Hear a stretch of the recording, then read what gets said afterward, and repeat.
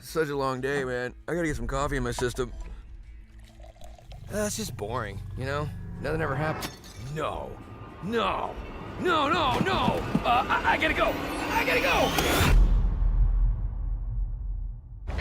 Hey, everything okay?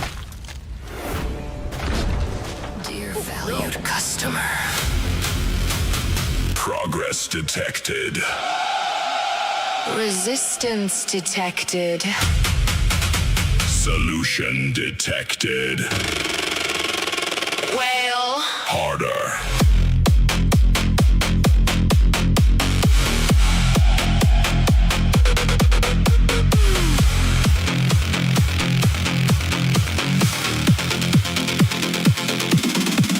you said I'm done like 7 times. Now you're back for the shiny lines. Big red button, flashing gold. Limited offer. Take my soul. One more pull, one more spin, one more chance, and I might win. You hate the game, you hate the grind, but FOMO got inside your mind. The devs don't sleep, they smell your fear. Another sale is almost here. You hear that ping, you know the sound. Credit card go brrr now. Bite now, bite now, bite now. Max it out, max it out, max it out. Big damage, big number, big account. Swipe again, swipe again, swipe again, swipe again, swipe again, swipe again, swipe again, swipe again, swipe again, swipe again, swipe again. Swipe again.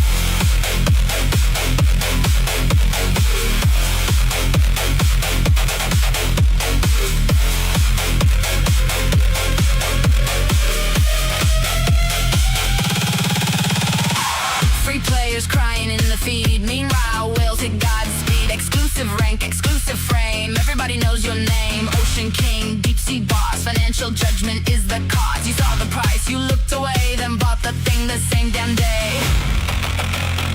Player satisfaction. Below projections. Increasing monetization. Whale, harder. What's up, kind watermelons?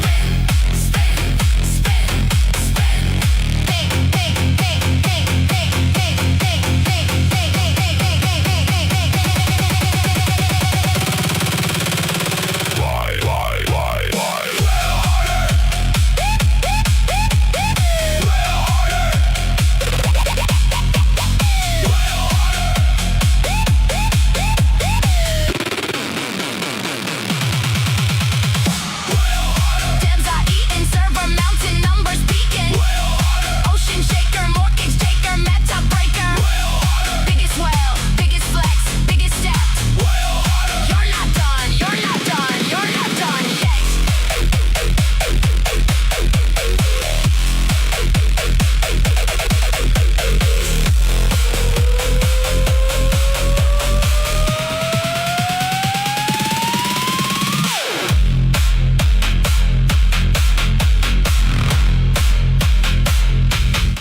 All right.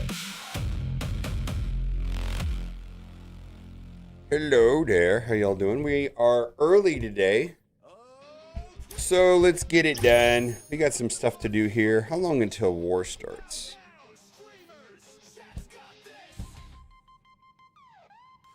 Knows every character inside and out.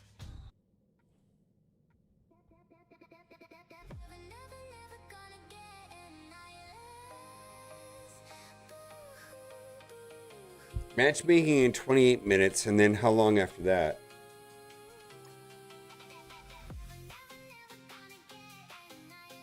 For City and Dark Dimensions?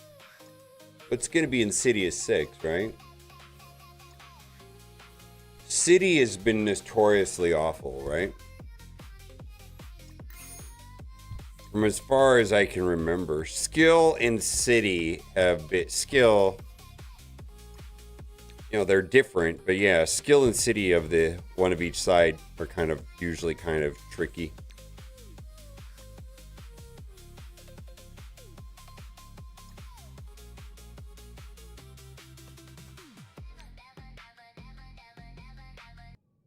Initializing optimization.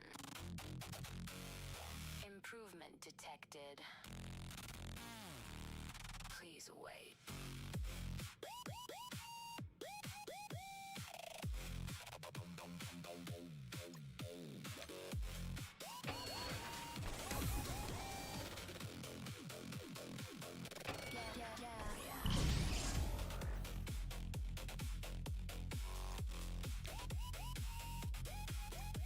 Yeah, you killed the animation, cool, nice try. I took a whole feature out, called a streamline. Used to watch a little 3D spinning glide. Now I stare at a PNG like it's do or die. Loot screen gone, nah, you just moved away. Same damn lag with a different paint. Faster entry, yeah, that's a bold claim. When I'm stuck buffering just to hit the same game. Assets loading like it's dial-up days. Yellow button locked in the stasis phase. Click it once, twice, nah, still no play. Just a glowing T saying not today. You said faster. You said smoother. You said better. Was it worse, huh? Faster, still slow. Where the hell did the seconds go? Skip the screen, but I'm stuck below. Waiting just to press. Let me go. Yellow button won't glow. Tap it 10 times, still saying no. Optimization, For sure. same damn way in a new window.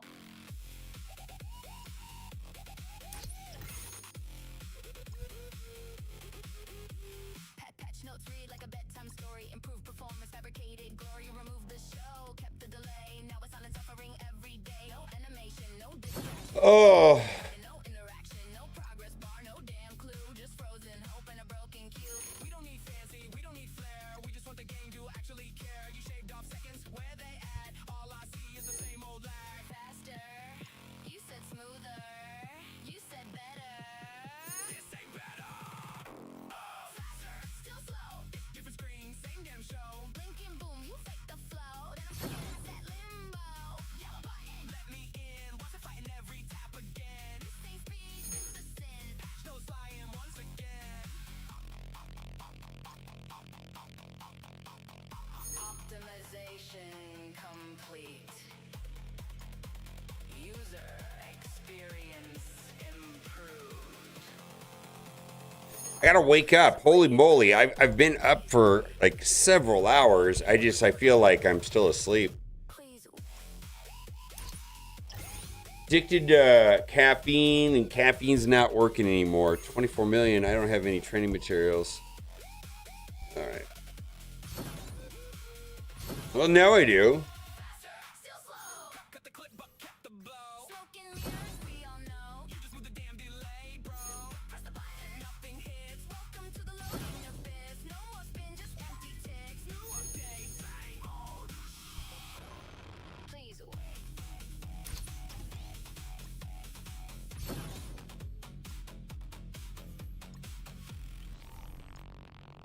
Please wait.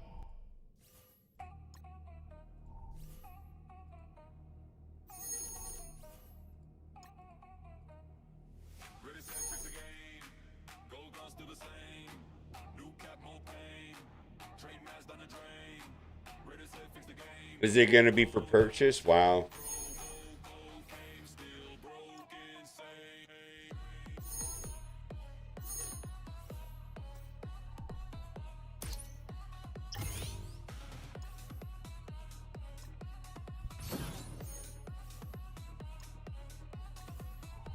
Wait, reach the 110, I'm broke again. Level up once, now I'm broke again. 1 million gold, that's gone by 10. Those are decent orbs. I don't know which orbs you're. Unlock the tune. Now I'm stuck cause I got no gold. New unlock just sitting there. Can't level up, bank too low. Ready, set, fix the game. Gold guns still the same. Oh, the in the past. Yeah, I'll go back and look at him here in a second.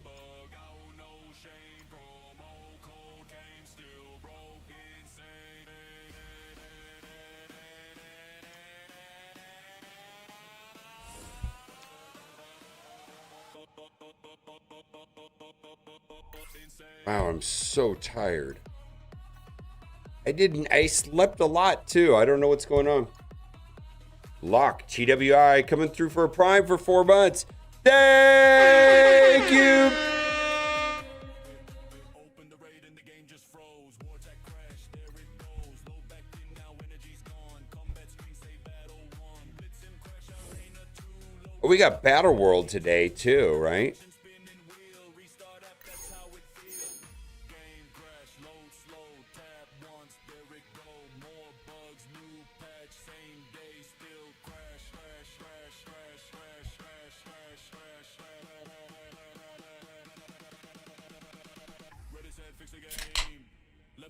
no pain. Training match down the drain. Still play every day. Ready, set, fix the game. Go, go, no shame. Alliance. All right, well.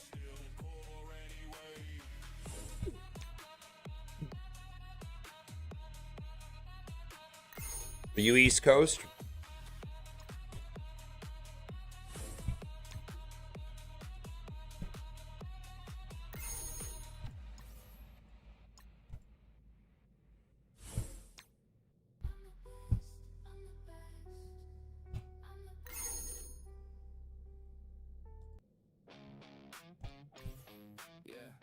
Central? Chicago. Yeah, I remember now. What part of Chicago?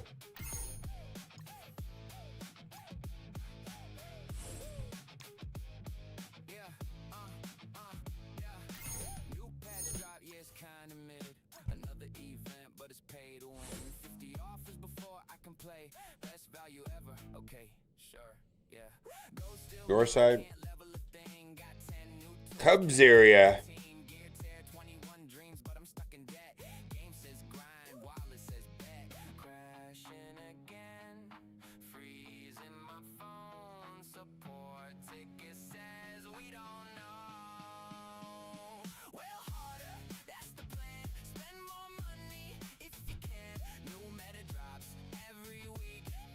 O'Hare? Okay.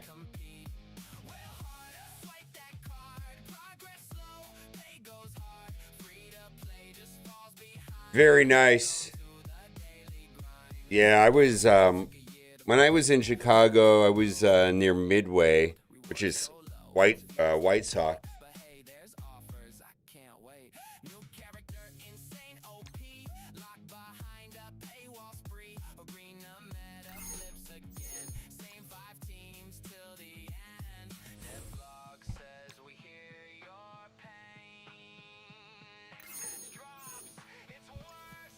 All right, well, I got to wake up. Holy moly.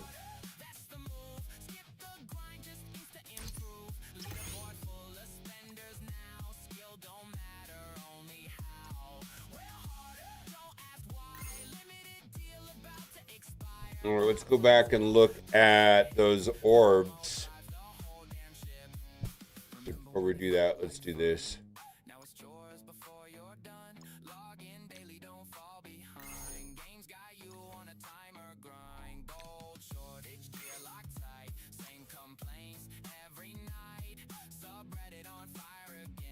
All right, Midway. Yeah, I was in, what's the name of that town? Burbank?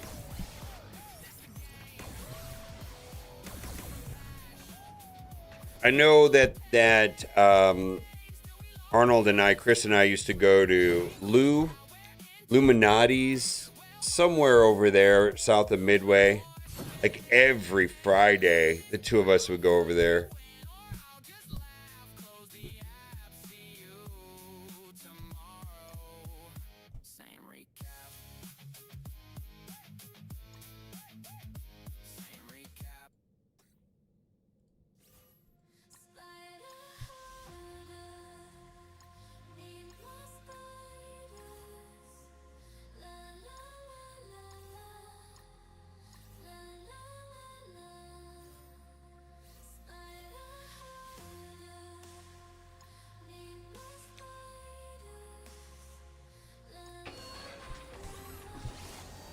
Really? Okay.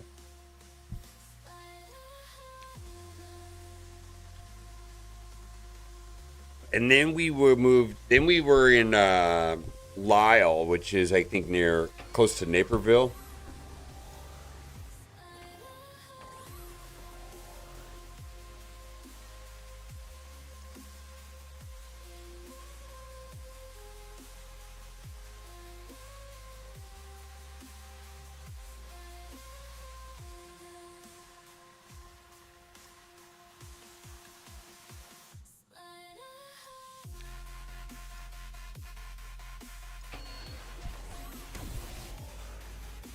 I cannot wake up. Holy moly. Oof.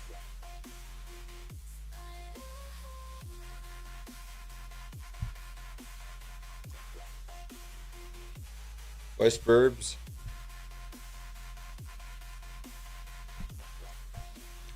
I don't even know where Chris is now. He bought a house somewhere. Ironically, he bought it from he bought his house from another YouTuber. It just completely coincidentally.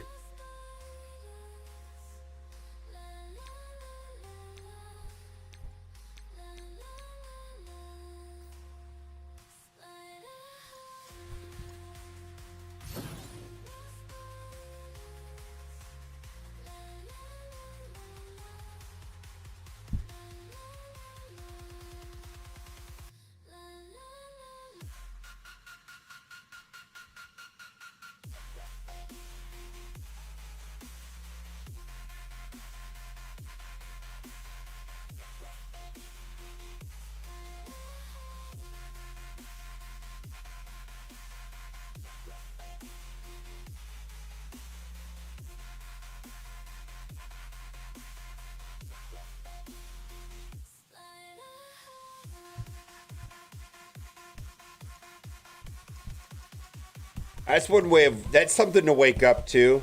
Holy hell, that's awful.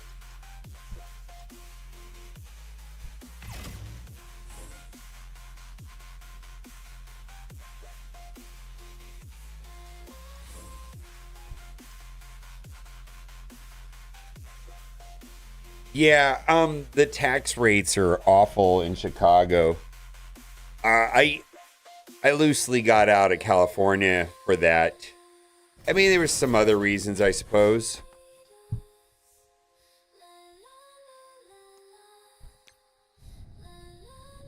But Texas has a more favorable tax rate. Texas, maybe Tennessee, maybe Florida. Or you could go the extreme full crazy and go to Puerto Rico.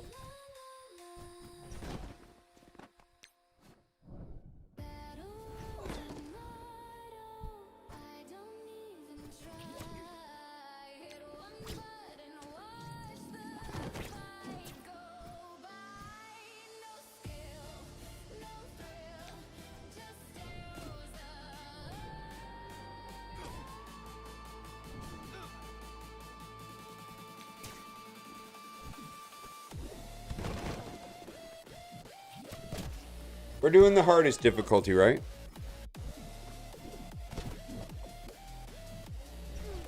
We're expecting it to be bonkers, right? I really hope it's not beatable, because what's the point of upgrading your teams and all this shit if it's beatable on the first attempt with no boosts? Kind of defeats the point of what they're trying to do and makes the boosts essentially meaningless if you don't need them to beat it. I have no idea what this is. Holy shit. What the hell is this? We're going to do, what the hell is this team?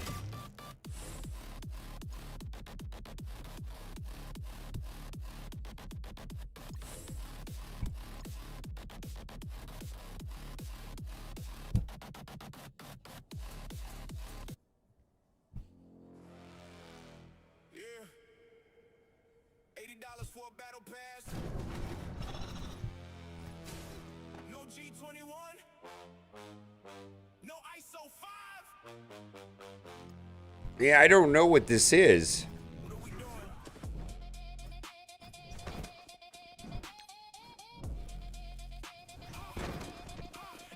Angel in the past, whole game shook. Players with the blow light, hold up, look. Same old price climb, that's awards inside. Everybody staring at the screen wide-eyed. G21 gone where the gear at. Cut the course too, yeah, we hear that. Ain't so missing, value in ghosts. Now the whole community roasting the post. Used to buy passes every 2 weeks. Not even spending saying this.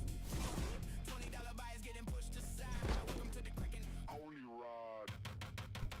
$80 for the Angel Pass. Old player base and ain't no way that lasts. This rewards, but the price go up. Every single patch got another cash grab.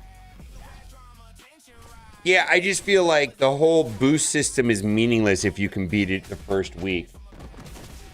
Same thing with the current boost system. Everybody gets the green shit for free, so what's the point of it? It doesn't even make sense.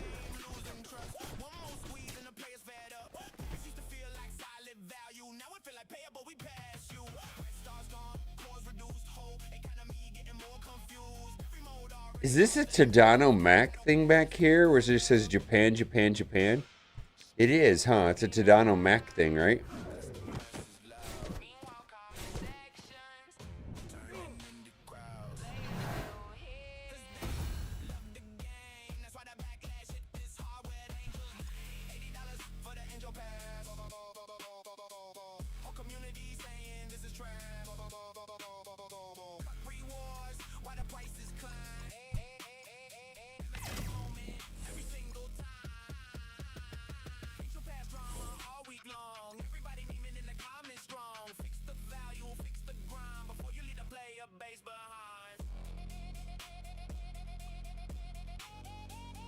They don't need to to be able to trade green blue. They just need to give out and make the boost meaningful and make it so that you can't have all of them.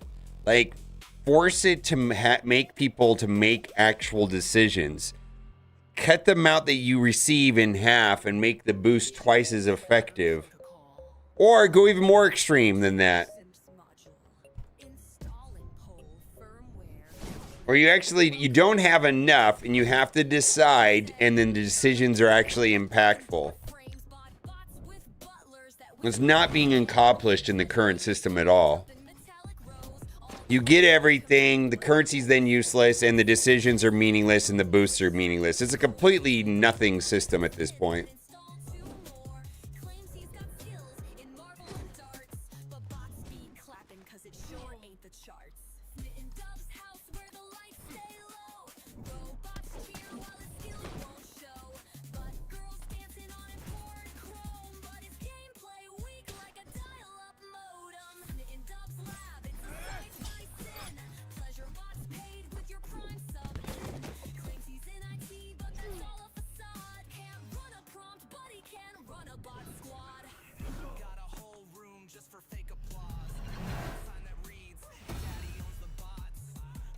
Yeah, I'm talking about both. I'm talking about the perks and the boosts. I get it.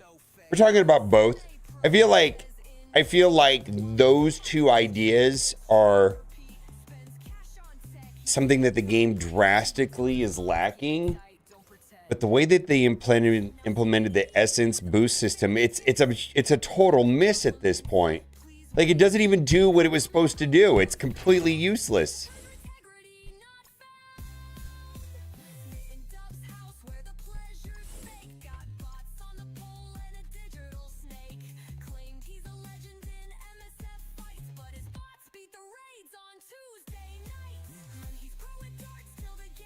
Well, they dumbed down Stark Tech, too. Stark Tech, you used to have to make decisions, whether it was mutant, blah, blah, blah. Now it's a participation trophy, and you just get it, and they got rid of the mutant and the bio and all that stuff. It's just whatever, and it doesn't even do anything now. This game has a total aversion to customization and grind.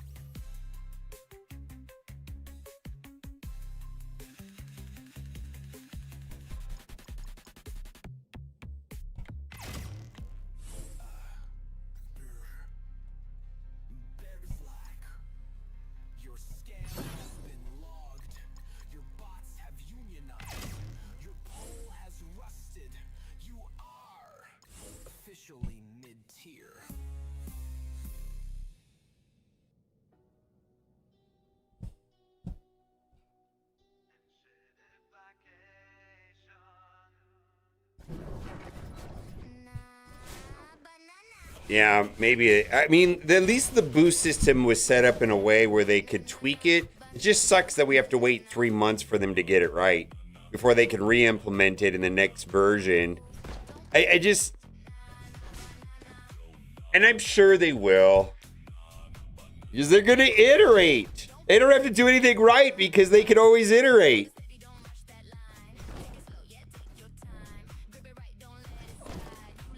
Why get it right the first time when we can iterate?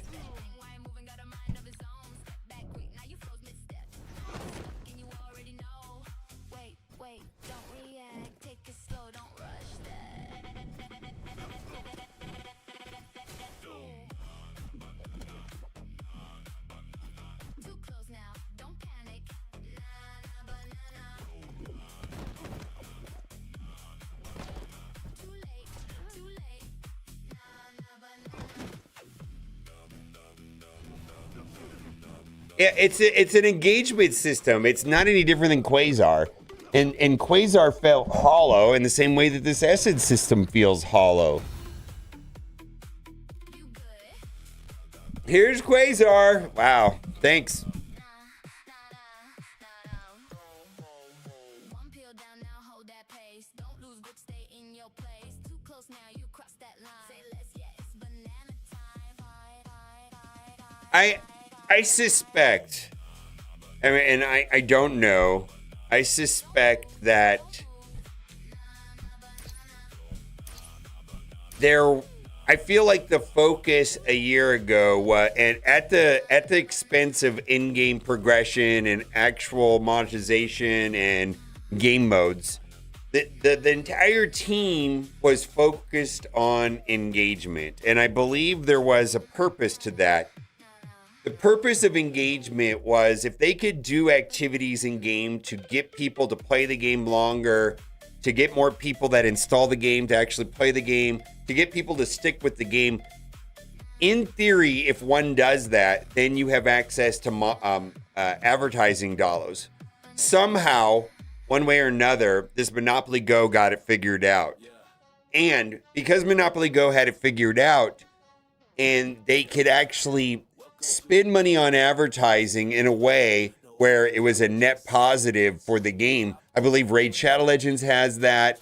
Monopoly Go for sure has that. I suspect Pokemon Go has it. I'm sure there's a lot of games that have that, where the game is profitable because it has good engagement numbers, and the engagement numbers eventually turn into revenue. But if they have the engagement numbers first, they'll get the revenue later. And therefore, it makes advertising a viable option. I feel like it was a failure in Marvel Strike Force. Now, the problem is they focused on that for like a year, and it fucked the whole economy of the game up, and all the new game modes and the progression systems. All of it got screwed up, and now they're trying to go, okay, we couldn't get the engagement model to work. We're not going to get advertising dollars, or not Monopoly Go advertising dollars, so we better... Oh shit, we fucked our game up. We actually had a viable business model on some level where we could make... where it would have worked, and now they're just trying to scrambling to unwind all that shit that they spent a year in neglect essentially.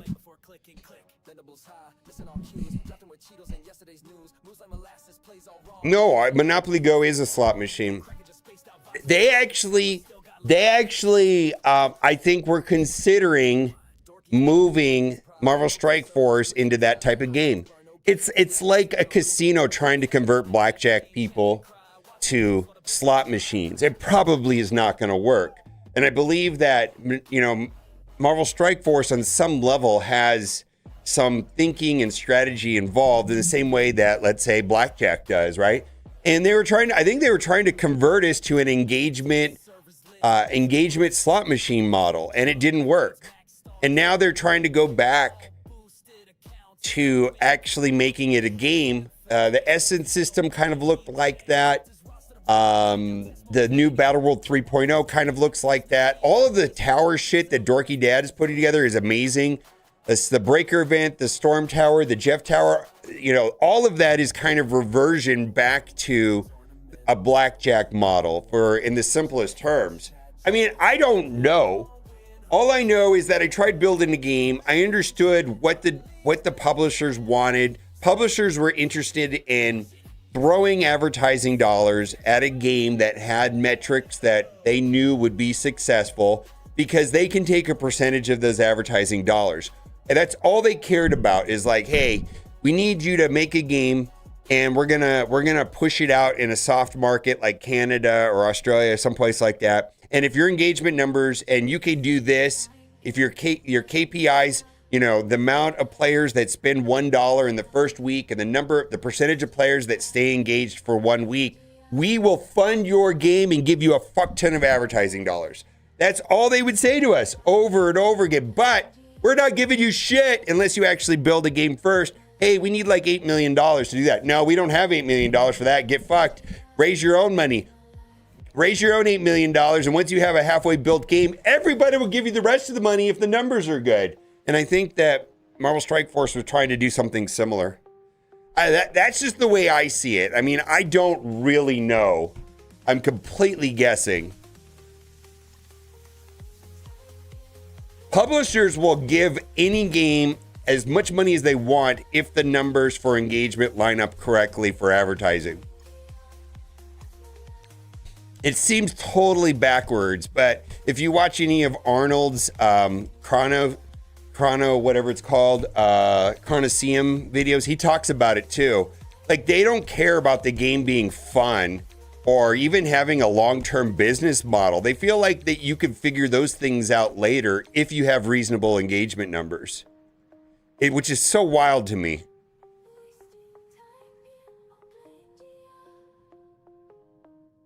MSF Go, yeah.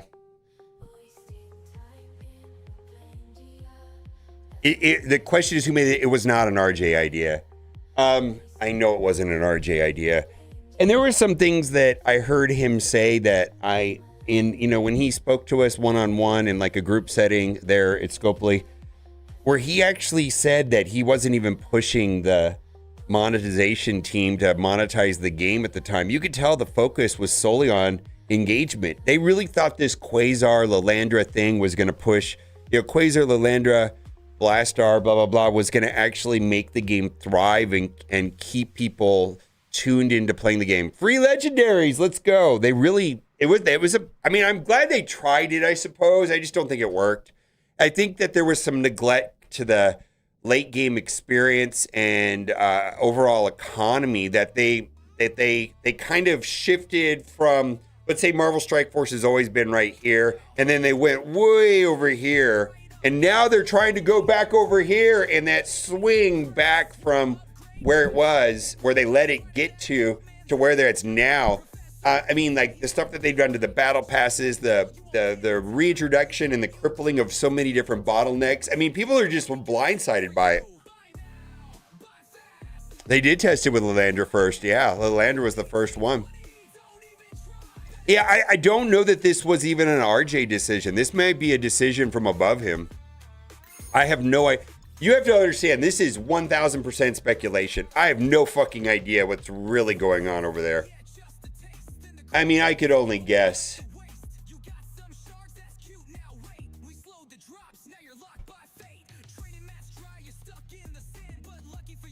I think them bringing in Dorky Dad and this Essence thing actually makes sense to me. Battle World 2.0 makes sense to me. The pivot to smarter content that Dorky Dad's been helping with all of it makes sense to me. I actually think it's if the game is going to thrive and succeed long term, there has to be stuff to do and no bugs. And then if there is stuff to do and no bugs, the player base, well, I'll speak for myself. Former spenders will spend money on the game if there's stuff to do and it's not buggy. Former spenders, people that used to spend.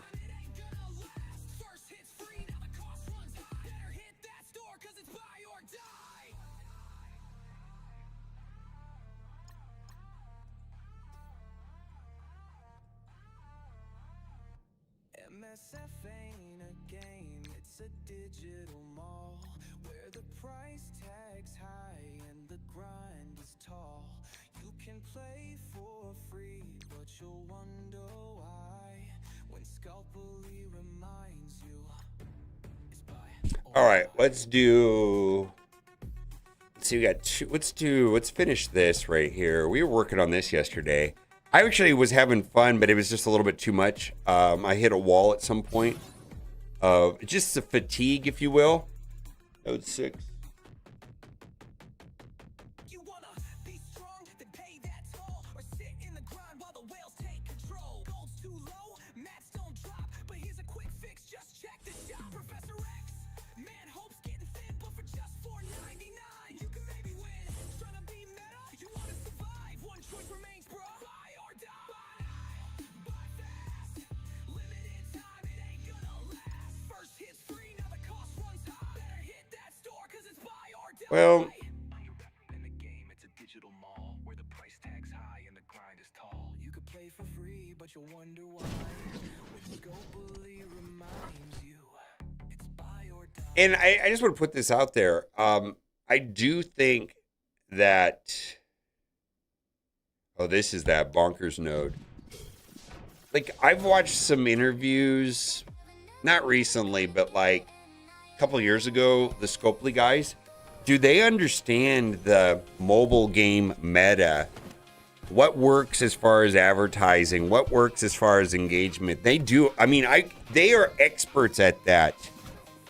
They're trendsetters in that, and maybe they were looking at the trends and they were trying to move. You know, what's that? You know, those games that are on Instagram where the guy is running back and forth and shooting wrong, and then you download the game and it's like a fucking base builder, and you're like, holy shit. I mean, they know that these things are out there and what works and what people are jumping into. Does this put up immunity? Ability block.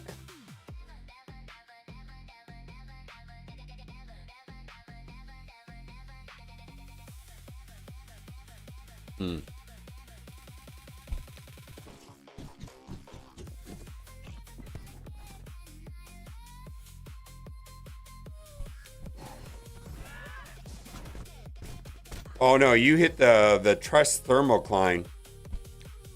Yeah, so this what happened with you is this right here.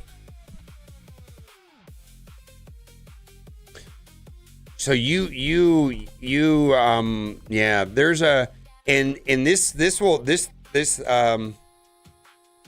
truss thermocline will blindside businesses every time. Truss thermocline is a business concept describing the exact threshold where consumers abruptly abandon a product, service, or brand after a prolonged period of gradual quality erosion or price increases.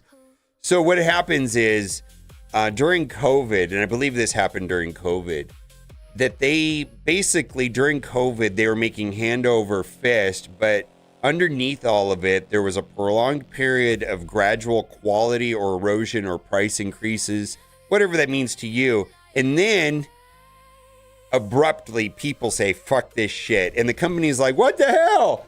We kept raising prices and treating you like garbage. How come it stopped working? And people don't come back.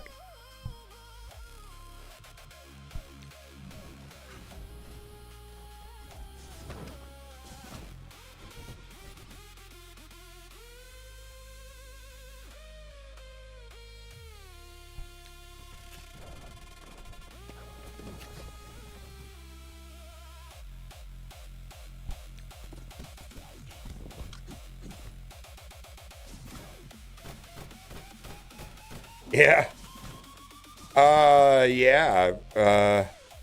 Symbiote 6 is really... Why would you think Symbiote 6 is not going to be amazing? Who said that it's not going to be that? Right? Who said it's not going to be that? I'm just trying to play, man. Who said anything other than it's going to be amazing in Arena?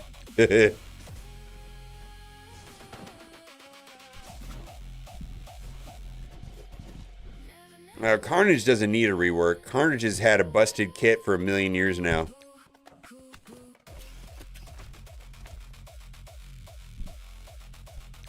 Carnage was a character that was on the radar for a nerf probably at some point.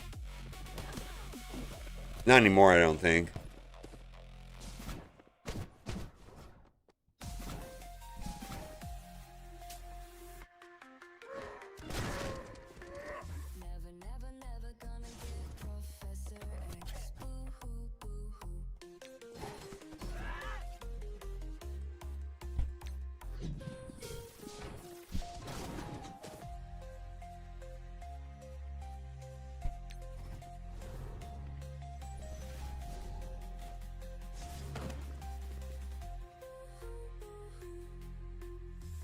Holy shit, I don't know what to do here.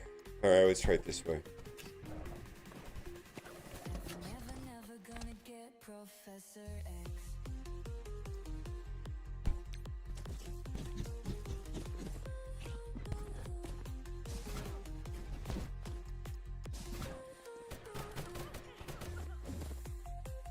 Yeah, I'm working on it.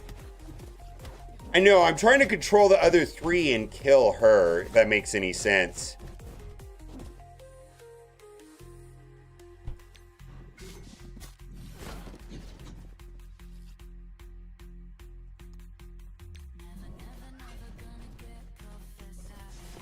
Alright, I gotta figure out when I want to start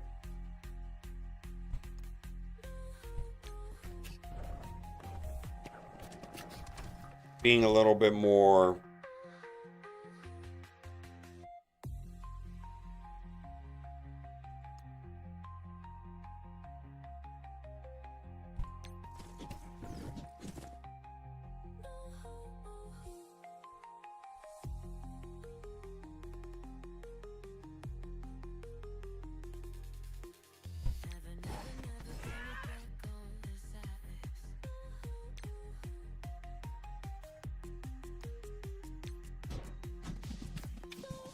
Yeah. Yeah, we got a problem coming up too. Oh, let's do... I don't know, man. Probably need to get rid of you. Yeah.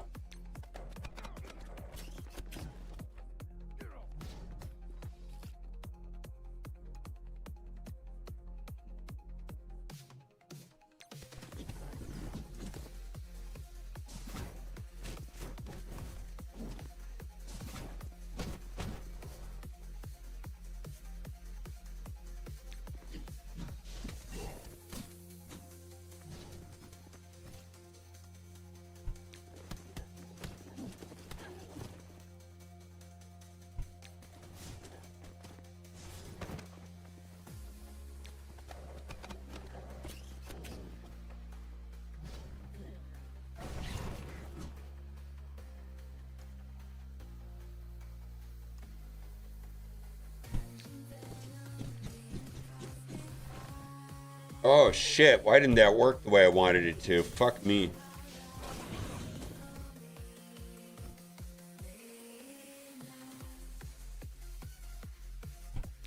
I think we're fucked here. I think I screwed this up.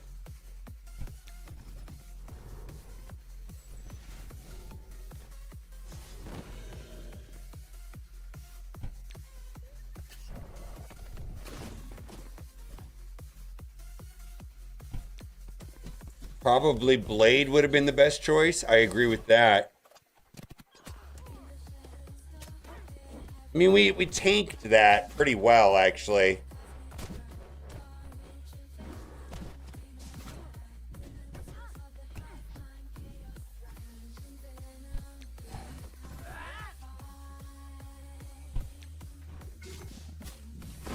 At least we're hitting a large group over here, right?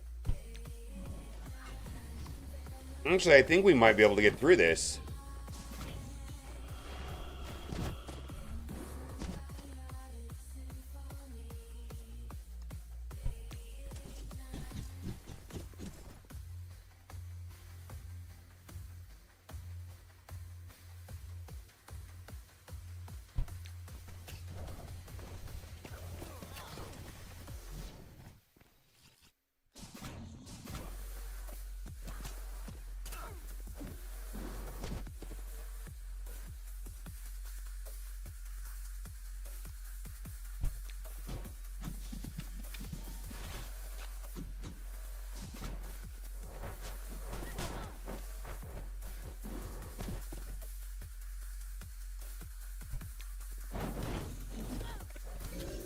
There we go. All right, we're all in on Blade now, I guess. Blade or Santana. They're both equally bad.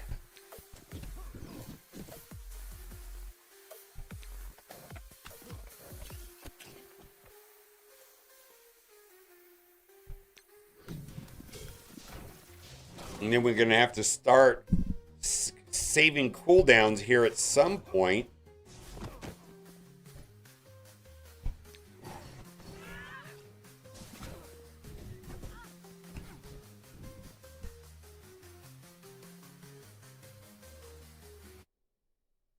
Yeah. Yeah, I actually been enjoying playing the game a lot more lately.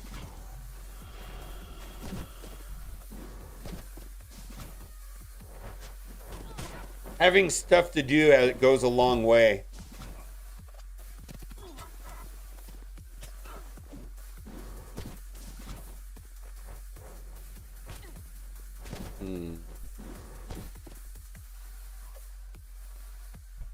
Please die. Holy moly.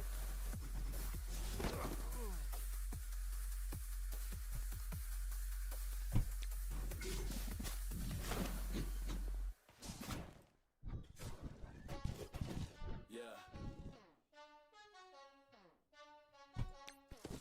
Yo. Welcome to the bug bracket test service live. No overpower, just static. 8 streamers dropped in. 1 dorky dropped out. Twitch chat, place your bets, let the salt pour out. Valley said, let's go smash it, but chat did that. Crowdsource king with a diamond stat. Twitch calls plays, he nods like a bot. Remove the chat, and he's losing the plot. Spreadsheet close, he's reaching for fate, but Twitch made it when he just press away. Just zooming, no time to think. Quick, click ninja. Is there ever enough time to get the cooldowns back? Probably. Deep in that theory mode, stacking teams like secret code. Talk too long, timer gone, team gets wrecked. Prep was wrong, think too hard, misplaced hex. Now he's grinding dev DMs and texts. Zero joking, gameplay whack, lost on. Yeah, I think we might be okay. I just love that right there. That helps a lot, right?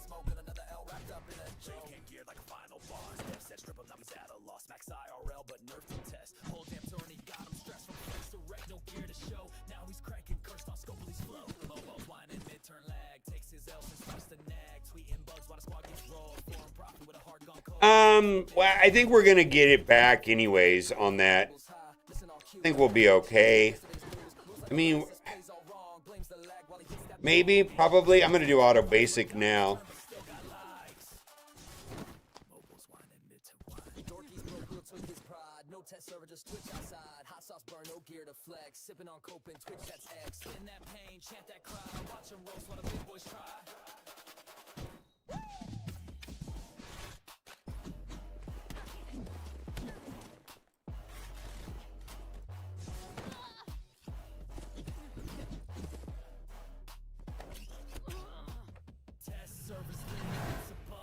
Oh, really?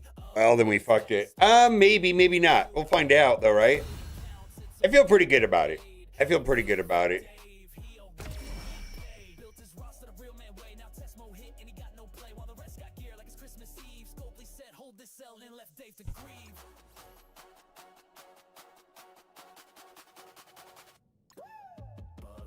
No boost, tournament broke, no overpowered, just Twitch chat jokes. Who gon' win? Who taking the L? Type in chat, unleash that yell. Smash it, crash it, bash it, trash it.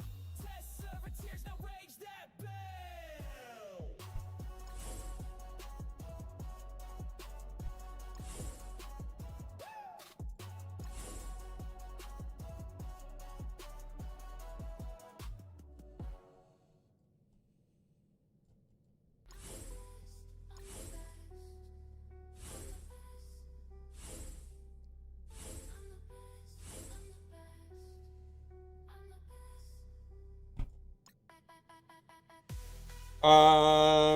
Yeah, I'm gonna clean up with that.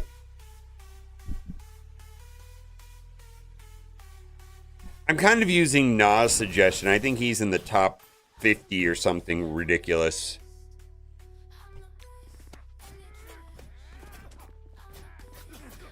He's playing with a lot more packs, though. Like, way, way, way, way more.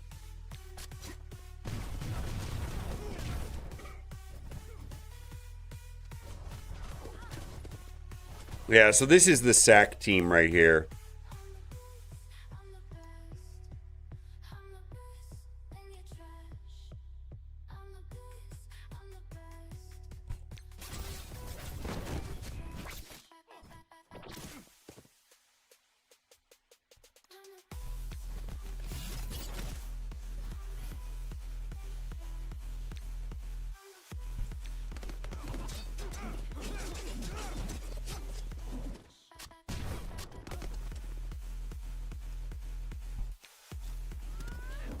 Or did she already have ability block? Well,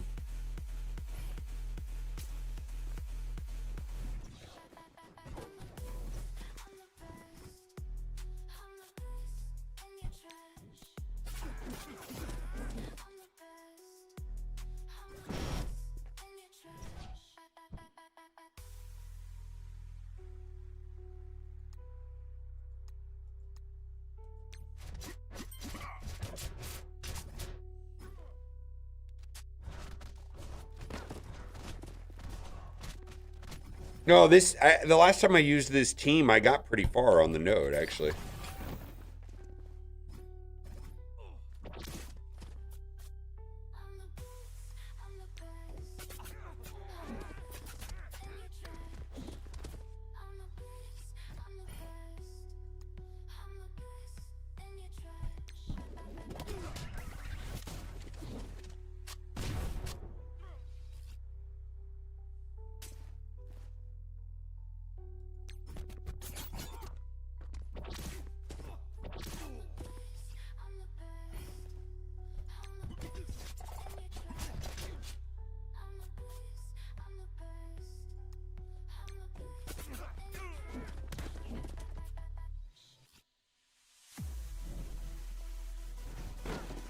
Ouch.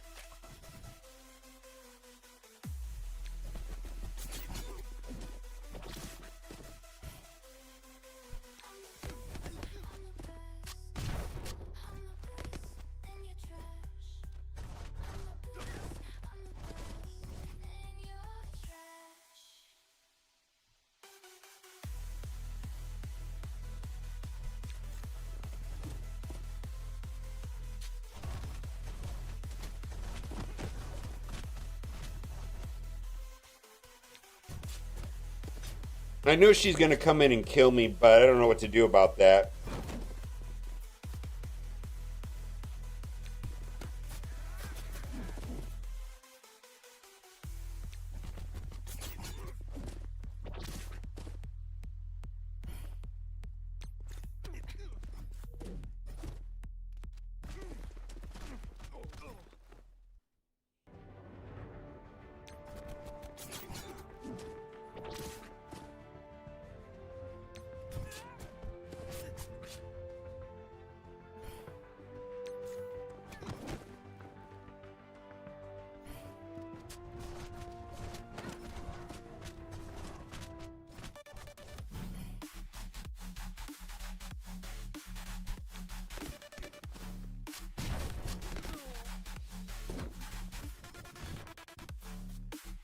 Who's the nasty person over here? Nico?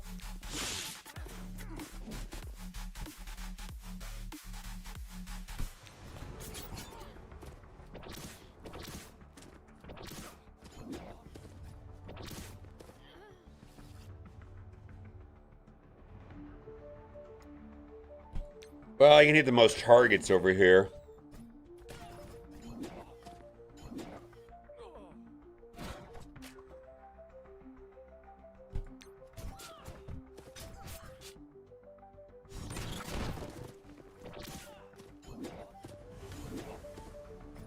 Wow, get fucked.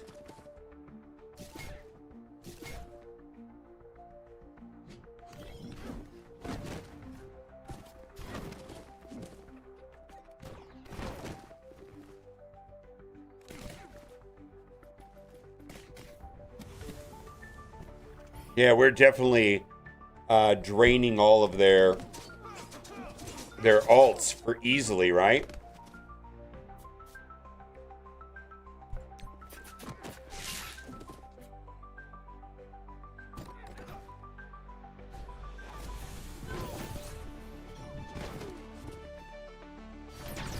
Yeah, we got through most of their stuff, yeah. 380 mods? I don't think I have that many. I don't think I have that many at all, right? Let's see. 276.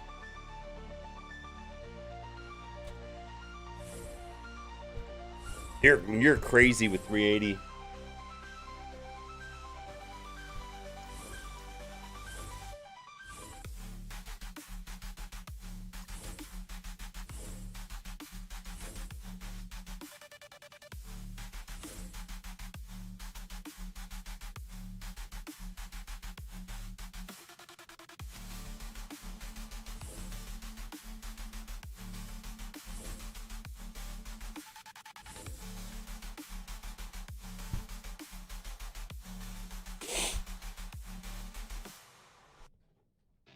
I mean, I would just like to get a slight improvement to what I got last time.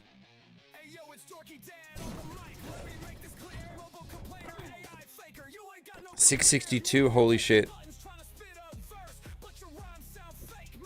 Not a small number.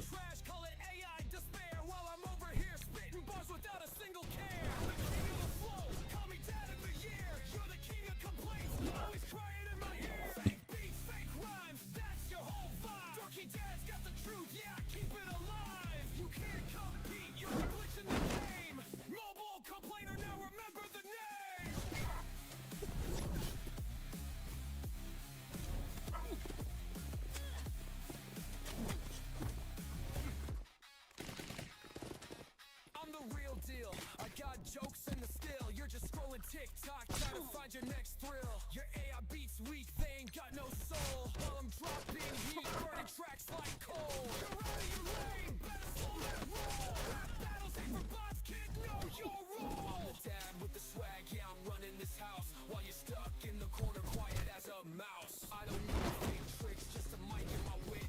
You're a poser in the game, can't handle legit. So take your AA toys, go and find a new game. Turkey Jack destroyed, you remember the name. Dropping bars so hard, left you shook, no denying. Now go back to complaining while I'm out here shining. Mic drop. Mic drop. Mic drop. Mic drop. Who's got offense up over there?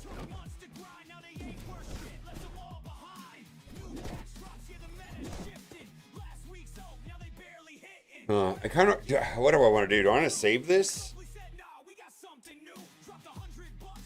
I don't know what to do. Should I save this, or well, I don't know if I'm going to be able to get cooldowns back fast enough.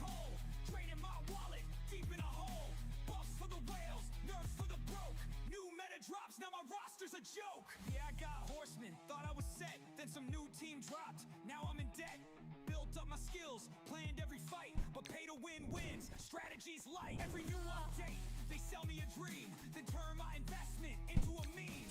Can't keep up, gotta try to compete, or watch my whole roster get left in the street. Power creep play, taking its toll, draining my wallet, deep in a hole. Bucks for the whales, nerfs for the broke. New meta drops, now my roster's a Okay. joke. Tell me where's the fix? Why is every rework just another trick? One day you're strong, the next you're gone. I'm meta so fast I can't hold on. Yeah, check the leaderboard, same old names, same big spenders, same old game. Free to play fools still chasing a lie, while Scopely sits back, watching us buy. No refunds, no bounce, no player respect. Just another new squad to cash your check. They call it strategy, but we all know the real skills and how much cash you blow. Power creep play, taking its toll, draining my wallet, deep in a hole. Bucks for the whales, nerfs for the broke. New meta drops, now my roster's a joke. So here's to the grind, here's to the spend, here's to a game that won't ever end. One patch away from losing my squad. Welcome to the MSF, where power creeps God.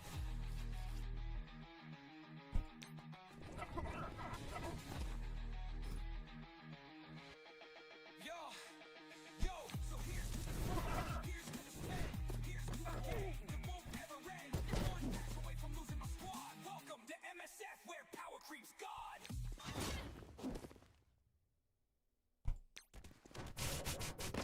Scopeless and bias scour jammers, they'll dominate the scene. The scene is losing to minions and making me scream. This ain't a team, it's a crime scene. Here come the star jammers, looking real mean. Brew, rockin' havoc, Lil Landra, the queen. Howard's looking, feeling real tough, but the fight's about to get real rough.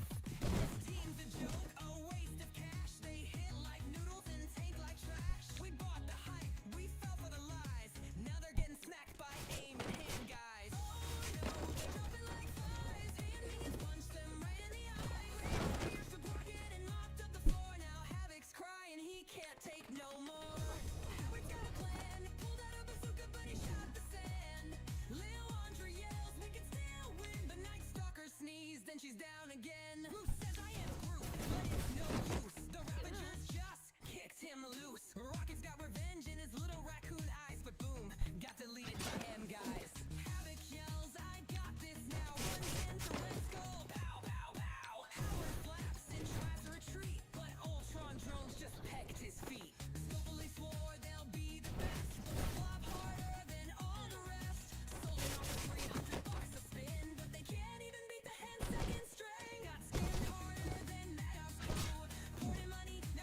530. Holy shit. Maybe I need to try one that hard after this. I'm going to look to see where my progress is, and I might want to go that hard.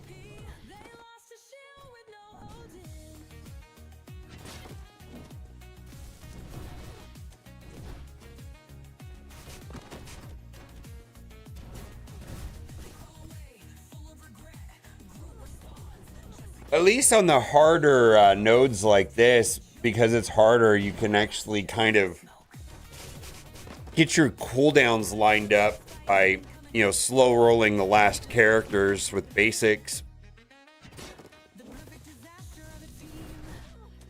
I mean, my cooldown should be pretty close to reset after this, right?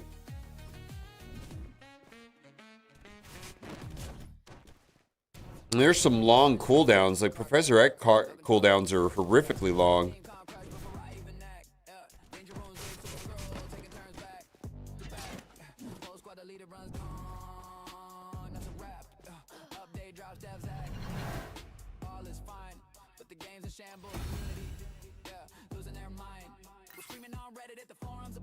I haven't seen it, no, I had no idea.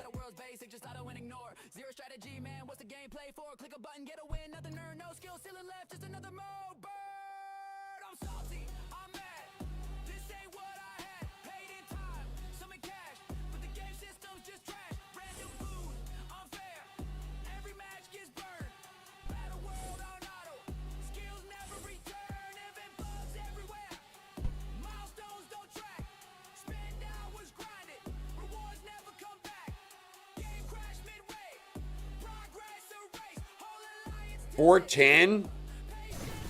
Alright, yeah, I'm not really a big Discord user.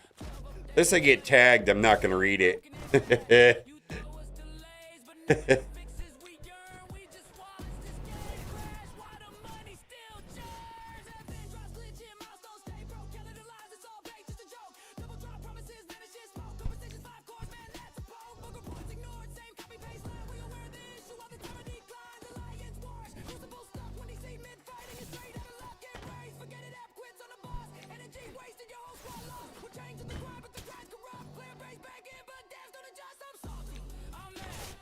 Probably this is a waste. I just don't like slow playing it and then losing just because I was getting greedy.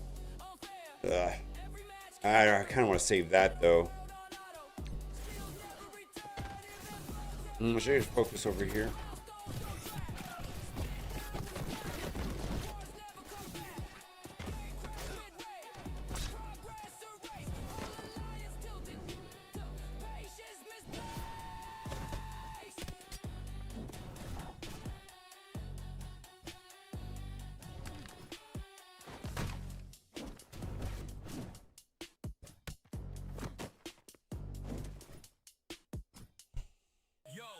Let's just go over here.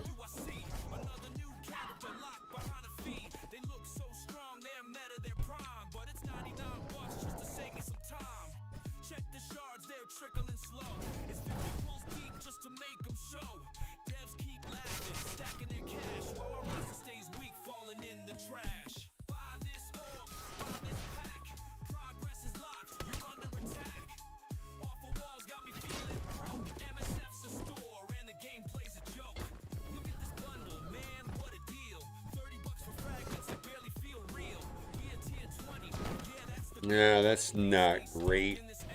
Maybe it is.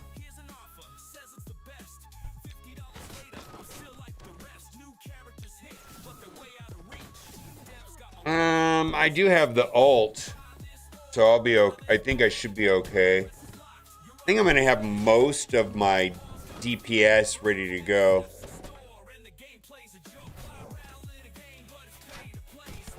Because of the mind control on Professor X, well, that's kind of garbage.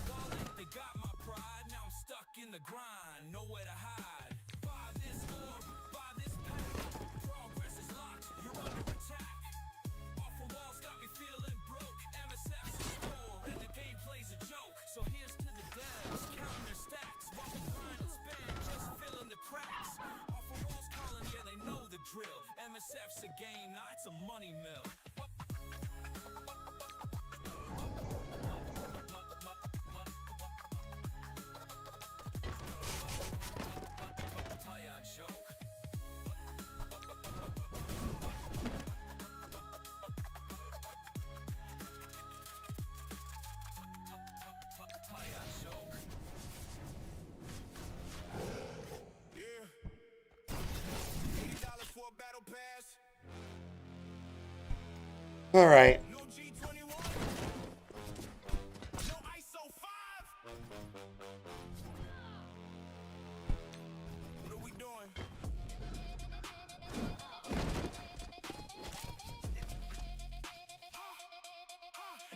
Angel in the past, whole game shook. Players with the blow light, hold up, look. Same old price climb, that's rewards inside. Everybody staring at the screen wide eyed. G21 gone, where the gear at? Cut the course too, yeah, we hear that. ISO missing, you ain't go. The whole community roasting the post. Used to buy passes every 2 weeks. Not even spend the same. Two-stick, 20 Come on, Warlock. Ah, that's bad. No, it's okay. It's the next one that's really bad. ain't no way that lasts. This rewards with the price go up. Every single patch got another cash. Patch drama, tension rise. People looking at the offers like nice try. Progress slower if you don't pay fast. Biggest backlash from a battle. Team look cool, but the lock feel dirty. F2P, Angel stuck at level 30. 2 yellow stars, basically dead. Can't even Okay. outside crucible, man. People say the game losing trust. One more squeeze and the players fed up. Past used to feel like solid value. Now it feel like payable, we pass you. Red stars gone, cores reduced. Whole economy getting more confused. Every mode already cost enough. Now the battle pass double up. Spend the far behind. That's the message loud. Meanwhile, comment section turning into crowds. Players still here. Love the game. That's why the backlash hit this hard with Angels. $80 for the Angel pass. All community saying this is trash. Rewards, why the price is climb. MSF moment, every single time. Angel pass drama all week long. Everybody demon in the comments strong. Fix the value. All right, I'm happy with that overall, right? Base behind.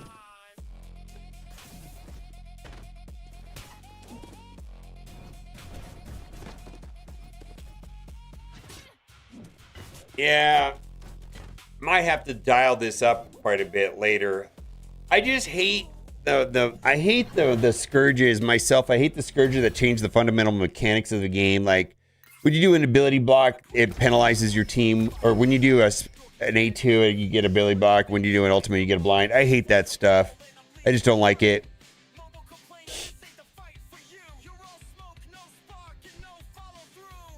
All right, so we went up a little bit.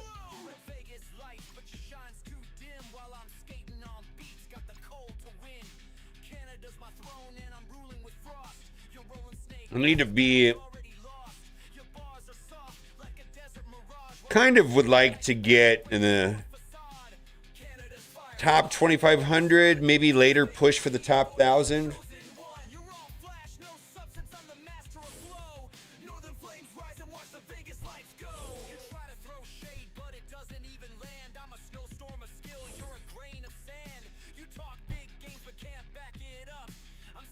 I actually feel like Gwenum might be better here to flip all the ability blocks that they spawn with. Because otherwise we're waiting for, what, Venom's basic? Oh, wait, that's the node before. This one's different. Actually, I don't remember this one being hard. That's what she said. Oh, shit, we don't have that on.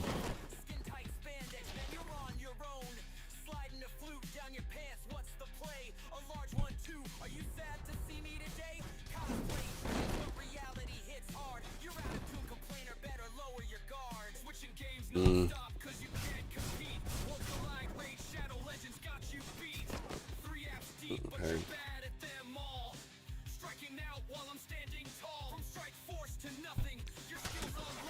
This is bad, actually.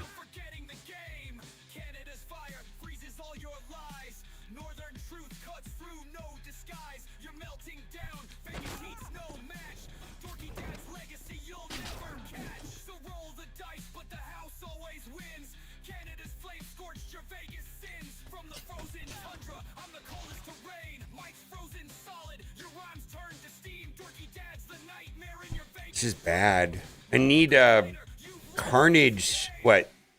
Yeah, this is bad. Let's go here.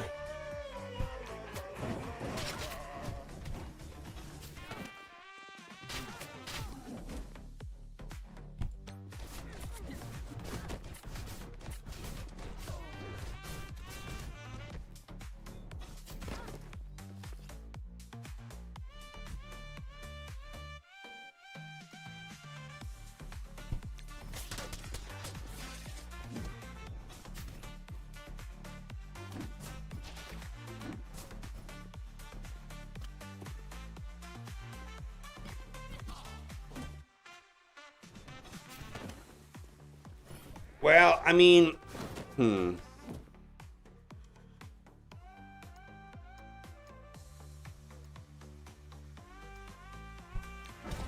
see if we can get through the node. If I can get through the node, it doesn't matter, right? I really need to bring out the...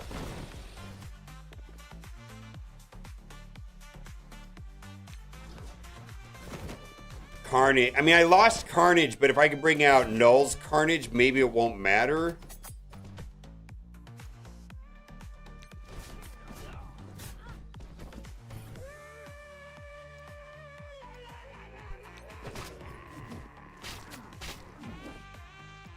Where the hell is it? My God.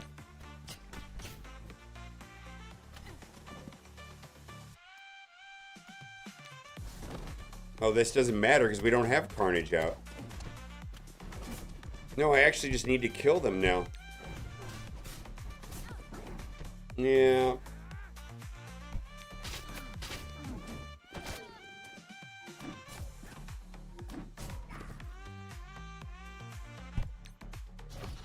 There we go.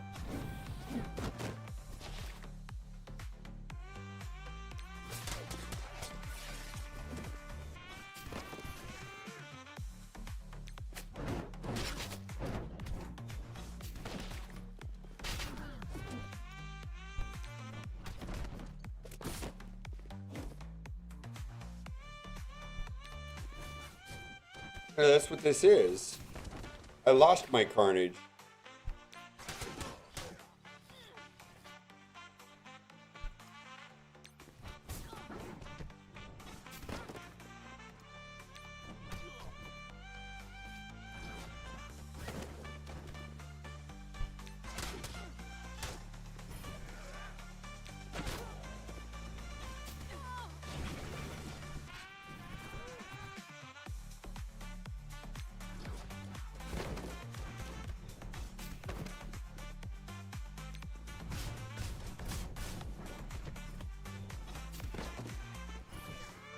We're not going to have the massive turn meter, though.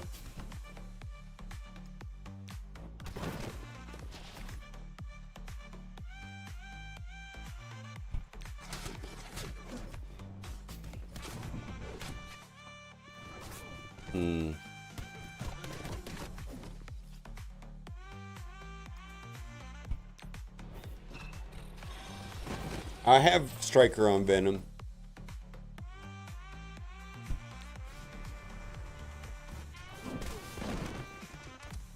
Well, I thought I did.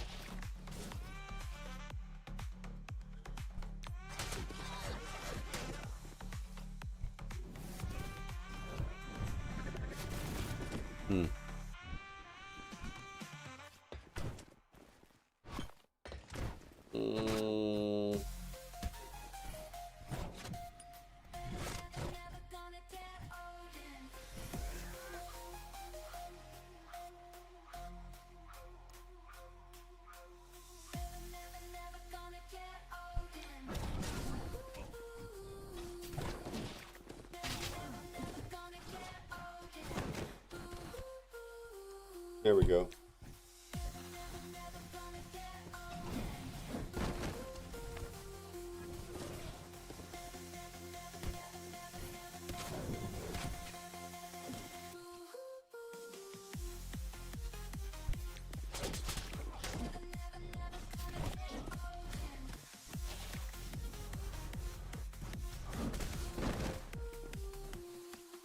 We might have to replay it.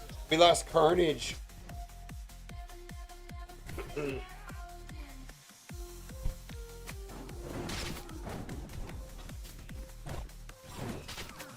Yeah, we got Striker.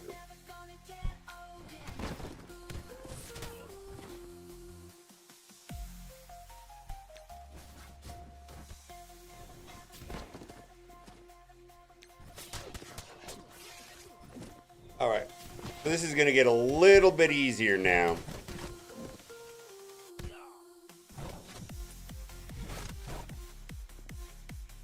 Yeah. This is going to get a little easier here. We can go after Scarlet Witch. Yeah, there's lots of turn meter there. All right, and then we can get this guy. Oh, no, that's bad. Fuck me.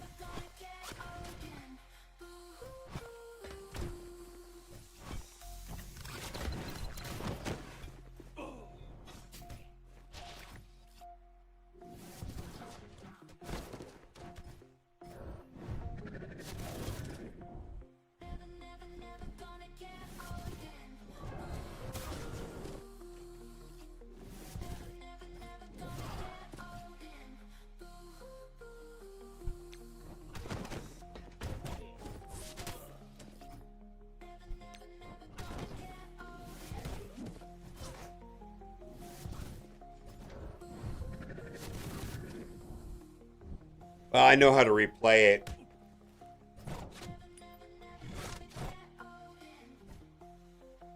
Haha, get fucked.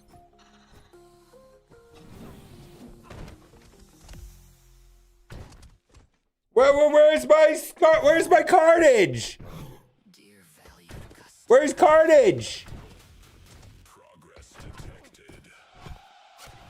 Resistance detected.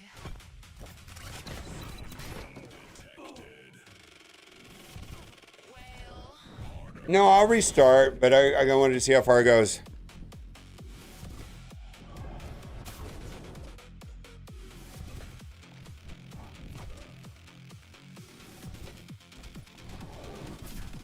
You said I'm done like 7 times. Now you're back for the shiny lines. Big red button flash. Only the first time? Okay. Take my soul. One more pull, one more spin. So Chance it might win. You hate the game, you hate the grind, but the problem is that we lost.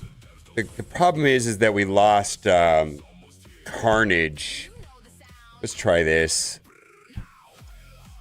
And my cooldown for gore is like a million years away. Or I mean, for carnage, it's only the first time. I thought you could resummon him. My cooldown in null is just absolutely screwed here.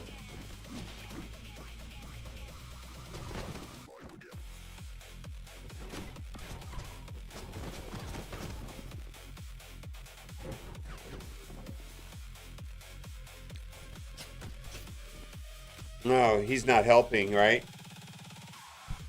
She got rid of the charge. Well, that's a waste then. Player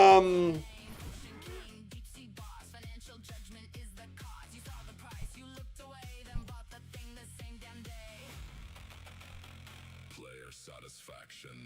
I mean, I guess I should just play the team that I did the first time. It's just I misplayed Doom there at the end.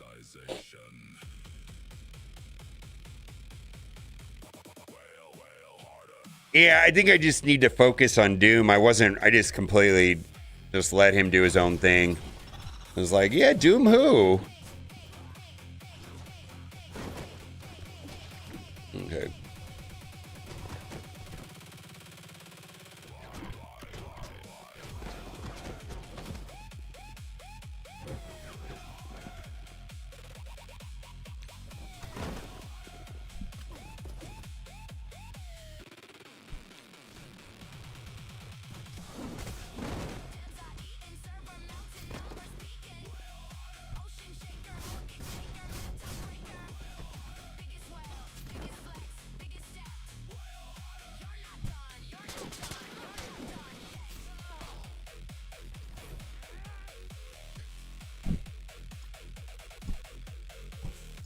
How do I keep Carnage alive?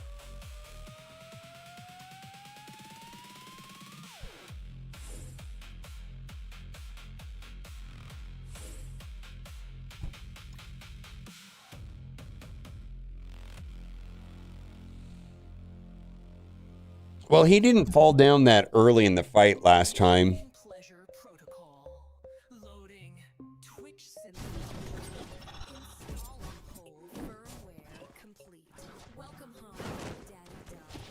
He said, I'm the Irvine Giant while ducking door frames bought bots with Void Knight is an option. pleasure units lined up in metallic rows. All clap on command, but none ever say no. Silver poles in every room, Twitch stream decor. He told the plumber make him spin and install 2 more.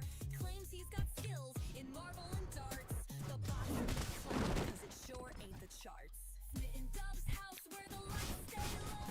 Robots cheer while his skill won't show. But girls dancing on import chrome. Gameplay weak like a That didn't work. modem. Smitten Dub's lab, it's a sci-fi sin. Pleasure bots paid with your palm sub in. Claims he's in IT, but that's all a facade. Can't run a prompt, but he can run a bot squad. Got a whole room. There we go. Fake applause. A neon sign that reads, Daddy owns the bots. 5'9", king of OC's digital haze. Folks harder than a crypto phase. I'm a semi-pro, he says in defeat. While his robot cleans his chair midstream repeat. Spends cash on tech, can't comprehend don't pretend. Now sinking ego with OnlyFans tips. Uploading compliments. Please wait. Compliment upload. Don't hit him. Ah, fuck me. In Doug's house where the pleasure's fake. Got bots on the pole and a digital snake. Claimed he's a legend in MSF fights, but his bots beat the raids on Tuesday nights. When he's pro at darts till the game begins. Blames lag, blames Let's just try this. his sins. Tom's big tech like he's running a server, but couldn't turn on the bot. Twitch banned him forever. Goodbye, real teed. You're scared. Wow, those are really good, Sexy Beast. Holy shit. Your poll has rusted. You are officially mid-tier.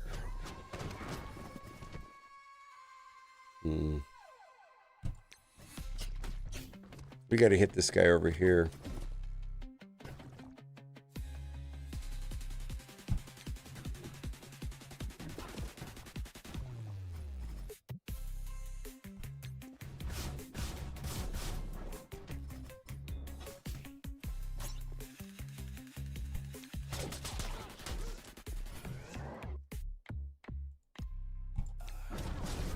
All right, that worked. Holy moly.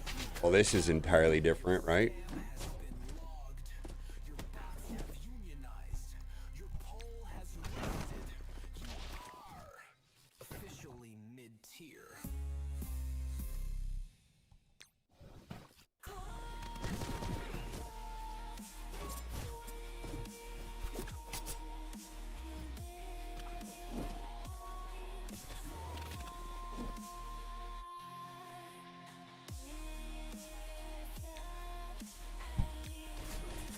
Hit this guy. Come on. Okay, go that way then.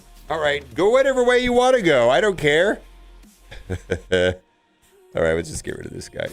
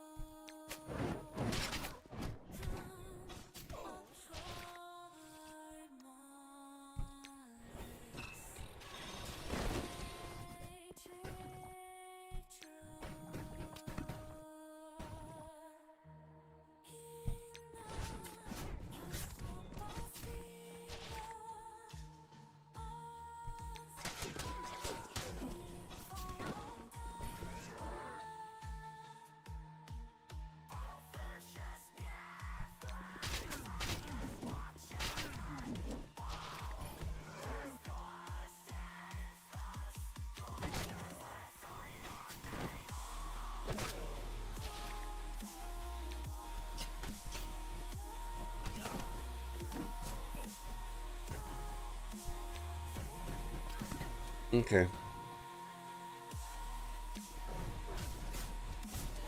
We're never gonna get Carnage. That should be a song, right? Never gonna get Carnage. Never gonna get Carnage. Oh, there it is, right there.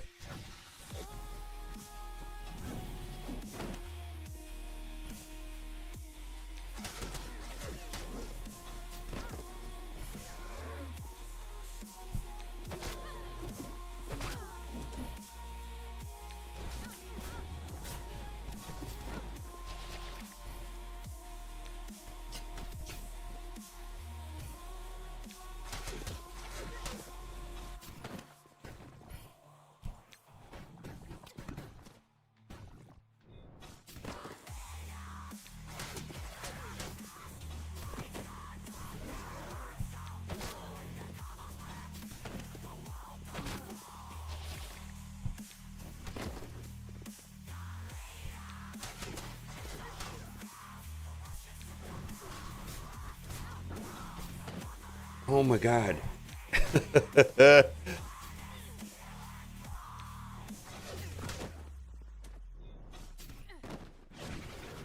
All right, fuck, holy shit.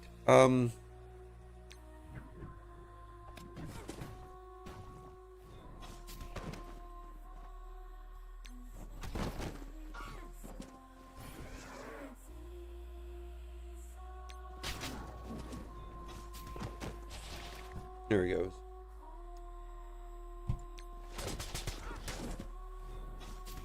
Maybe I don't want to hit. Let's just go over here.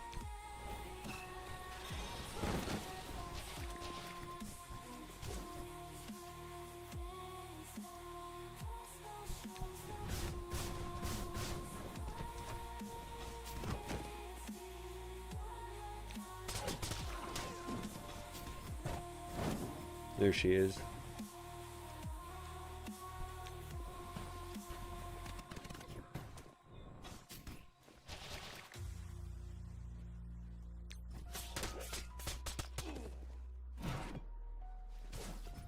Oh, we don't have gore. Fuck me.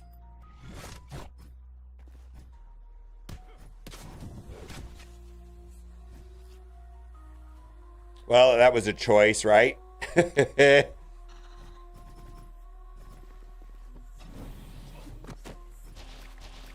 All right, that's fine. All right, we're going to go over here. I mean, it probably is fine because I think I can get a lot of turn meter by farming, like, Scarlet Witch. Let's see here. We got to farm Dormammu, right? Dormammu needs to go. Let's see, we'll hit that clump.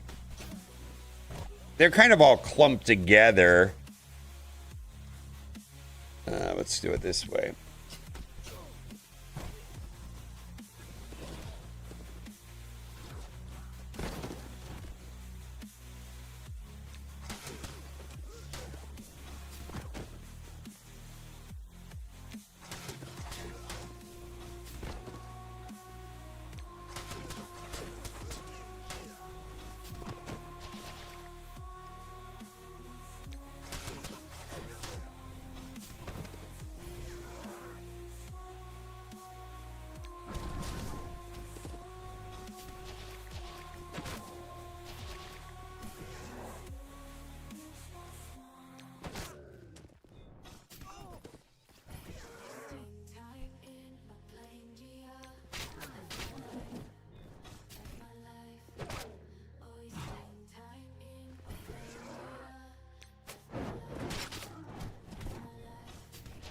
All right.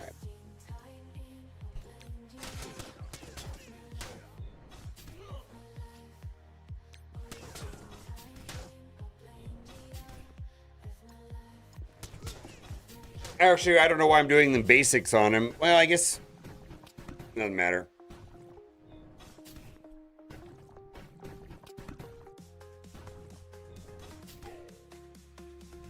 All right, what do we got? We're going to sack with Conclave and finish up with New Mutants X. Is that what the plan is? Or wait, Daring Warriors Storm?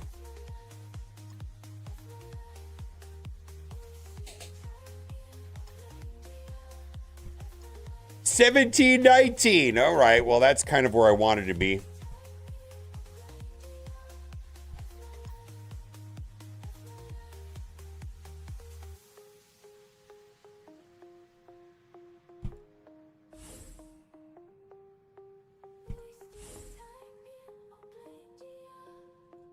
How's it going, TDATs? Someone said this was not great. I'm going to try it again.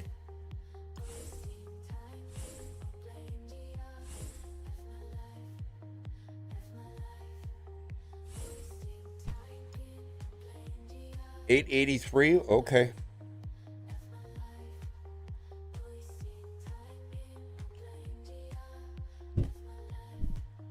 I should be in the low. I'd probably be like 1,200. I'm going to guess.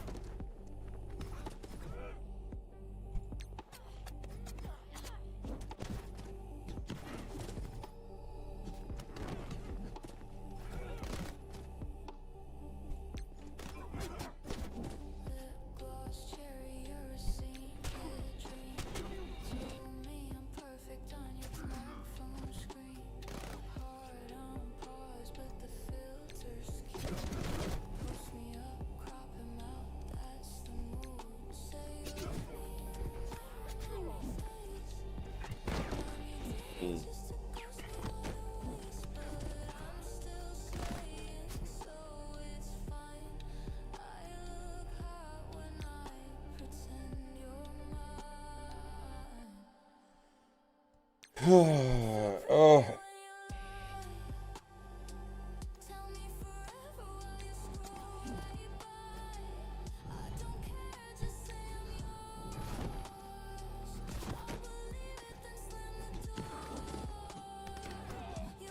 Oh no.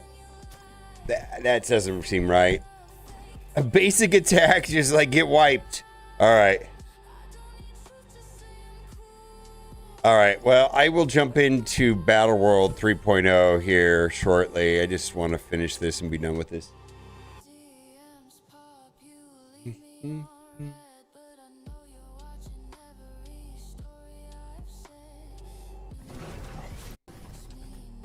Right, I'm not slow playing this as much.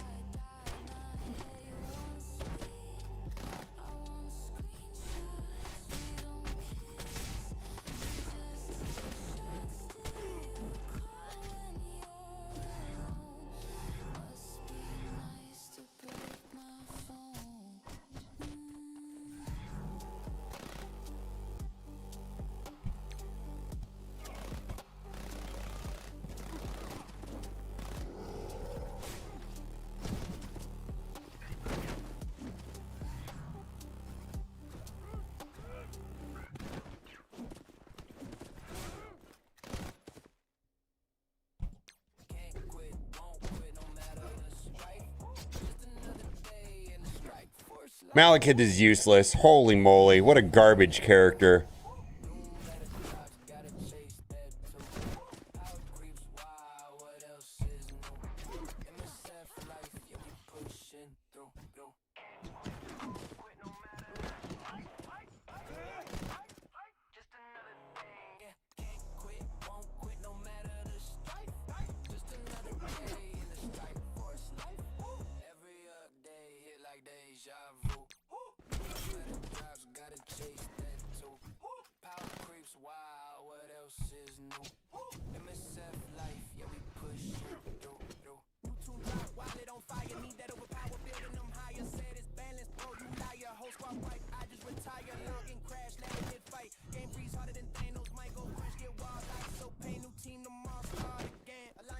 Come on, let me get through these guys. I need to soften the...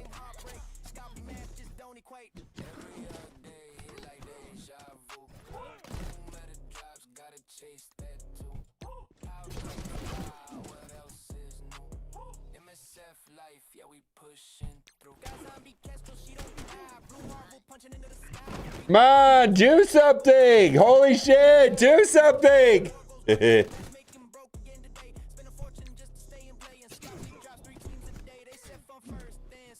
All right, well, I'm doing it because holy moly, they're just not dying.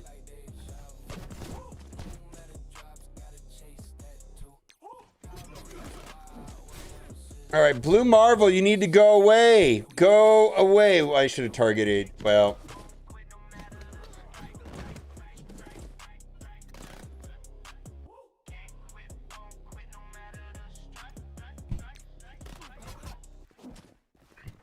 Mm-hmm.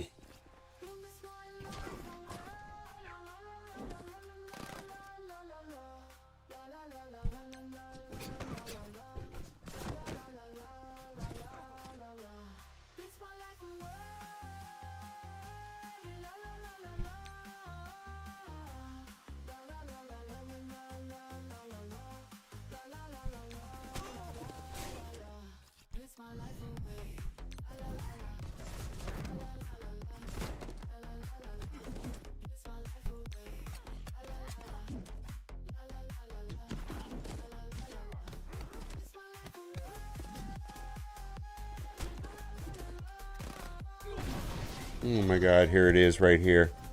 I have nothing ready either. Well, I guess I have this. I have offense down everywhere. That's not going to be good.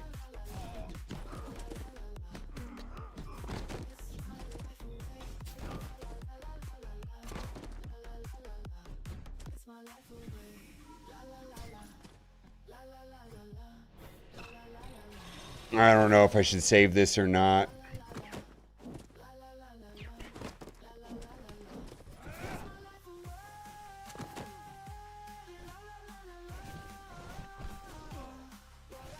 Well, get fucked if it's bad.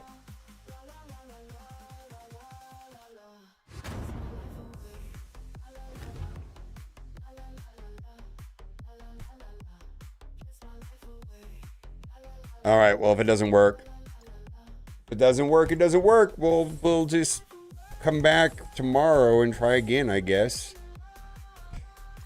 All right, we're going to use Daredevil instead of Jessica Jones, I guess. Try to go all in on...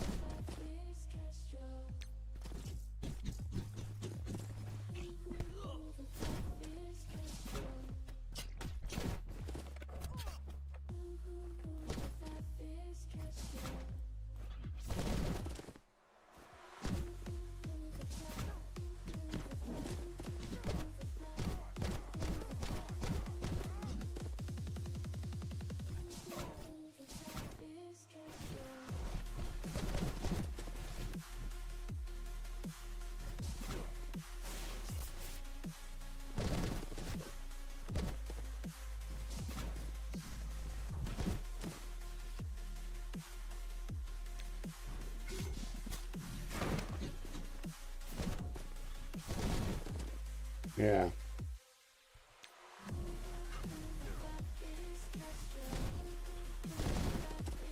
Come on, do your thing right here. We need you to delete everybody as quickly as possible. Come on, come on, come on.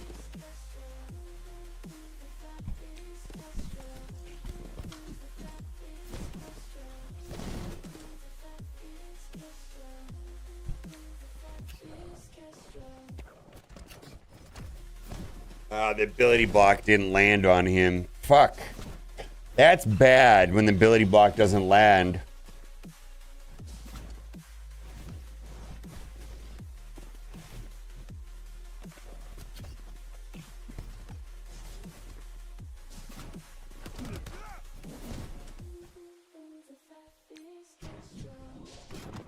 Oh, there's the heal block. Okay, so...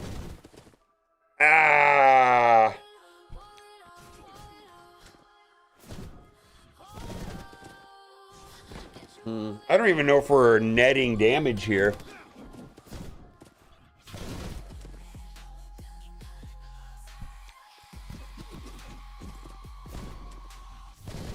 Yeah, I don't even know if we're netting positive damage on this guy. I think if the defense down landed from Night Thrasher, it would have been fine.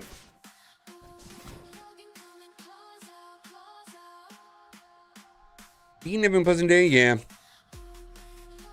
All right, we'll do that then. That's actually Hulk Oliver. That's actually pretty. We'll do that. All right. No, we'll save it until we'll save Night Thrasher's ultimate until Odin has done his thing, I guess. I mean, the problem is it clears all the safeguard and stuff, which is super helpful.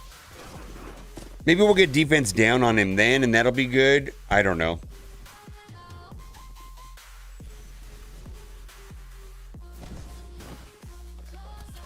So they all have slow. Yeah, it didn't land again. We'll do that.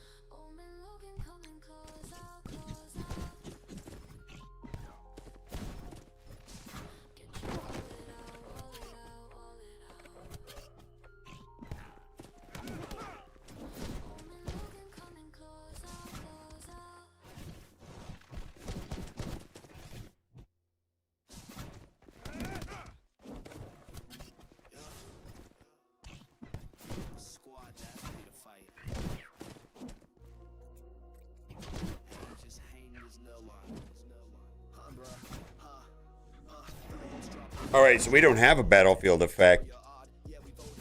So what should I do? Should I hold it or go? We don't have a battlefield effect out there. Yeah, I don't know what to do now.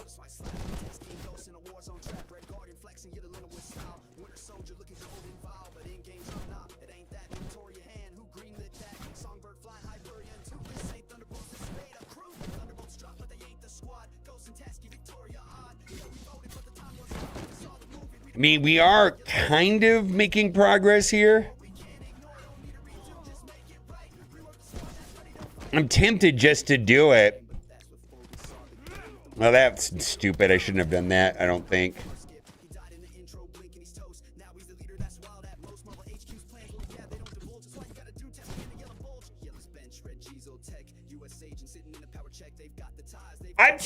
Special or ultimate?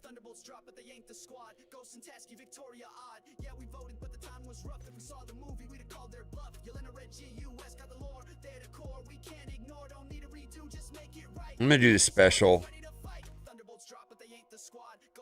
Halt. All right, guys.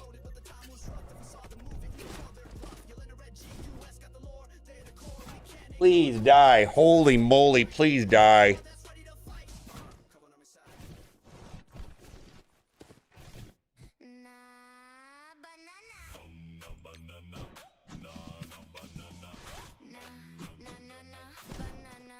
Come on, Eclipse. You got a striker on you. Do it. Oh my god, please die. Oh my god. All right.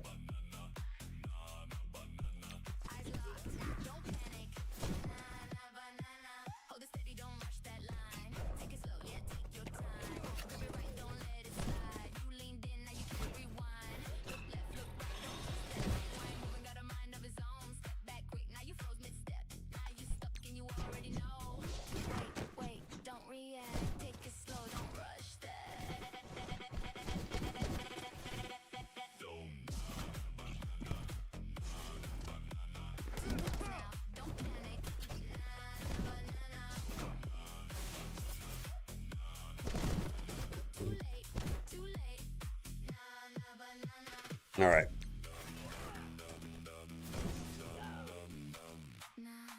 You good? The best status effect in the game is dead. Thanks, Heartgrave, for that insight. Special Heartgraveism right there.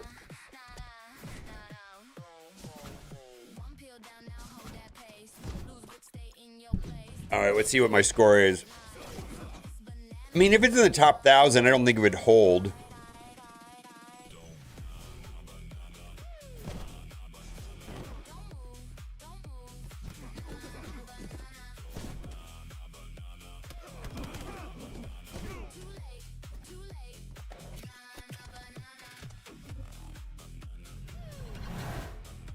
That's the song playing right now.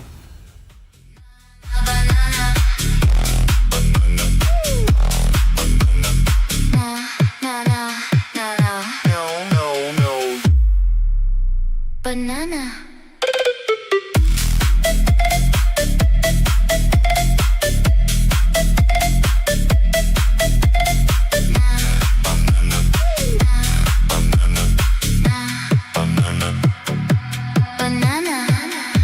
All right, 1,300. I mean, the good news about that is it'll probably hold this, so I will get the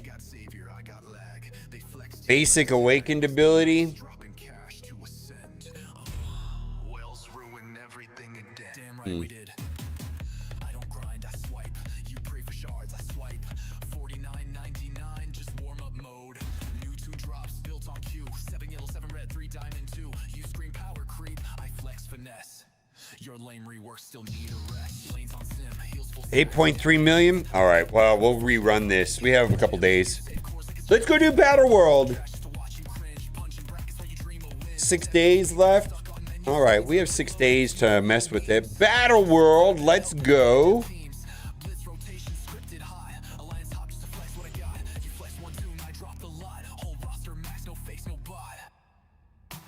Spreadsheets tight, no guess, no luck. You theory craft, I just conduct. Crucible clears all one shots. house clean. You brought Hulk, I brought Xavier. Churls in your mind like a hex.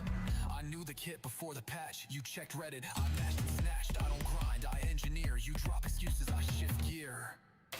Scopely drops you the bug on sight. Still I flip them, build them right. I run a map for the notes go live. All right, Herb, send me a message real quick. You cry on Reddit, I crack the code. Optimize while y'all implode. Devs nerf, we don't complain. We break the mold and run the game. You toss blame, I take the crown. Free to play mad, watch me drown. All your dreams and Snapu sun. Game still live when the patch is done. Oh no, the Kraken's bought the win again. Ah, fuck me, I can't type. With a busted friend. They got a savior, I got lag. Nah, just tell me what to do real quick. Nice dropping cash to ascend. Nah, just smarter ways to spend. Oh no, the Kraken's bought the win again. While I'm grinding milestones with a busted friend. They got a savior, I got lag. They flex teams, I just tag. Losing cool, must be nice. Dropping cash to ascend. Nah, just smarter ways to spend.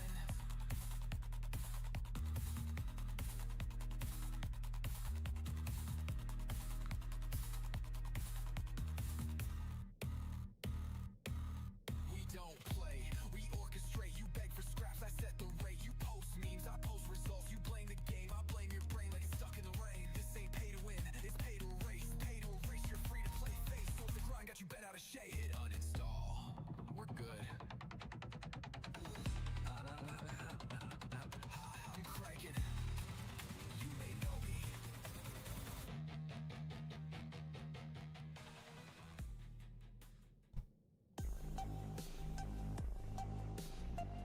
So the elites don't unlock?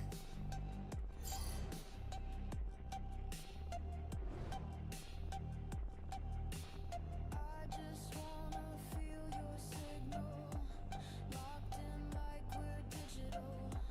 Electric touch in the midnight air. No one else, just you and me there. Pull me closer, say my name. We're caught in a neon flame. Ride the echo, chase the spark. You light me up when it gets dark.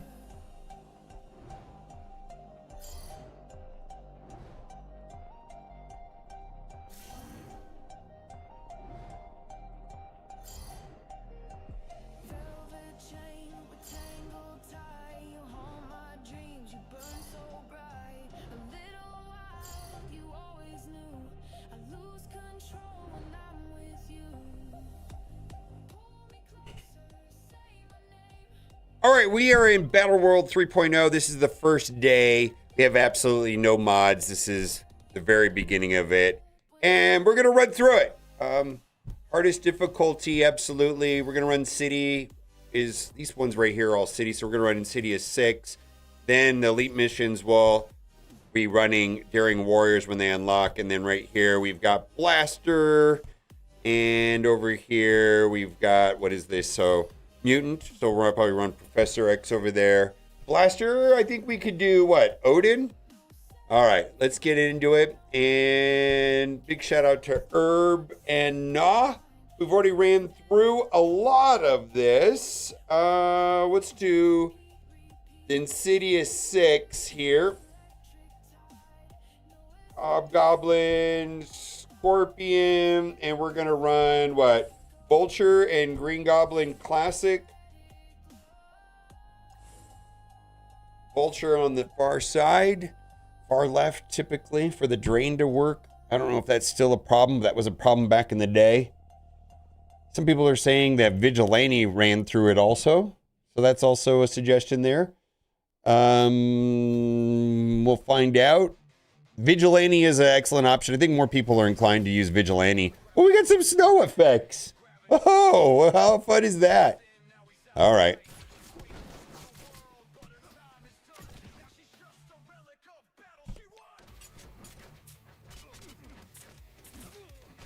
Okay, then.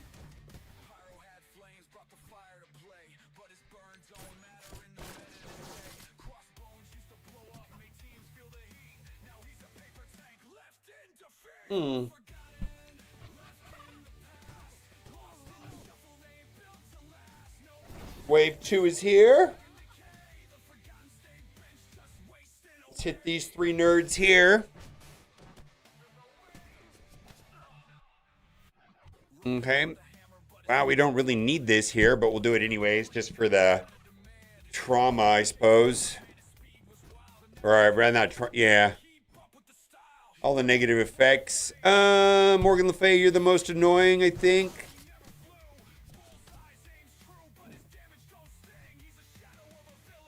Okay, there we go.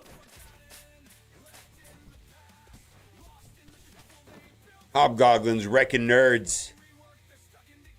Let's do basic there.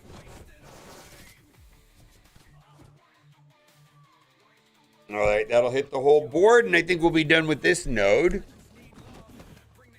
Okay.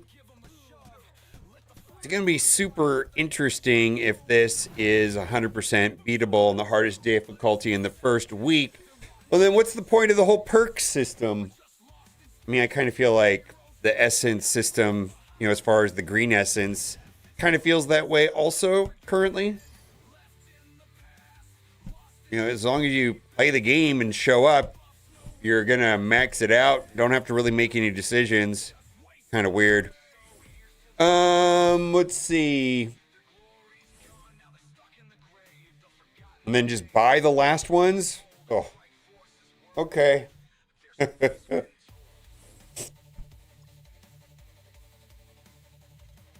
Yeah, there's two different sets of boosts, I think, in this. I guess if it's for Maestro, then the more damage should be better, right? I guess we'll have to find out. Well, I just want to, I mean, it's, I think all of these ideas in this system sound fantastic. I think it's a good change for the game to have all these new systems and upgrades. It's interesting. Also, very much have been enjoying the Breaker Scourge. I think that's fantastic. And the towers have been great. It's good. It's good. Could always be better, but it's good. All right, let's do what I normally do, which is kill the Reviver last. Oh, okay, not this time. We're actually going to take her down. Okay. I'm going to... Let's save that. There we go.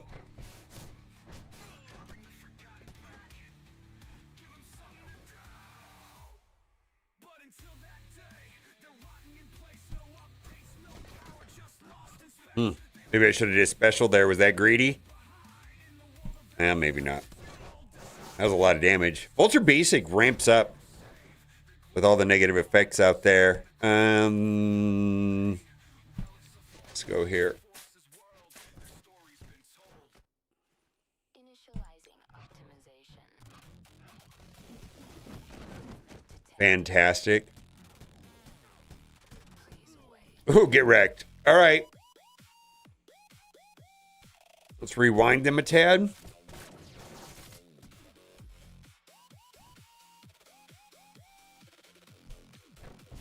I think the Hobgoblin will finish them off largely. Oh, right. There we go. Goodbye. All right. Gonna play all the way through it. Oh, that little tickle there, right?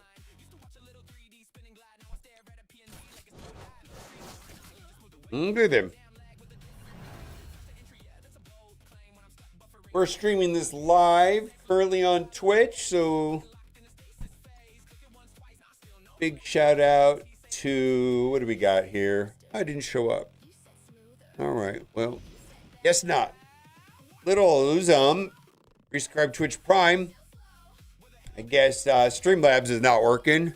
My apologies, but thank you.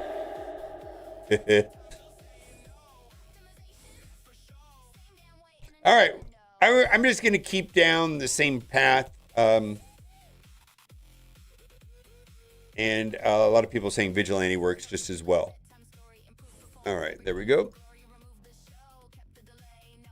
I'll hit the button one more time to see if I can get it to work. No, not working today. All right.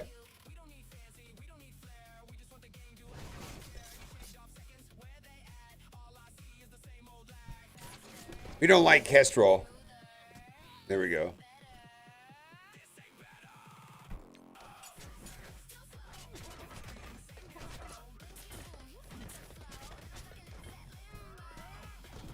Okay. All right, that should, goodbye.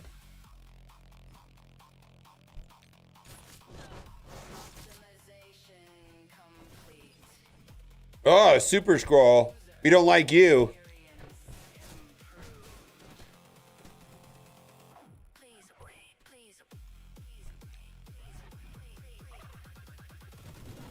See if the bleeds are do enough. No, almost got it with the bleeds. Back at ya. All right, that should finish that, right?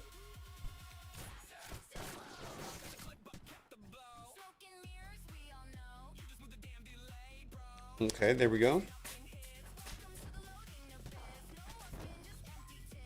Get wrecked.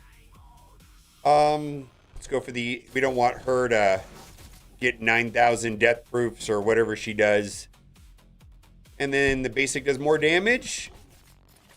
Gets stomped on with those vulture feet. All right.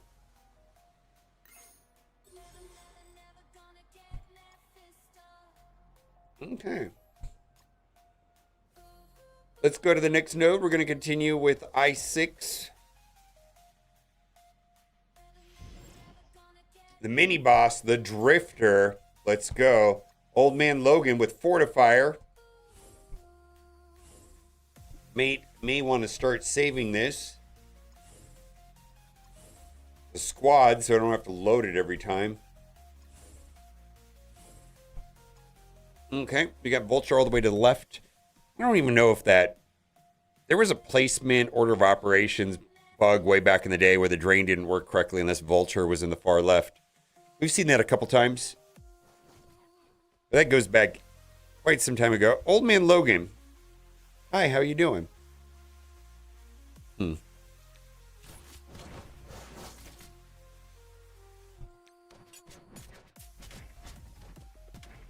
Okay. Yeah, he's going to cleanse all that off.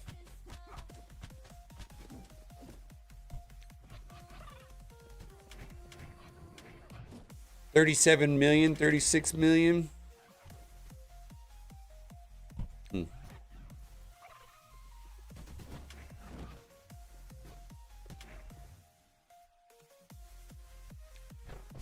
$23 million, $19 million. Looks like Hob got. Oh wow, well, that was fun.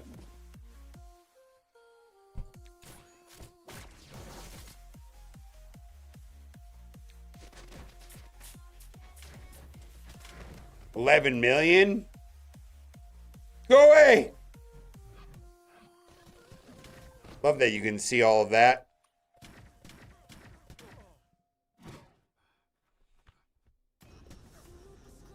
All right, round 2 fight.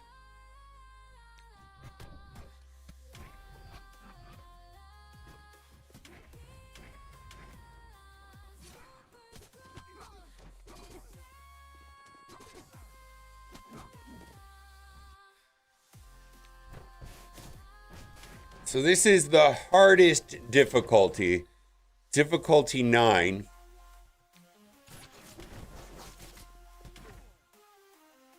Okay. All right, so that is unlocked. Okay.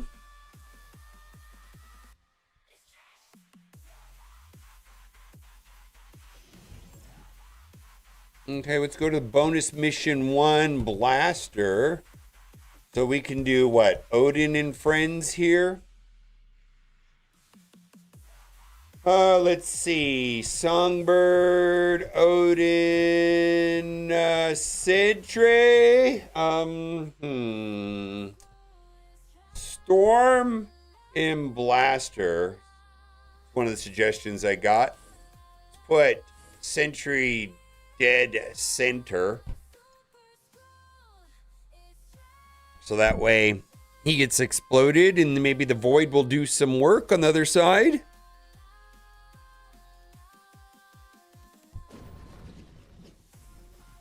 Oh, yeah. This is from the...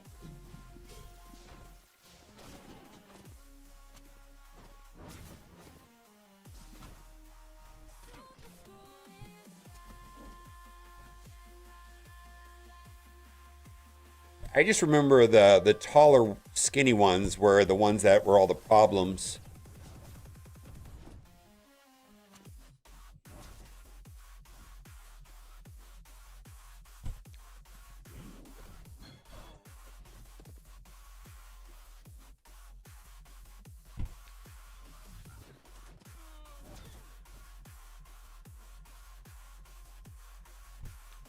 Let's go with the one with the highest turn meter there. Get smashed.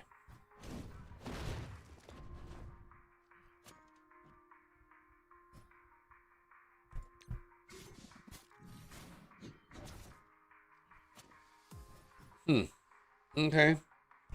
I definitely want to go over here. Let's do it that way. Knock down their turn meter.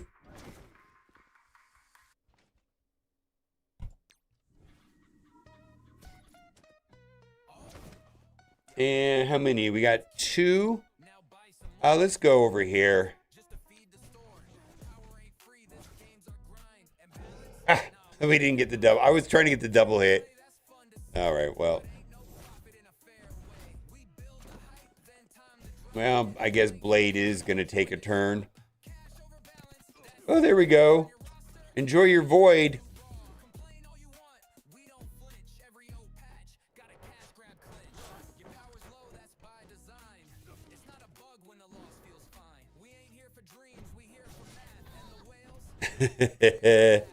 That's great. That's great.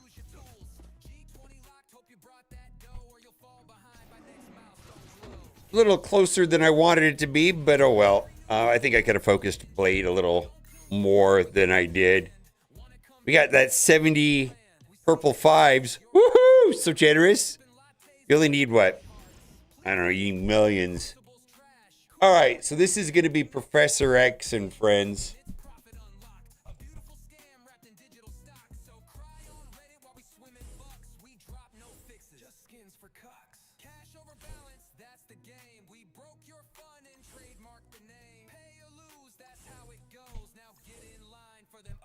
What else do we have in here that'll be fun? Kind of feel like we got some let's run it like that.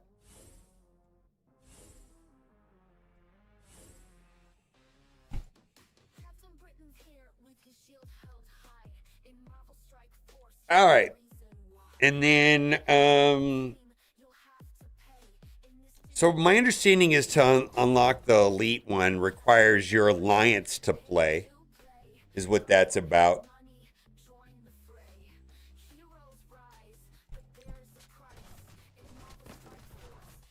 No? Okay, I don't know what it is then. All right, we'll go look. Some confusion on that.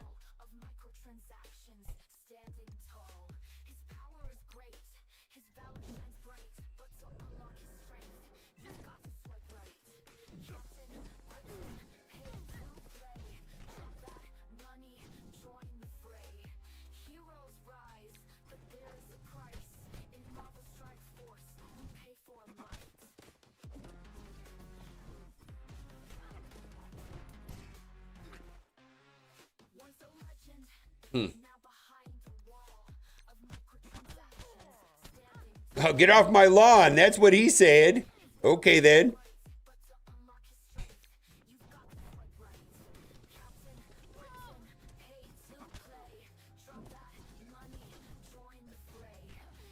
Woof. Woof.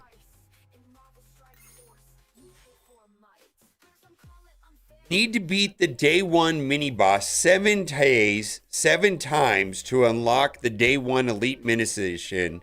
Okay, so what this is, let me put this on the screen here. I don't know if this is what people are saying. I'm going to put this up on the screen right here. And we'll see if this is accurate. There's some debate on that. Need to beat the day 1 mini boss 7 times to unlock the day 1 elite 3 missions. Okay.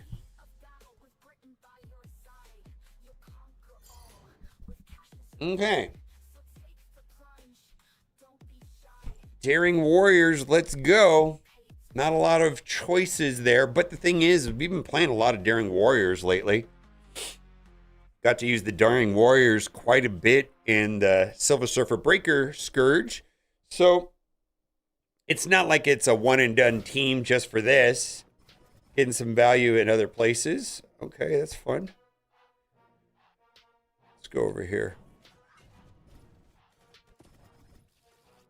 Drop 2 ranges, climb that board. Go mode out, Otis Price got ignored. Every auction bit a slap to the face, cause I'm racing rich kids just to keep my place. Midnight strike, check the ranks, I'm 6th. Leaderboard sharks with unlimited tricks. Swipe that card like pride don't apply. Pray and Put on the counterattack. Odin's up top, they said with a grin. But it's gated behind how much cash you spend. Put diamonds for dollars, they checked on. And all I got was shafted again. I thought I'd made it 50-55. Log back in, drop 1,200 spots. Packs were bought, not even cheap. Now I'm just broken, lost some sleep. Rank 50-58, man, what a joke. Scopely just got me, I'm mentally broke. No diamonds on Odin, no leaderboard flex. Just regretting the debit card wreck. One more pack, I told myself. Now I'm just raised, post a torch on the shelf. All right, well, Hit Monkey's going to take a turn, maybe. And then Daredevil.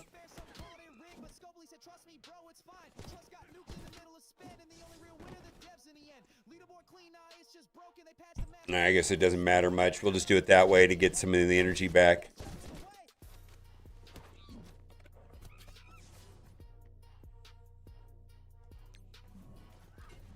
That I'm going to finish it here. Pretty close. Let's strip some of that stuff away with the basic. Yeah, we got rid of the defense up.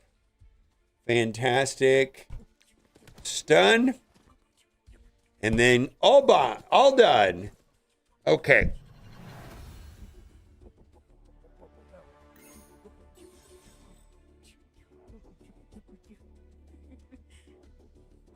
Okay. All right, let's look at what is going on.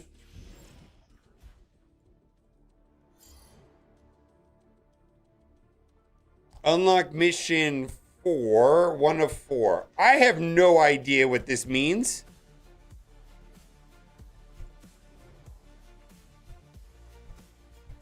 Any explanation on that? I do not know. Not super clear to me.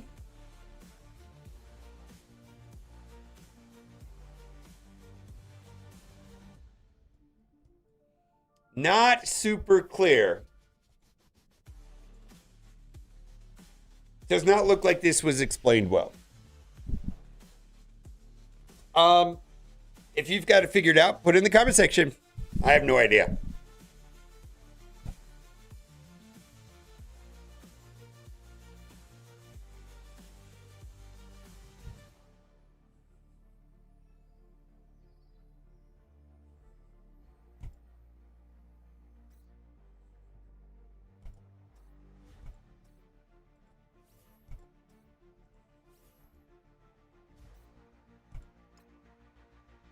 I did the bonus missions.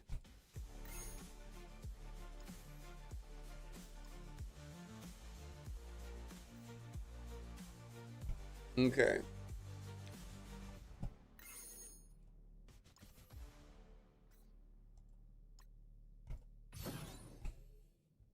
I don't like this. I don't like this. We got some purple.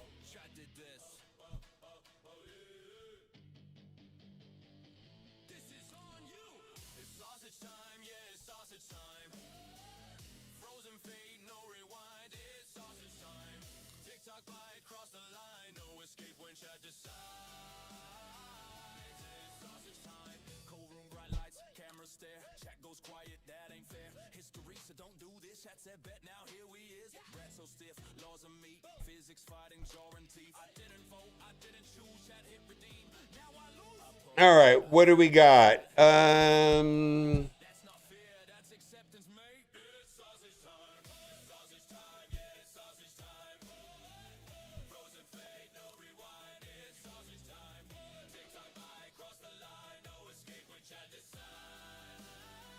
It's not broken, yeah.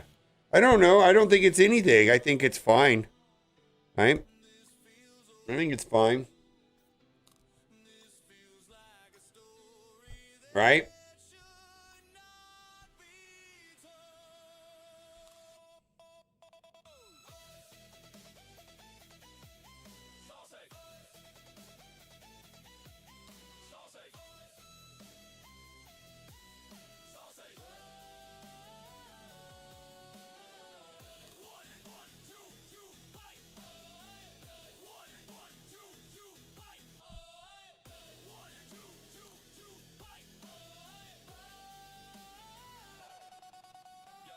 No condiments, no excuse, just vibes and poor life reviews. Germany watching, shaking heads, ancestors crying, I'm seeing red. Ass cracks once, silent. Yeah, I have no opinion on all of this yet. I mean, let's wait till the end of the week and at least the Maestro fight, right?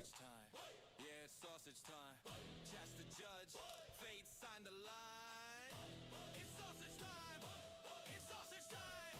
TikTok bite, cross the line. Say goodbye to peace of mind. It's sausage time. Never again. Never again. Yeah. Log in, collect, nothing changed. Same store pop-ups, just rearranged.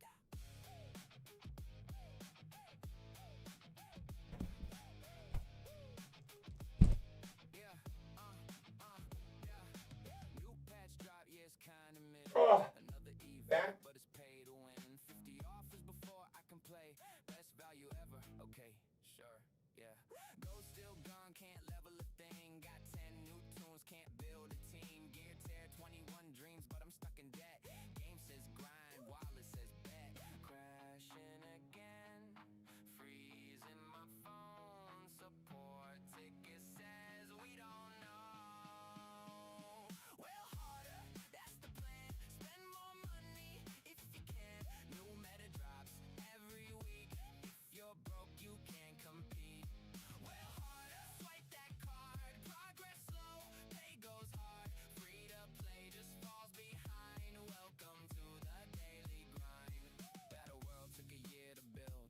Autoplay mode, yeah, thrilled. Reward so low, it feels like bait. But hey, there's offers, I can't wait.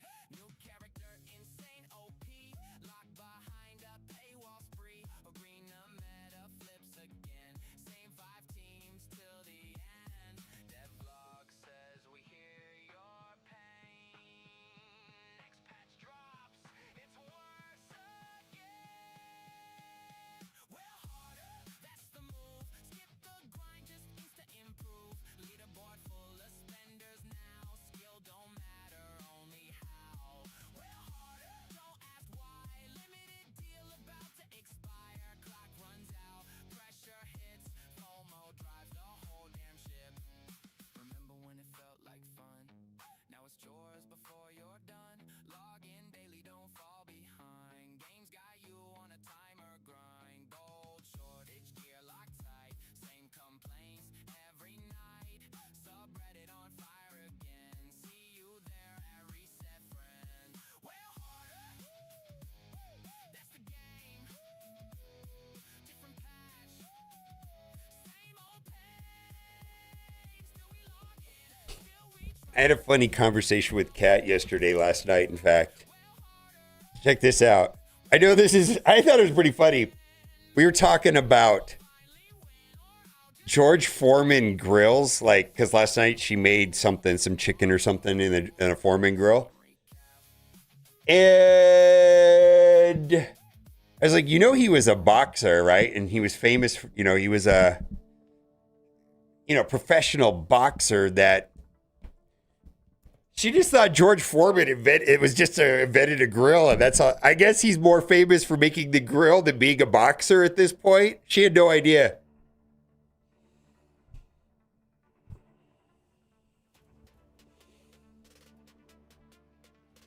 All right, we are in Battle World 3.0.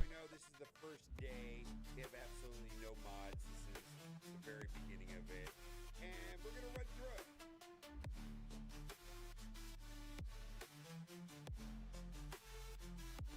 It was an interesting conversation. It kind of makes sense. Also in the military, he had 25 kids. 25 kids, all named George. Holy shit. 25. How many kids does George Foreman have named George? All right, we're going to fact check this.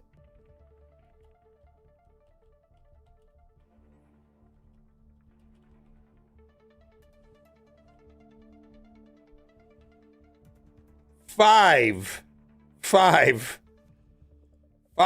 and 7 daughters.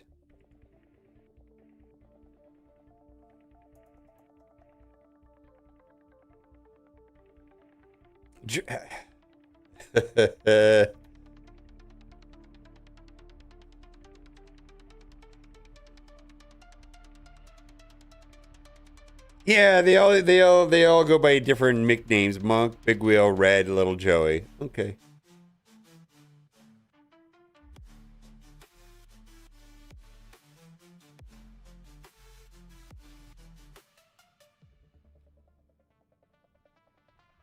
Wait. What are the daughters?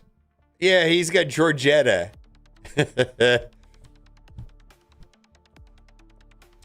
You didn't know that Charlie's real first name is Trevorino? Trevito? Trevit? Why not? 12 kids, man.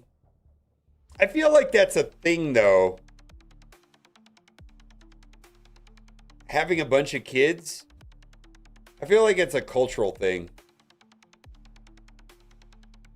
Of, like, not so much Americans, but like everywhere else in the world, like having an abundance of kids is like a sign of like prosperity. Not so much in the States, though. No pull-out game.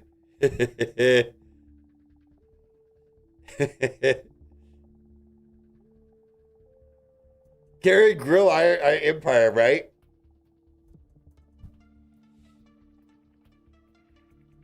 I mean, did Nick Carter have a bunch? I know Elon's got a bunch too, right? Nick Carter or Nick Cannon? Oh, Nick Carter kids.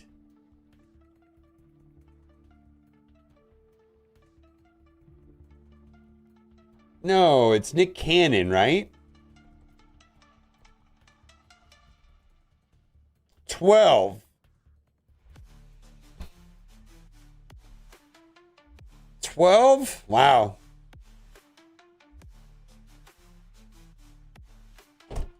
Elon's got like at least 14. He's not disclosed really how many he has. There's some people that say there's more than that. 14? Boy.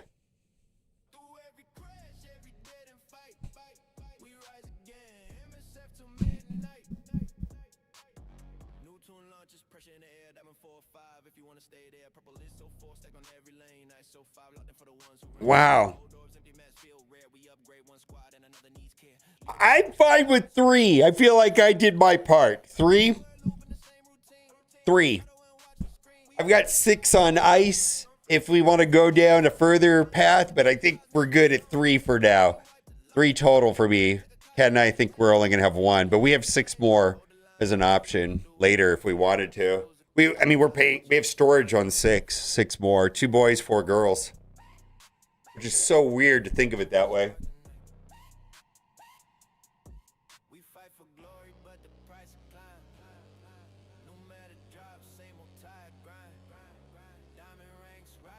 I don't know what that is.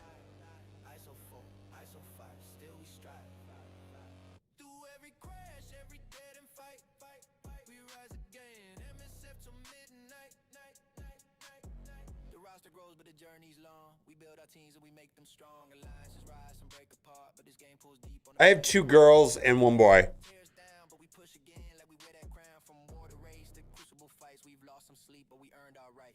10? My goodness. I mean, okay, so I can understand. Well, I don't know. let me ask you this. I don't know if anybody here in chat has an abundance of kids, like over 5 or something. But like, is it like cats?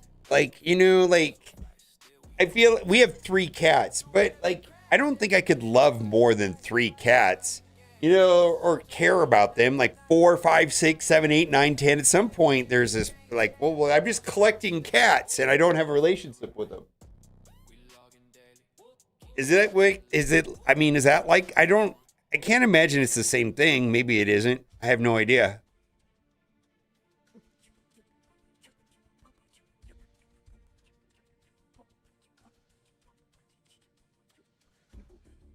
Yeah, T-Dex has like 5, right? I've seen some pictures of his kids. I think he has 5, right?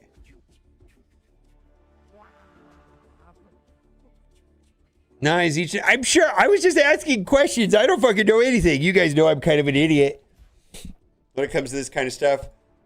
Is the storm thing is up and running, right? T-Dats has 5. Yeah, I knew it was like a number like that. He's told me before. Alliance War in 5 minutes. All right. Always end up with one weirdo. No, we have brother rush. We have 4 boys. I guess we just don't have an orange cat. I feel like I've always had an orange male, like always, like my entire life. I've always had an orange cat.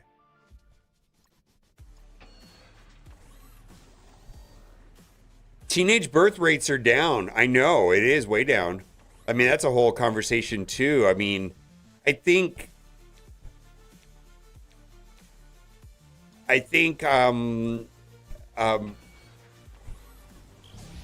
birth rates and the conversation surrounding birth rates is going to be a thing.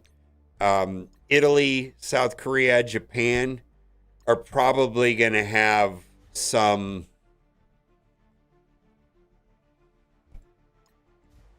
demographic problems with an aging population without, you know, a younger working coming up underneath them.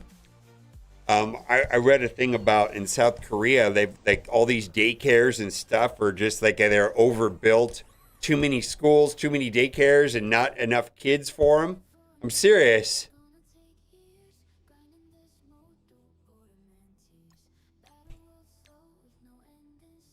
Yeah.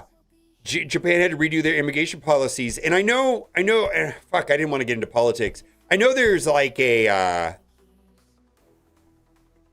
we worded a specific way. I suspect the countries that have birth rate problems are going to drastically shift their public policies to be pro-immigration to offset that. And I feel like countries, to keep their economies afloat, are going to do things to attract immigration. Like their whole stance on immigration is going to change drastically. I don't think that's going to happen in the next 5 years, but maybe the next 20 years. Like people are going to like suddenly think, you know, going from being like immigration bad to like immigration good over time because of this problem.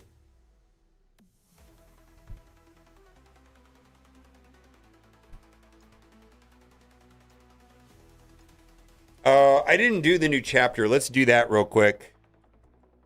And not from political or social. I mean, we're talking about just for like economic reasons.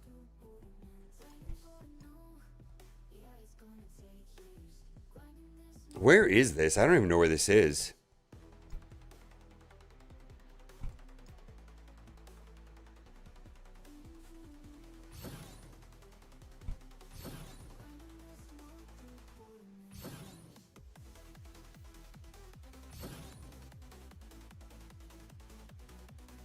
Did I not even finish the week before? You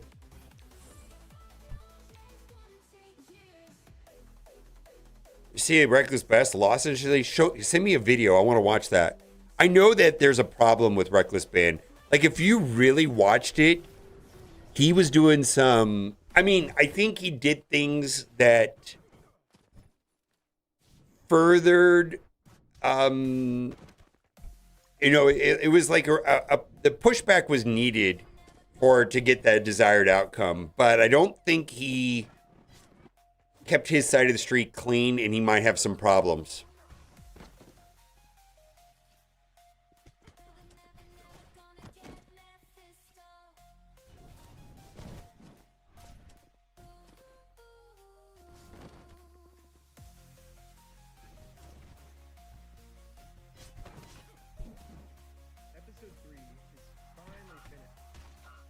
Oh, it's only minute 42. We're watching this. I know a lot of people are not following this, but I've been following this like with diligence. This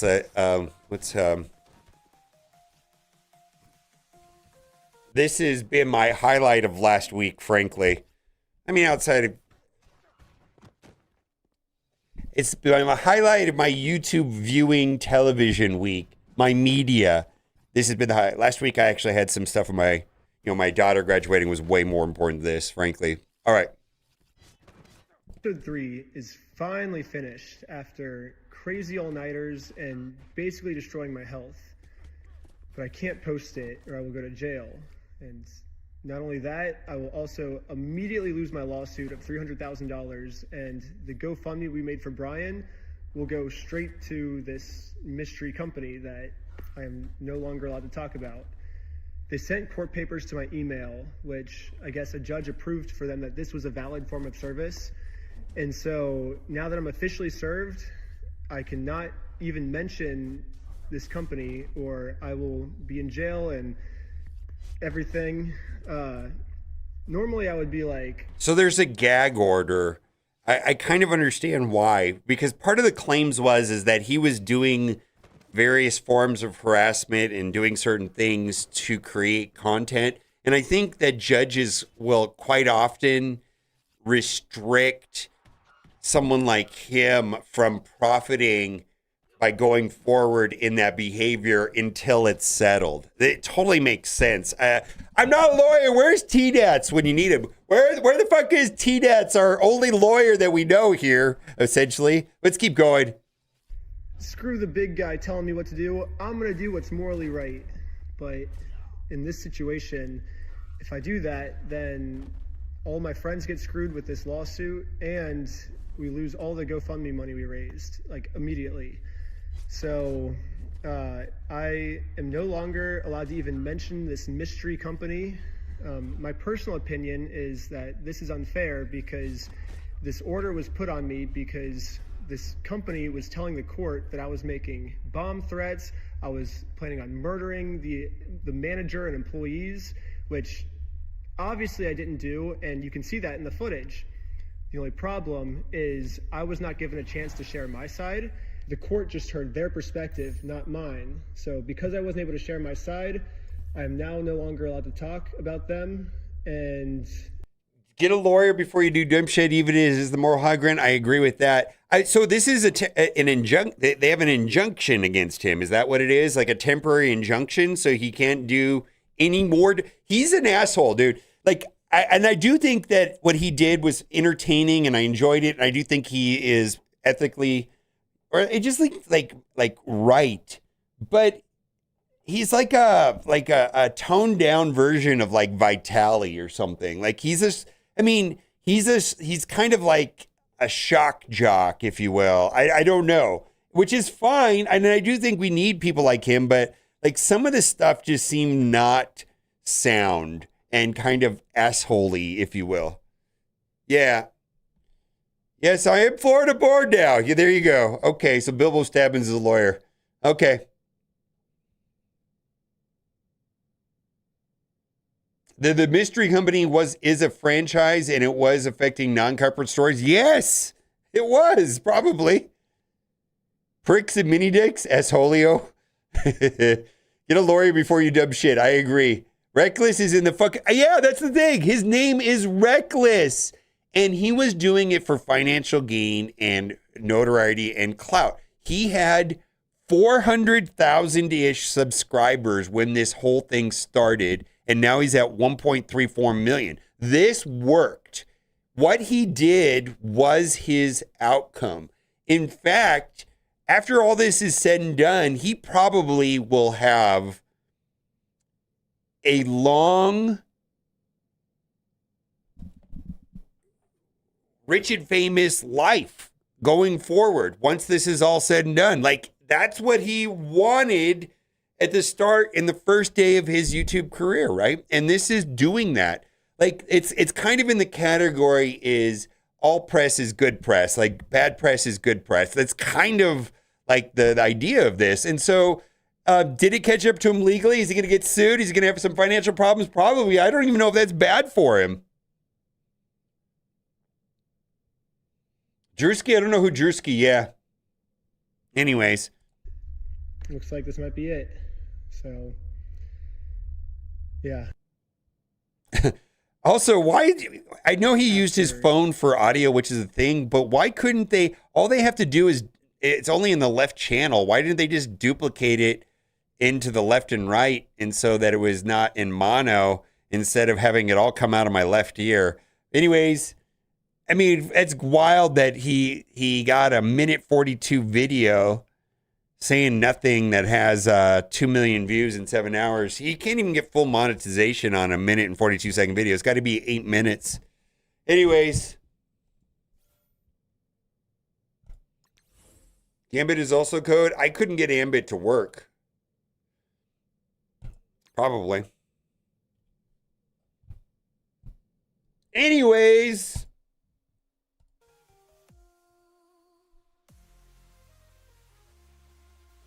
Who's Drewski? I don't know Drewski. I do think the corporate guy, that guy that runs the corporation, is not a nice guy. I feel like there was a lot of bad actors in this whole problem. I suspect that the original owners that they did the consignment with, you know, they had some problems too. Like, my understanding is they were drowning in debt, had over 6 figures in debt and obligations and back rent and things like that. I feel like there's a bunch of bad actors in this thing. Maybe not the original family, but everybody else. Back rent, yeah.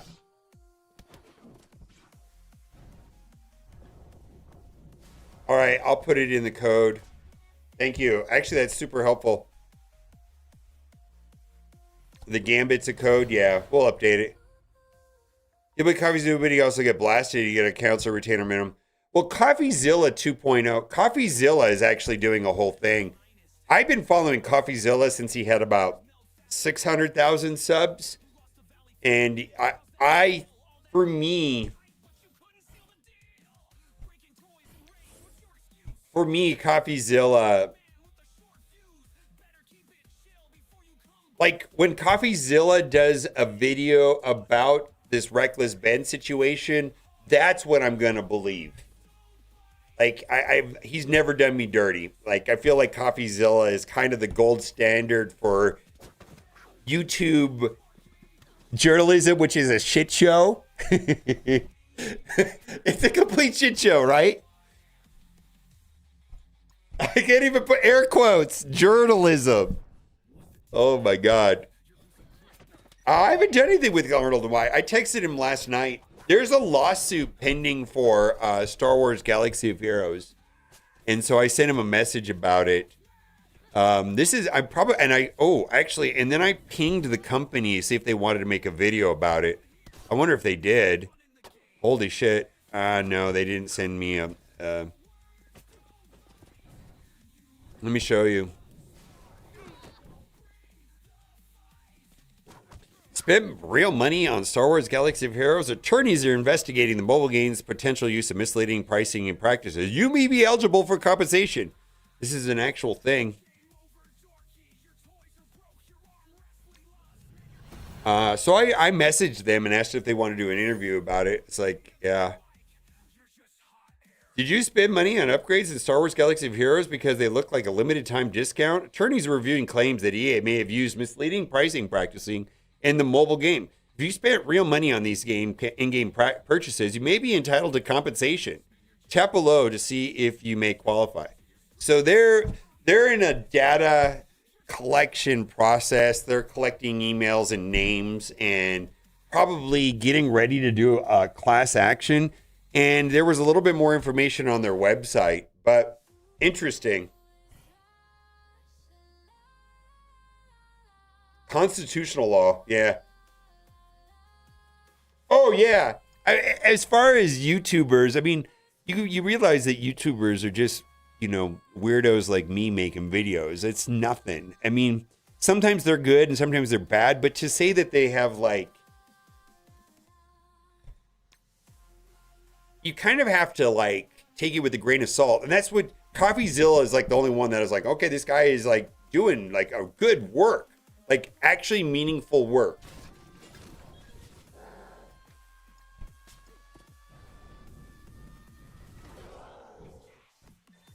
And it looks like this company is doing other lawsuits too. This is not the only one. Data breaches, EA, Evany, King's Return. That's a big game. So it looks like they're going after EA and Evany. So my best guess is that this is, well, I mean, kind of because every lawyer is kind of confined to doing law in a single state. My best guess is that this is probably a singular team. Looks like they're based in California, out of Beverly Hills specifically. And they're probably going to try to class action or outsource the work to other firms. I have no idea how this would work. But I know that like a lot of those like injury lawyers, they're just collecting data and people's information and then reselling it to other lawyers, or taking a percentage of whatever is earned, like those Morgan and Morgan, and what's the other one, Sweet James. I feel like they just like these monstrous like ad agencies that just advertise a fuck ton and get as many people to call in, and then they outsource it to whatever they have, like affiliates in every state. It's just like a big marketing company essentially. Where's the class action lawsuit? What is it? The Spider Weaver problem? Yeah, where we got 2,000 Weaver shards instead of 2 gold orbs. Was that the problem? Oh shit. Javi has lawyers. Well, he does now. That Jake Paul thing has really kind of set him back.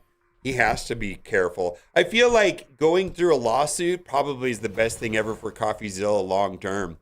Like getting into a real lawsuit now means that going forward, everything is going to be done like tippity top perfect.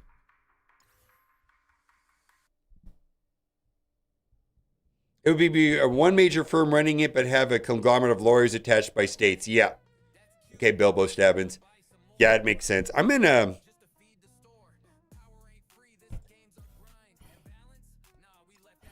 Coffee will win. I don't know. I think so. I mean, I don't know. That whole Carl Jobst in Australia by the Billy Mitchell, he got fucked. He lost. And actually, when you found out about what really happened, it's like, yeah, no shit. He should have lost.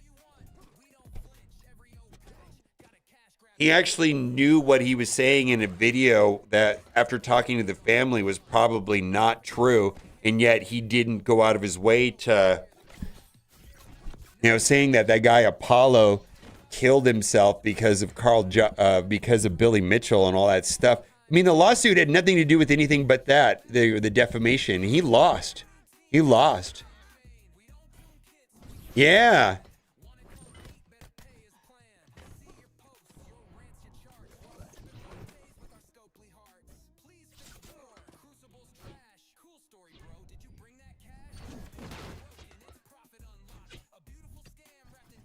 Yeah, Carl misrepresented what that entire lawsuit was really. I feel like it was a mission.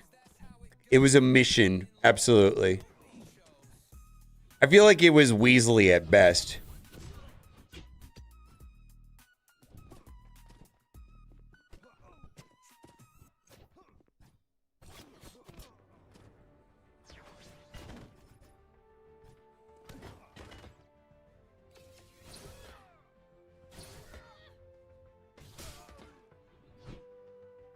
The Jake Paul, yeah, it's Logan Paul is going after Coffee Zell. I feel like also like even Logan Paul has said once that thing starts, that he kind of has to stop talking about it until it's settled, right? And then once it is settled, he can talk about it. So like I know that there's a couple lawyers on YouTube that have been covering it, but I don't even know.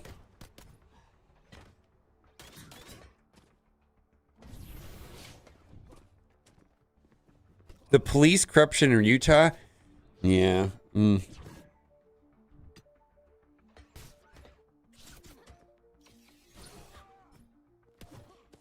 I feel like the redaction of the footage is sketchy as all get out. That's the part that kind of bothers me, because they said that they were doing it for this reason, and then when they accidentally leaked the unredacted footage, I don't feel like that was good at all. Is it? I don't think it's corrupt. I mean, if they're like purposely like preventing the public from seeing footage, isn't there a law in UK like if anything is happening in the public eye, like any of those like web, like those road cameras, like you just fill out a form and you can get access to the footage, right? It's like some public.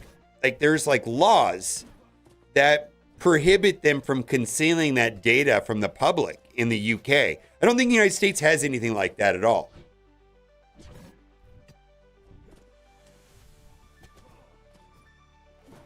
The FOIA Act? All right.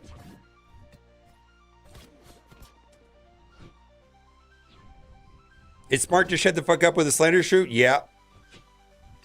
We do?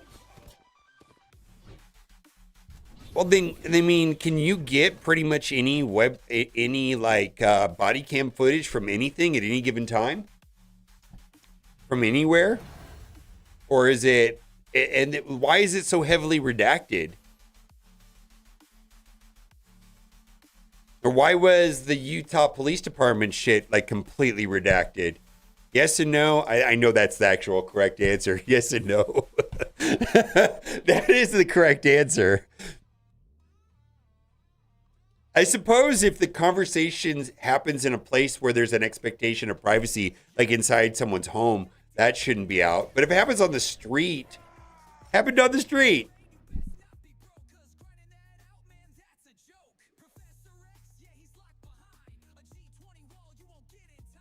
I watch a lot of body cam for, right now I've been watching Sergeant Curtis the most. That guy's blown up in 9 months.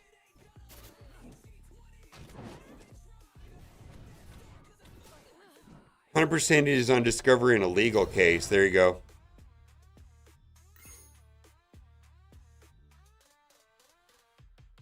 Yeah, we're talking about the Lego stuff mostly. Yeah, we're talking about there. So Reckless Ben got arrested for stalking, and actually, I think he probably was. He intentionally showed up with the process server, which there's really no laws on who's a server, but why did he go with them? If you want to serve some paperwork to someone's house, you send the server, and if you've already been arrested and there's a protective order, you don't show up with the process server. I don't think that's that complicated, right? I was just following the law. You are not, you just let them go do their stuff. You don't go with them. He did it. That was all for content. It was almost like he was intentionally trying to get arrested. So where the shady shit, as far as the police department shows up, is they redacted all of the footage and then they accidentally released the footage. And then the stated reason why they redacted the footage was basically not true. And it looked like they were actually trying to protect the reputation or the actions of law enforcement rather than victims. I could be wrong, but that's what I saw. I'm not a lawyer. I'm just some idiot watching videos on YouTube.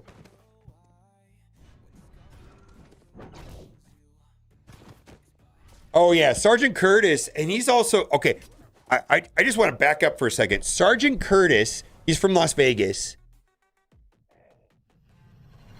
He made $1 million last year. If I can estimate his revenue, he probably made over $1 million last year. Maybe somewhere between $1 million and $1.5 million out of nowhere. He started his YouTube channel in September of 2025. It already has like 120 million views. He is on fire. That guy had no idea how much money he was going to make. He has no idea. He just fell into $1 million a year job in retirement. Holy shit. Holy shit. The guy is awesome. He's awesome.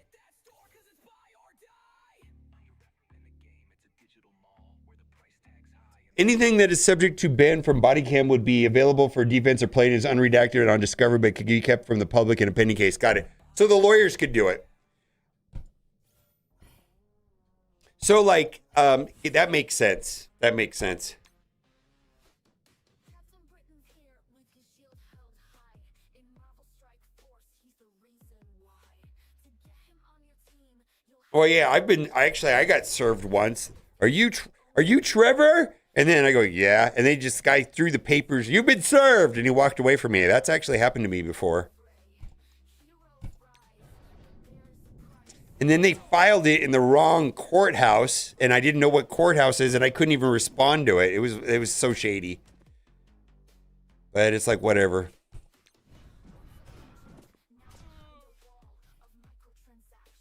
No, it was a long story. There was a guy, this was like 20 years ago. Right when I was getting a divorce, I needed to rent a room. So I rented a room from this guy, and there was a whole house full of people renting a room. And the guy was being really shady, right? And then he lost the house. And like he foreclosed on the house. And he didn't own the house anymore. So I was like, hey, this isn't your house. Bank of America now owns it. I don't know why I'm paying you rent. Bank of America showed up and said that you don't own the house anymore. They do. And it's going to auction. And maybe I don't think I was correct in saying this. But anyways, he evicted everybody in the house. Said, get the fuck out of here. And he served us, but he filed, the paperwork said it was filed in the courthouse near our house, but he didn't file it there. And the case number didn't show up when we went down to the courthouse. It was like there was no case number. And we didn't know what we were doing. And it was filed in another county. And we kind of like, and it was like a short-term thing. Like we only had a couple days to figure it out. And then I imagine if we could have got in front of a judge and said, yeah, the guy doesn't own the house anymore. I don't know. Like, how can he evict us from a property he no longer owns? Like, the bank reclaimed the property a couple weeks ago, and he doesn't own the house. It's already been reclaimed by the bank.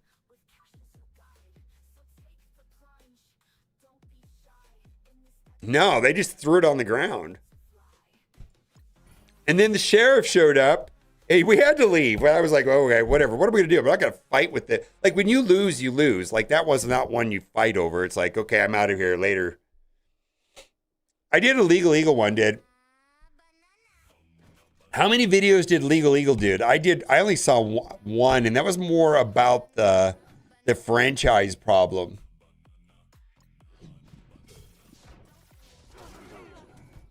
Yeah, I was kind of being an asshole, though. The guy was pissed at me because I was like, dude, I'm not gonna pay you rent anymore. Get fucked. And he was like, and I was like, I'm just gonna wait for the bank to show up and pay me to leave, because they had cash for keys. He's like, you're kidding me. It's like, yeah, I'm just not gonna pay you rent anymore, and I'm gonna wait for the bank to show up, and I'm gonna stay here until the bank bribes me to leave. And he just was like, fuck that, I'm evicting you. And I was like, all right, I got evicted. Oh, really? 2 hours ago, the body cam started? Okay, we're watching it. Wait. We got to kind of, let's do war. All right. I'm a big fan of Legal Eagle, too. Legal Eagle, though, I don't like him as much as CoffeeZilla but I watch Legal Eagle. He's one that I watch all the time. I think the problem I have with Legal Eagle is that he's doing like the Morgan and Morgan thing, you know, trying to sell like really. See, and it's an hour long. Police violated reckless Ben's rights. I believe that. Anyways, I take one issue with Legal Eagle. It's the way that he pitches his injury reselling data firm, where he gets everybody to, I want to sue XYZ, and then he outsources it to other countries. He makes it sound like he's doing everybody a favor. I was like, dude, that's probably insanely profitable for him if he collects 20% on every lawsuit that's won. Holy shit. All right, we're going to watch this video, but not right now. Legal Mindset. I do. Legal Mindset. I don't like Legal Mindset, though. That guy, I do watch Legal Mindset, but I feel like Legal Mindset always has a weird political slant to all of his stuff. Oh, so does Legal Eagle. But I think Legal Eagle's on the other side. Like Legal Mindset's over here and Legal Eagle's over there. And I wish they were more...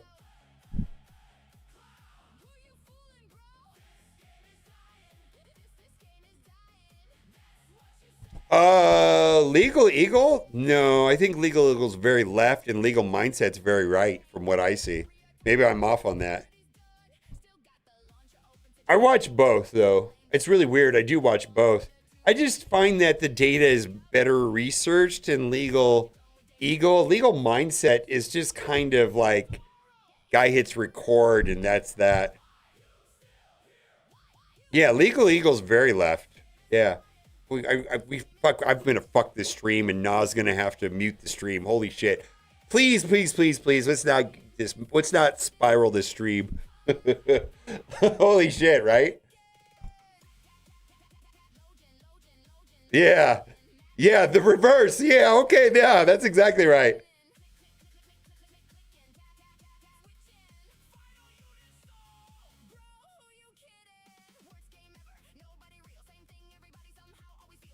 Okay, yeah, I just didn't want it. It's just like, and I think everybody's probably guessed where I am. I mean, I'm just kind of not super political, but yeah, I definitely have a bias. And if you're curious, I'm from California, so fuck me. It just is what it is. Yeah. So but I'm aware of it. I'm aware of it, and I think most of my friends here in Vegas are the opposite. So I'm not like weird about it, if that makes any sense. All right, let's see if we can go 10 for 10. Fuck me. We're gonna watch the Legal Eagle video in a little bit, but before we do that, we're actually gonna play Marvel Strike Force. Will I go 10 for 10?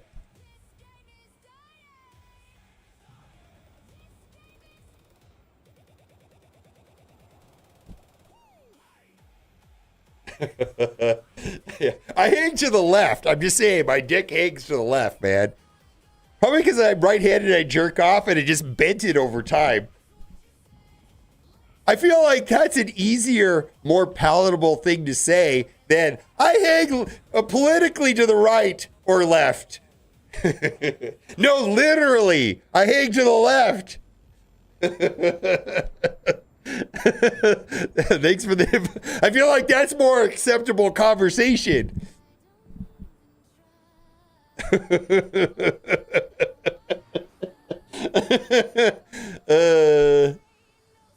Yeah, for Boston and live in Florida, I figured out. Yeah, I know where Florida is.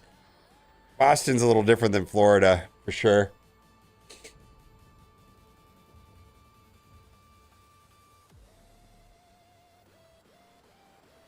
What, you're from California, lead left? Yeah, I know. What can I do? Uh-oh, I gotta blow my nose.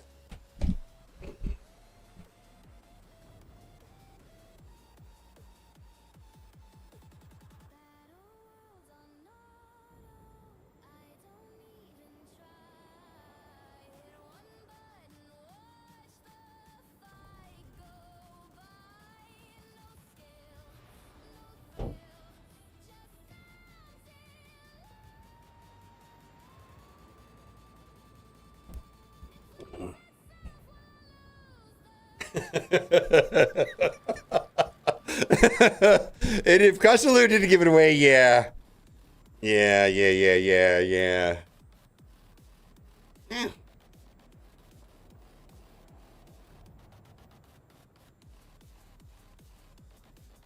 I feel like also, which kind of makes me sad a little bit, is that politics has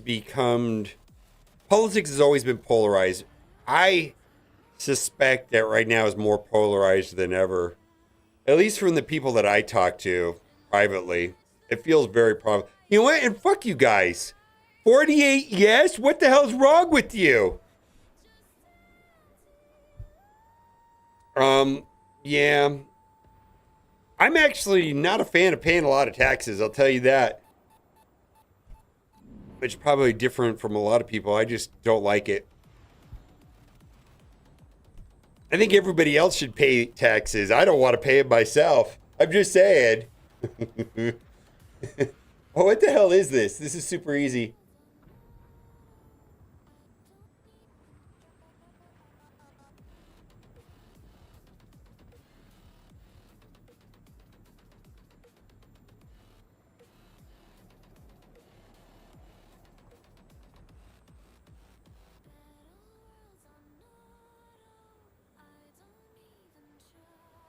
Yeah, I don't know. I just feel like it's so polarizing now. And I actually think living here in Vegas is kind of like I want to say that like even like Vegas is probably split, right? And I think like the people that we hang out are split. And so I don't know. I just feel like I like that. I feel like in California it was all one way, and then if you go more inland it gets more other way, and I feel like at least here it's just more balanced. I actually don't think about it too much. What am I gonna do here? I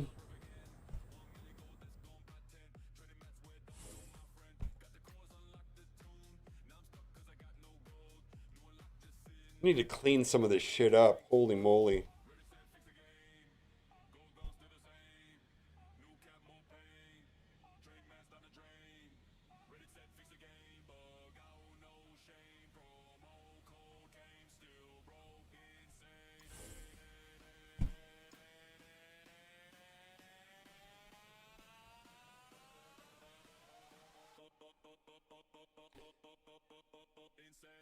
I remember when no one wanted to talk about politics is boring.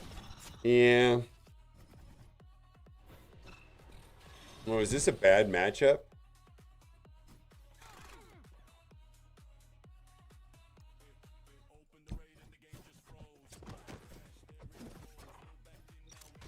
Oh, I should have probably put what's his face in here.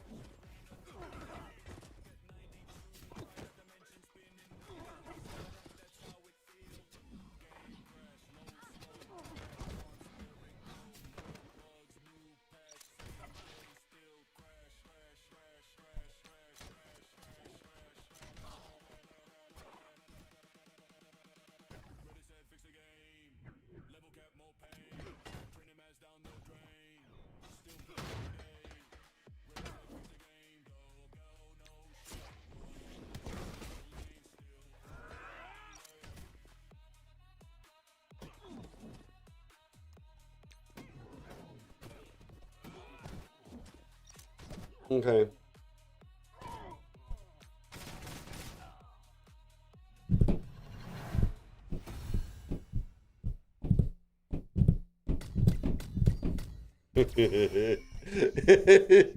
Oh shit. Thank you guys for being polite, by the way. I just gotta say you guys are awesome.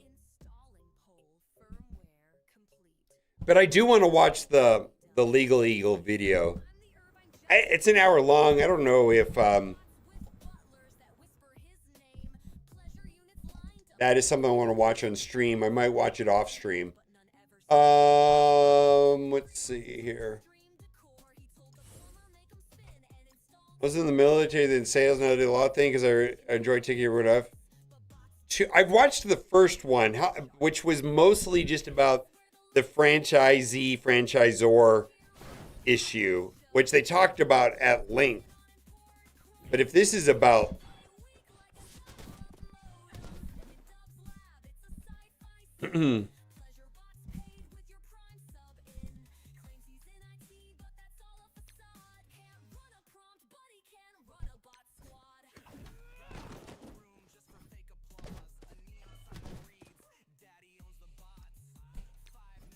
What's up, Emmanuel? Second one was way more interesting, I imagine so. That's the one that I want to watch. It's 59 minutes long. Holy shit, dude. And he talks pretty fast, actually.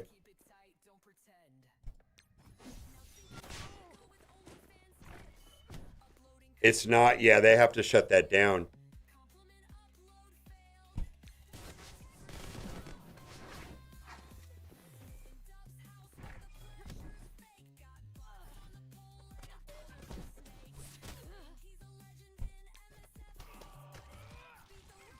I don't know. I don't want to watch it 1.5. I probably just watch it offline with Kat. I don't know. I feel like I can't offer enough commentary to justify watching it on stream, if that makes any sense.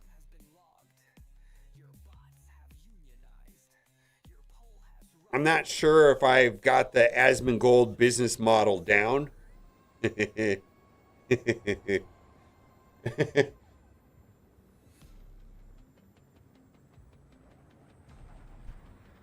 It's not legally himself, it's a different lawyer. Okay.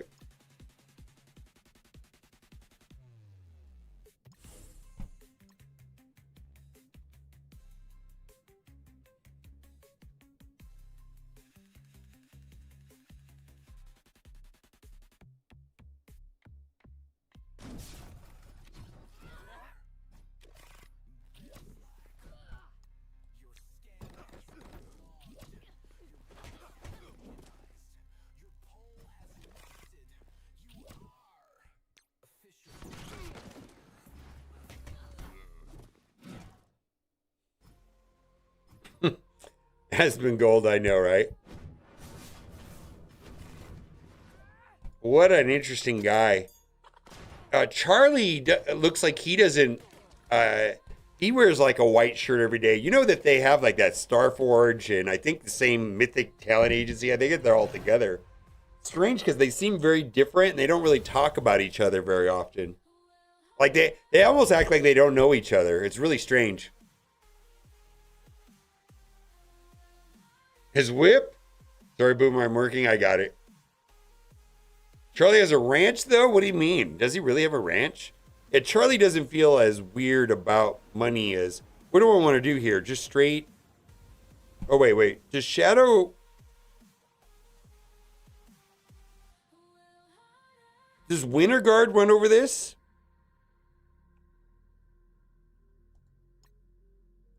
Yeah, it's Winterguard, right?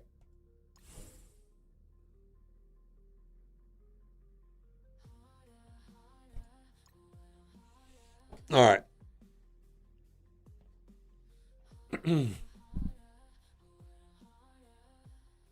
Oh, he is? Okay, I have to know. Oh, yeah, I was going to do Shadow.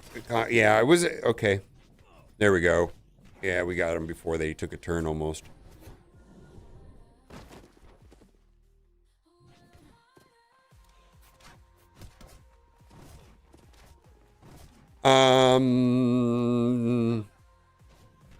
Yeah, my Yelena is not... She's not underdeveloped at all. I think she may be even 110.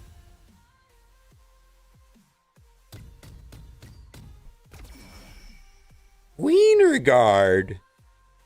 All right. Well, we have Channel Conclave left over. We got a lot of stuff.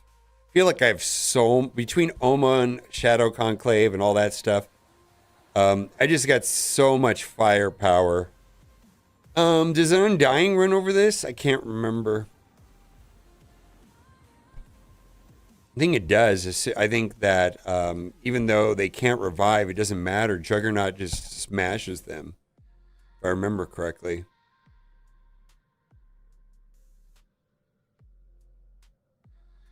Yeah, okay. Yeah, Fisto does make it worse. Okay, let's not do that then.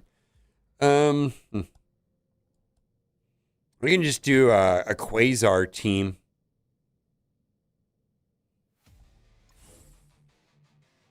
Yeah, let's just do a Quasar team.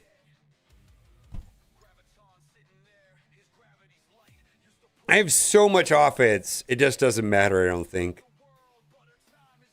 So you guys got screwed, you haters. I don't know. I actually, as soon as I talk shit is when I lose.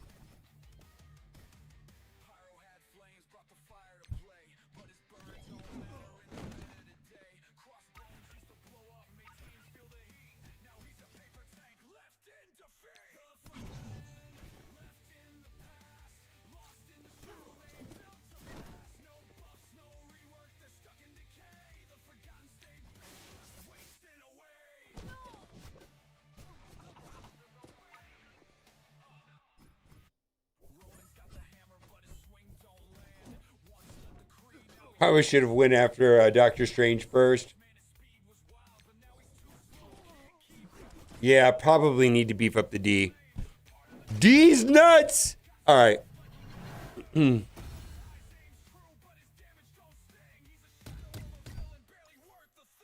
Okay. Probably could put like, there's a lot of characters probably should be on defense, like Blue Marvel and maybe even Null should be on defense. I feel like those characters. Oh shit! Did it freeze on me? Did I get the? Does that? Oh, that froze on me.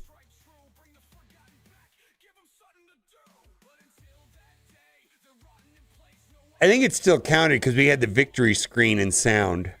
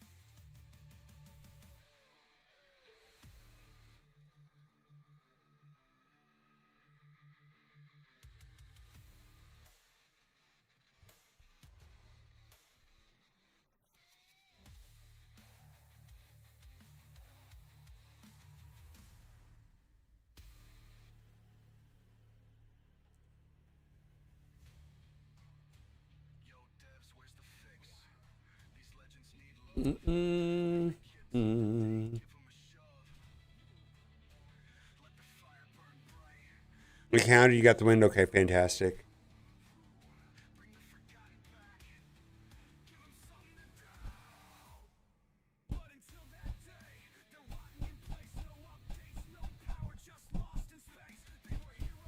Oh, come on.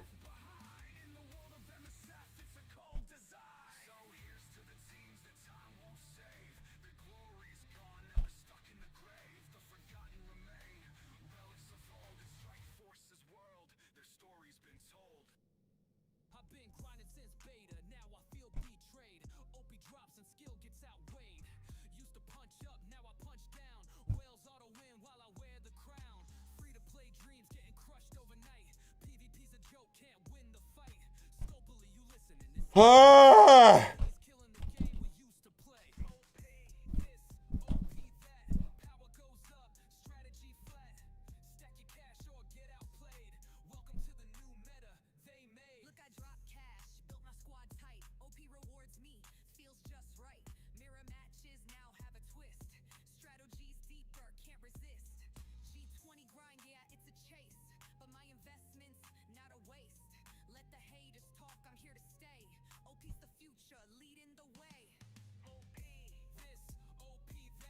Spaghetti code that they copied from Star Wars Galaxy of Heroes, which they retooled the game and spent almost a year retooling it, that Marvel Strike Force never did.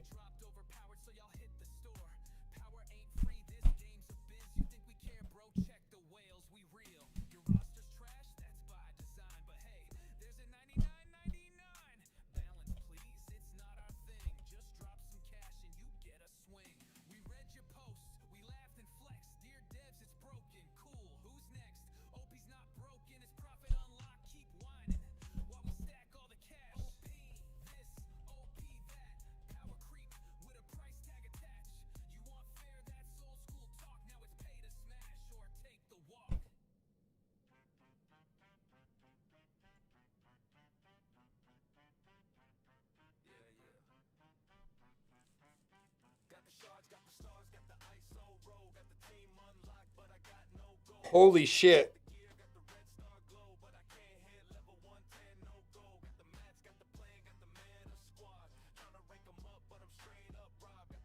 Yeah, that was the dark days of Galaxy of Heroes. No content, no communication. Yeah, they did nothing for like 9 months retooling the entire game. And I don't think Marvel Strike Force ever did that. And I don't think that they copied the code directly, but I do know, or the lore of Marvel Strike Force is that in soft launch, before the game was published, a team from EA flew down to Southern California to meet with the Foxnet Marvel Strike Force team to look at purchasing the game.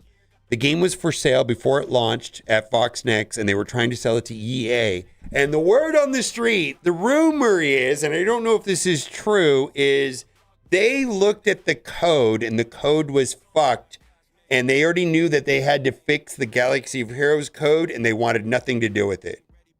That's the rumor.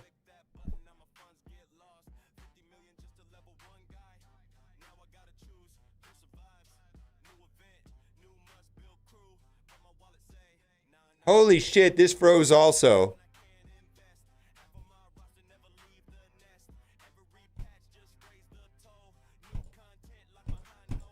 And there is some verification of that because there's actually public records of a bunch of Kabam patents that I believe Foxnext had access to that EA actually purchased from them, and the ownership of the patents changed hand around that time. So I feel like there is some paper trail that my story could be accurate, but I don't really know. Holy shit. I'm going to restart BlueStacks, or LD Player rather.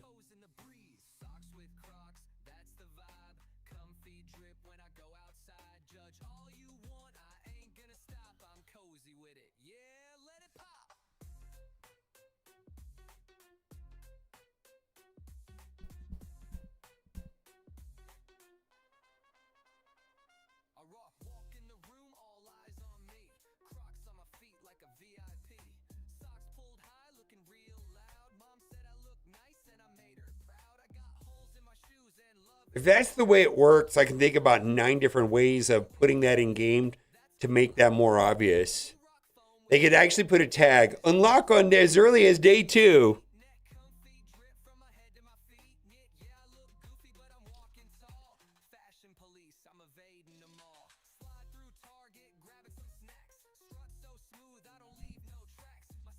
Right? I mean, I feel like there's 9 different ways of letting us visually see that easily.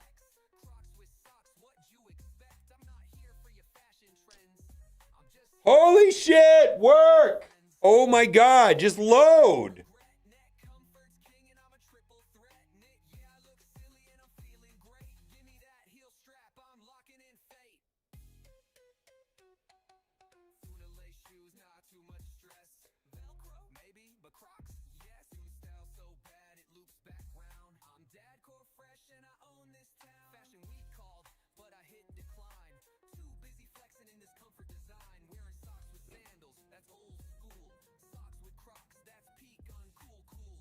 That's true, Steven.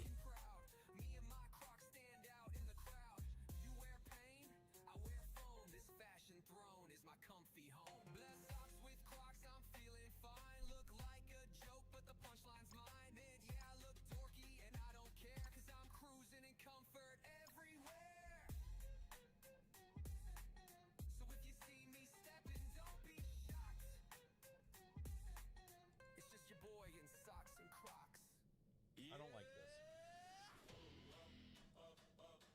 I don't like this.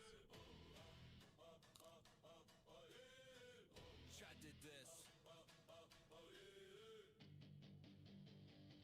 This is on you. It's sausage time, yeah, it's sausage time.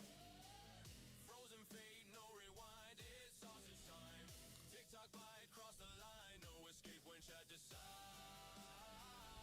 It's sausage time. Cold room, bright lights, camera stare. Chat goes quiet, that ain't fair. History, so don't do this. Chat said bet, now here we is. Rat so stiff, laws of meat, physics fighting, jaw and teeth. I didn't vote, I didn't choose. Chat hit redeem. Now I lose. I pause, I think, I hesitate. That's not fear, that's acceptance, mate. It's sausage time. Sausage time, yeah, it's sausage time. Frozen fade, no rewind, it's sausage time. TikTok bite, cross the line, no escape when Chad decides. It's sausage time. This feels wrong. This feels old.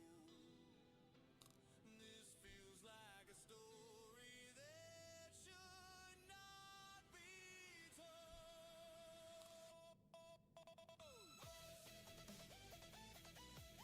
Sausage. Sausage. Sausage.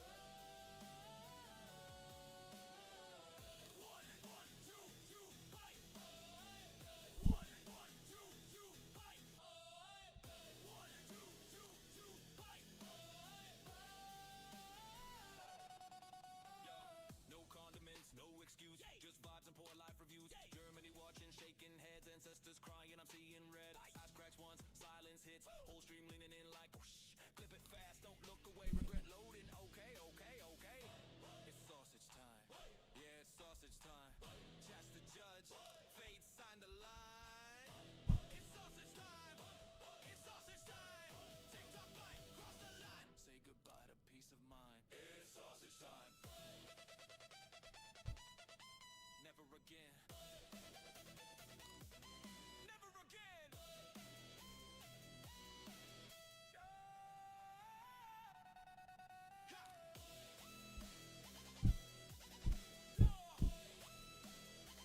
Okay.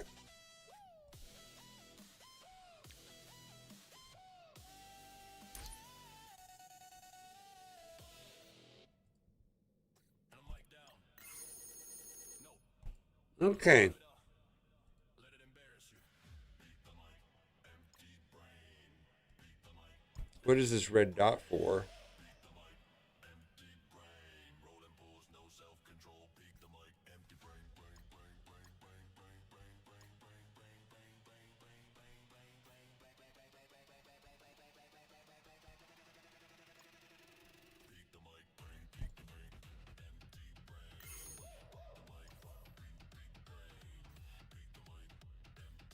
yelling like volumes pride. Lower civic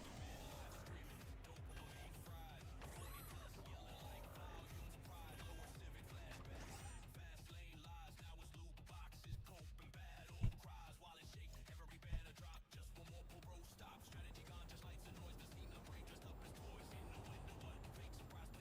I'm not really watching the NBA Finals. I have some minor interest in what's going on with the Stanley Cup here in Vegas.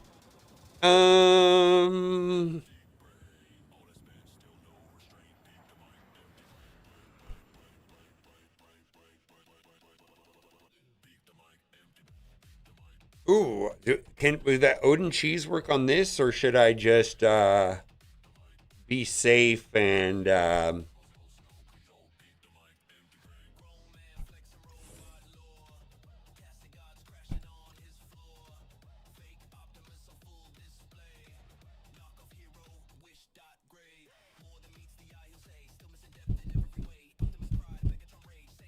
Yeah, there's a game tonight, but I have to go.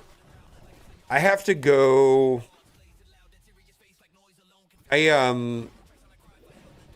Tuesday nights I have an obligation at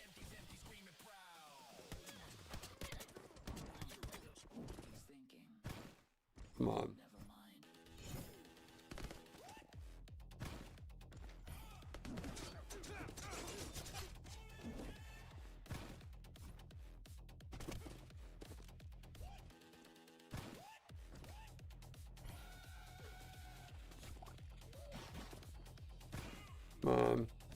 Here we go.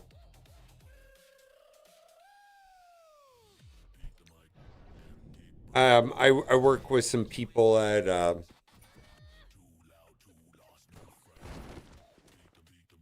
shelter / rehab on Tuesday night, so I can't do it tonight.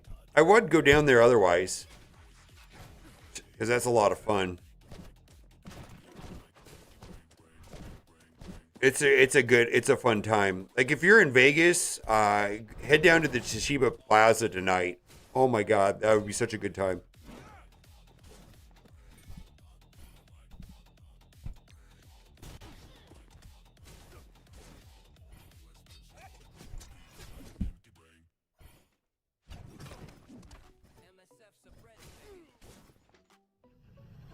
Golden Knights, that's the team here in Las Vegas. They've been very successful.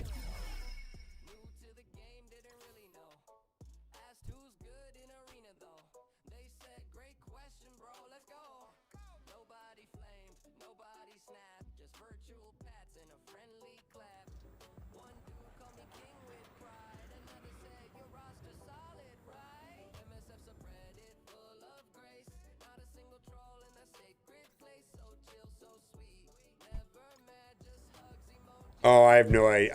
I actually, that's how dense I am. I really don't know.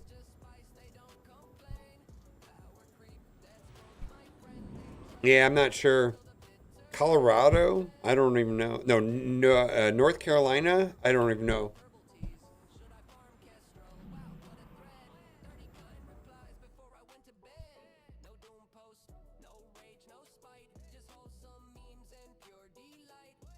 Yeah, Carolina, yeah.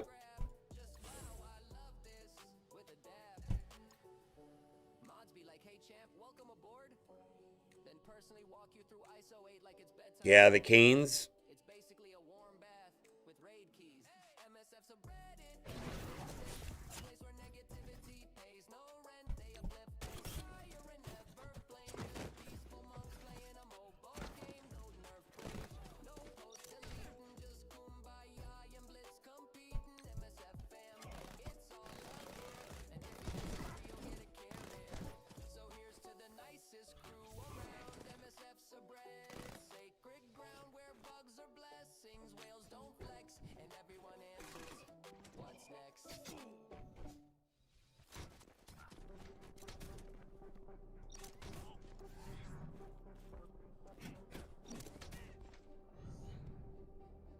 Get fucked right here.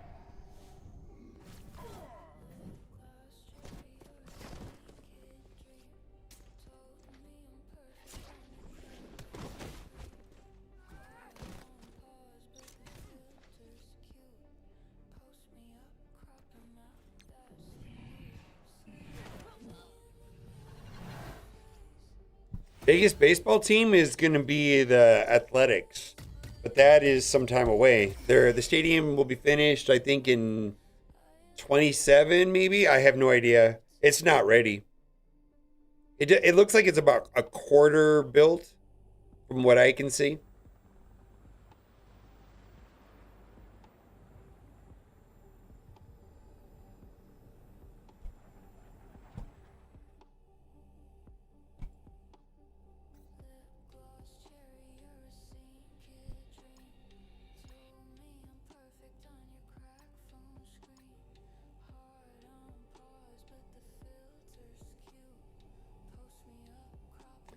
Yeah, I don't think Vegas, I'm just going to tell you this. Vegas loves the Golden Knights. The jury's out on the Raiders. I think there are Raider fans from California that like Raiders, but as far as Vegas locals, I feel like most of them are pretty indifferent. And I think they're going to be very indifferent towards athletics. I'm not hearing any enthusiasm about that stadium or anything really.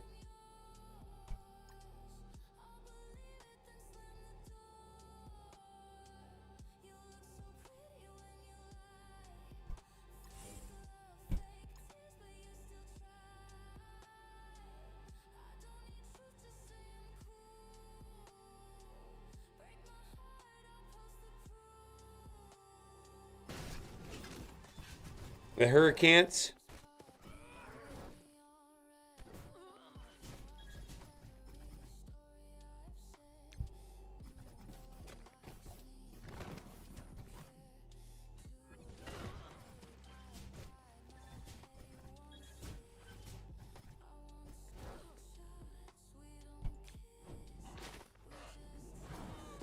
No, get fucked.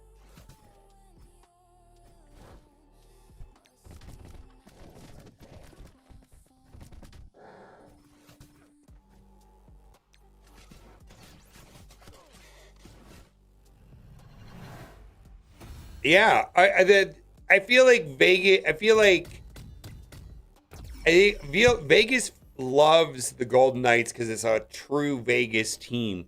Like if they had an expansion basketball team that came to Vegas, I feel like, and they were reasonably successful, I feel like Vegas would embrace that.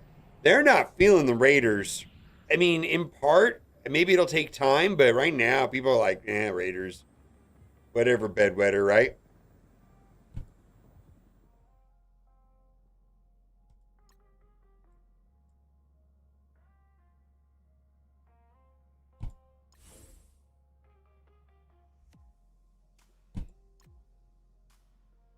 Whatever, Trevor, I know, right? Yeah, I just don't feel like they care much about any of that. And my understanding is that the ticket sales for the Raiders is very good, but it's mostly opposing team fans flying into Vegas to watch their team shit on the Raiders. Yeah, aces are big. Oh shit, are we dead?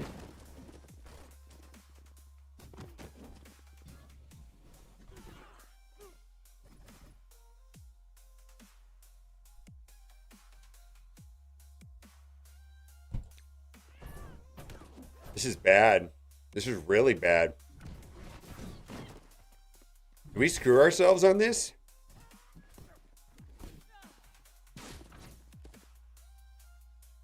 Wow, we got wrecked. Oh my God.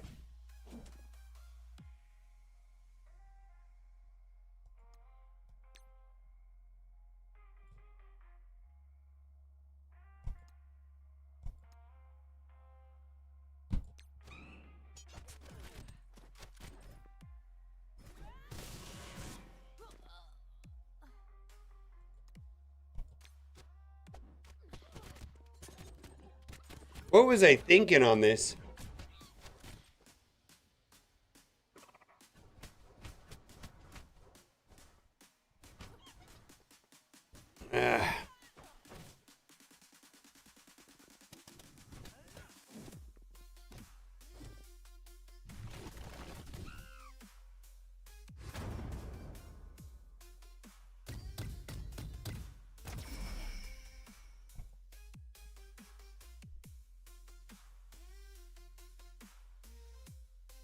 King family, that's a long question. There's a long answer. I'll give you the shortest answer possible. The short answer is that Marvel Strike Force makes teams based off of people buying every single character and people not having a choice of buying every single team. For Raid Shadow Legends, they'll put out 8 or 9 characters and nobody's buying them, right? That's not their business model. So because it's Marvel Strike Force's only way of making money, because that's what they got in their mindset, they make every character kit convoluted as fuck. And if the team doesn't ripe and run over every team out there and do exactly what it's supposed to do, the community doesn't buy it and complains. So they build the kits complicated enough in a way so that it will do their desired outcome, as opposed to just releasing something to the community. If it's good, they don't know. If it's bad, they don't know. They're just kind of letting it go and let the community play with it and decide if it's good or not. Maybe it is, maybe it isn't, but it doesn't matter if people buy it or don't buy it. Marvel Strike Force, they feel like everybody has to buy every team no matter what, so they build the teams in a way that you have to buy them, which leads to these super convoluted kits. That's the short answer.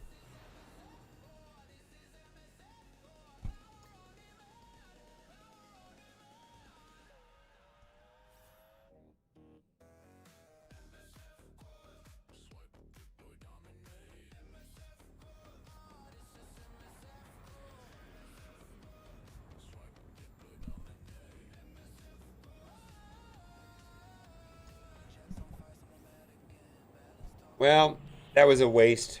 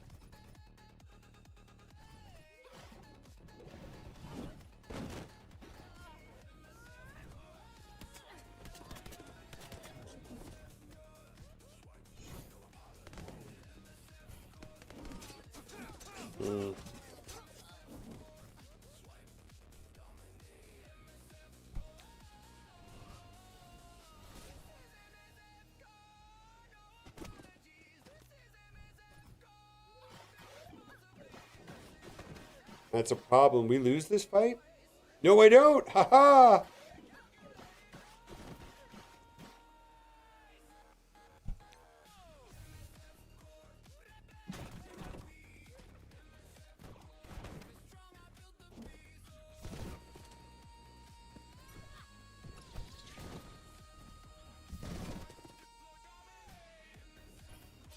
Yeah.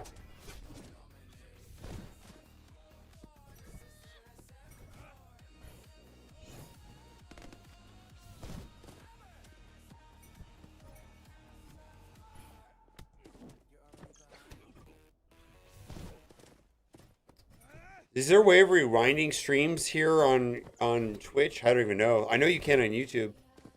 Yeah, the answer was pretty in depth. I don't know, missed it, but yeah, it's the business model.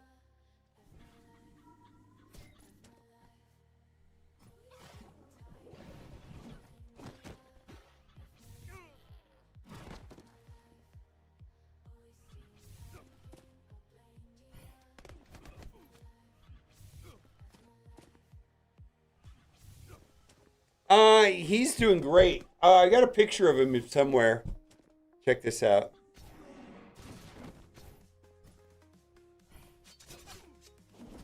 Look at that guy. Look at that guy.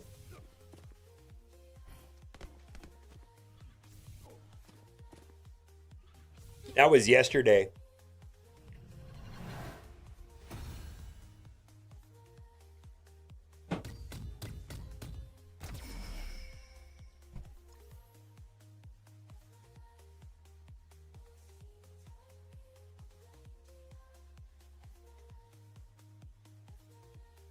You know what?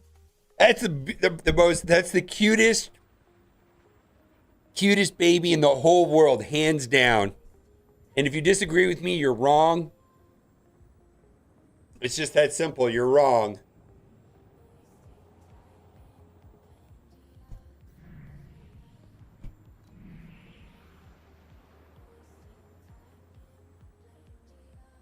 Oh, I see. Yeah, the game is very complicated, though. Yeah, it's their business model.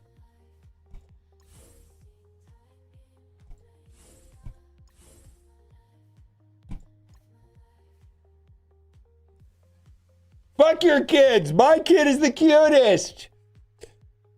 Way better than your kids.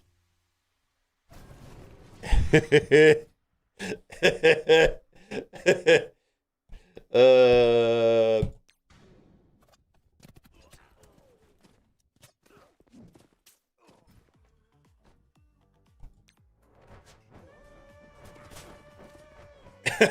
Yeah, I know, right? That's what Kat said. Man, that's definitely you. She says, you look like that all the time. That smug, I don't give a fuck attitude. Yeah. Kat's like, this is definitely yours.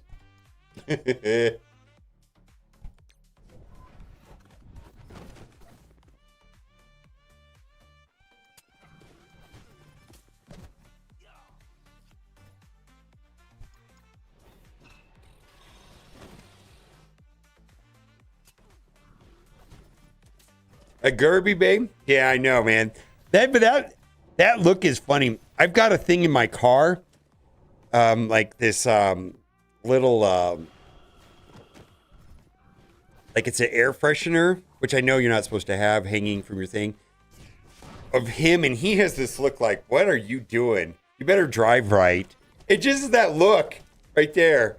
I gotta find it. It makes me laugh every time I get in the car. It's like, how did you find this picture that is just so judgmental of my driving?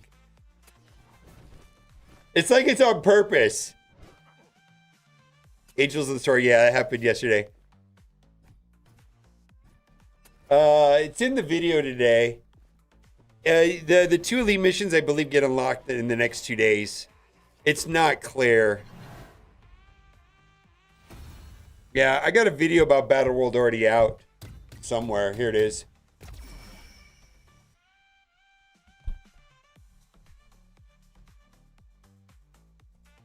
Some people think it's clear. Some people think it's unclear. To me, it was not super clear.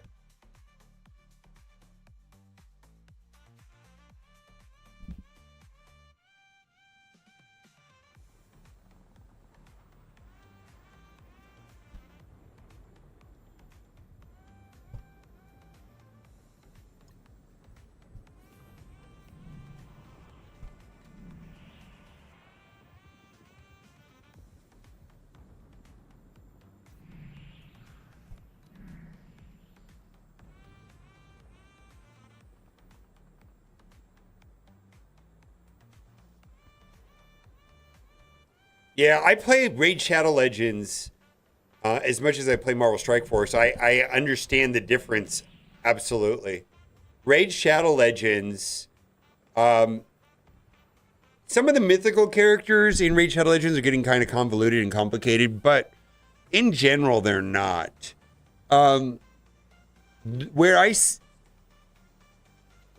They do introduce mechanics into the game that are a little bit complicated, like fervor. It's like, why do they have to do that? It's just like it's like, wow, I got to go figure out what fervor does, right?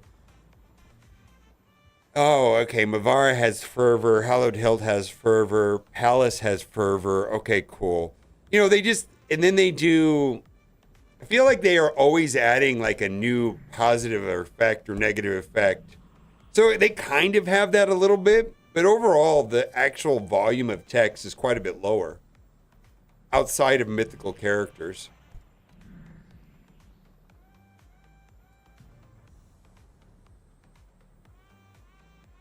Well, I feel like they're going to run into like a Yu-Gi-Oh number. You know, you see characters with 20 million, then what's next? 30 million, 40 million, 100 million. It feels like the size of the teams just keeps getting bigger and bigger. Holy moly.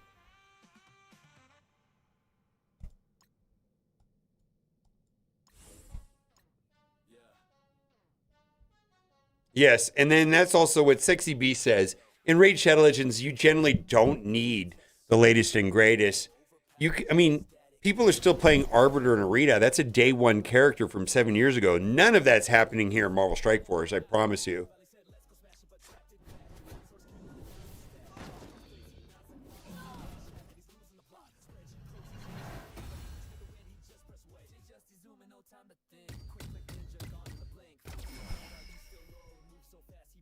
4 billion characters in the Surfer trial, right? I mean, I feel like I don't know, man. It's their business model. I feel like Raid makes their money in other ways. Raid is also what I would consider a true gacha game. Gacha game. I don't even know how to say it. It is random as fuck. Like, and it is definitely takes shards, loot box mechanics to an extreme. And if there's a new character like Solinar, and you want Solinar, holy moly, get ready to flush money down the toilet if you have to have Solinar. Even if it's on a 10x and you're in Mercy. Holy shit.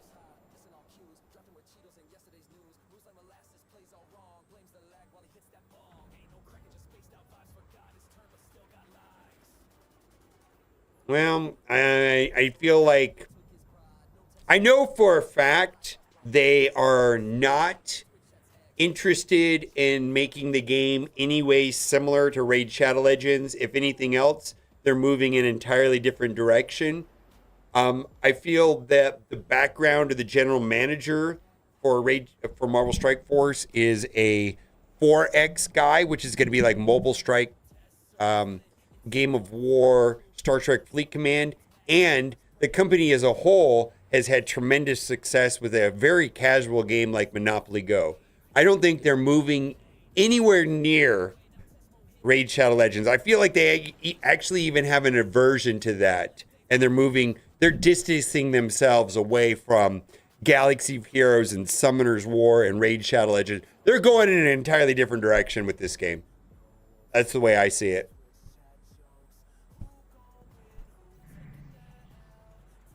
Oh, and Raid Shadow Legends, collecting all the champions. Yeah, get wrecked. The cost of collecting every champion in... Oh, that was awful. The cost of collecting every champion in Raid Shadow Legends is astronomical.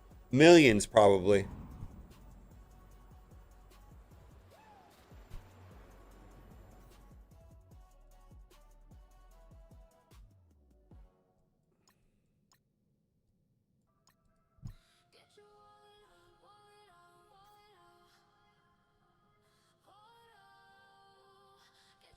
What changes the system? I prefer the Raid Shadow Legends business model and gameplay design overall. Marvel Strike Force, the way that I see the advantages of Marvel Strike Force, it is that it is the PvP system to me is a little more enjoyable, specifically with game modes like Cosmic Crucible. Yeah, Raid Shadow Legends has Live Arena and that has Siege, but I feel like both Galaxy of Heroes and Marvel Strike Force have a leg up on that, which I would love to see a system like Grand Arena and or Cosmic Crucible and Raid Shadow Legends. For me, there's an aversion in this game to customization because they believe that you won't buy the next team. Because they just won't do customization. They want you to buy the next team, and the kits are going to be convoluted and designed away because they need you to buy the next team. I don't know if they're going to change that. They haven't figured out a way of monetizing other parts of the game. They're trying their best right now to monetize gold and other progression elements, but I don't know how successful that's going to be, where solely their monetization has been on new characters. Where in general, Raid Shadow Legends, you can't even buy characters. The only characters you can buy that I can remember would have been He-Man and Predator. Outside of that, you can't really even buy characters. You have to do all kinds of other stuff. It's just a fundamental difference in the business, the business model and monetization. I don't know how they change that. I don't think they want to change it. I have no idea. This wasn't patience. This was speed. 110 on the bar, yeah, to me to stay true. Level 110 now. 105 was cute. Used to flex that cap. Nah, you finally. Yeah, well, that's true. Raid Shadows is very different. Here's the thing, though, is you don't even need all the champions. You don't need any of them, really. They're all so optional. If a new character comes to the game and you don't get them, it doesn't matter. I could tell you, they come out with all these new characters. It just doesn't matter that much. I'm busy doing my own thing. It's just a different business model. I don't know what they're doing with costumes. I think they're going to put stats on costumes and then monetize it.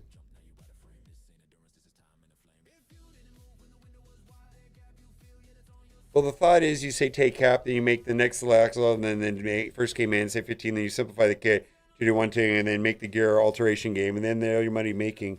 Now you sell Liberty Armor set, Sentinel set, and Bisentinel set, and no two caps are the same.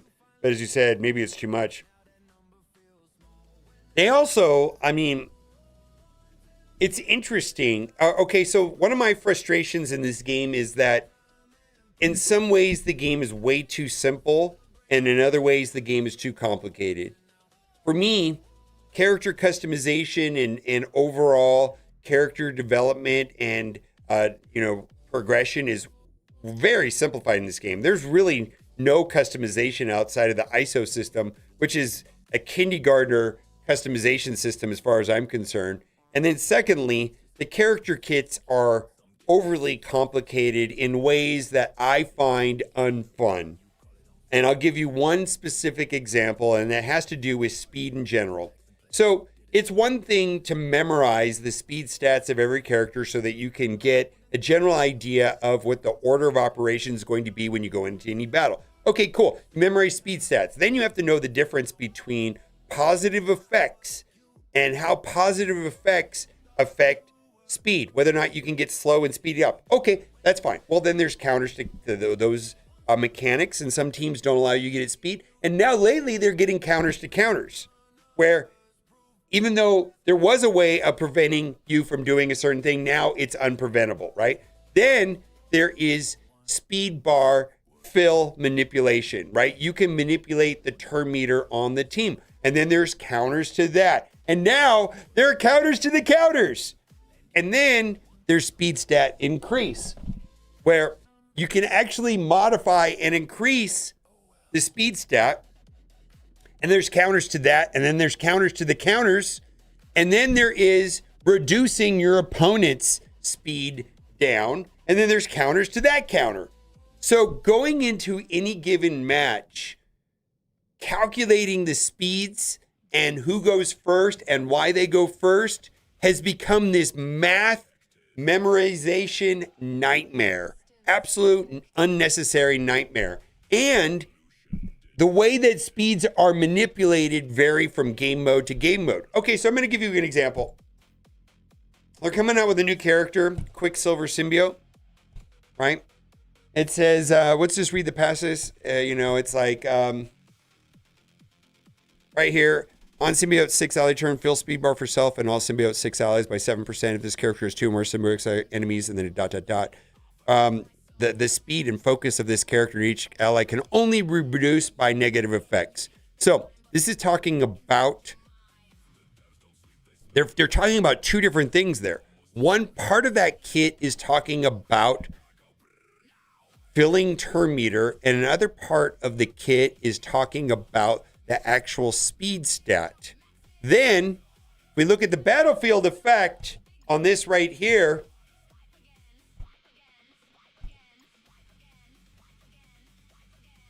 In Arena, Hive Mind Haste on the ally side is a battlefield effect. The battlefield cannot be cleared or replaced by another battlefield effect unless 6 turns and have completed their turns. And then what it says, where is it? Hive Mind Haste. Where's the Hive Mind Haste? Oh, they don't even put it here. Where it basically says that the other team can't prevent your turn meter fill. It's like a counter to the counter. Where is that?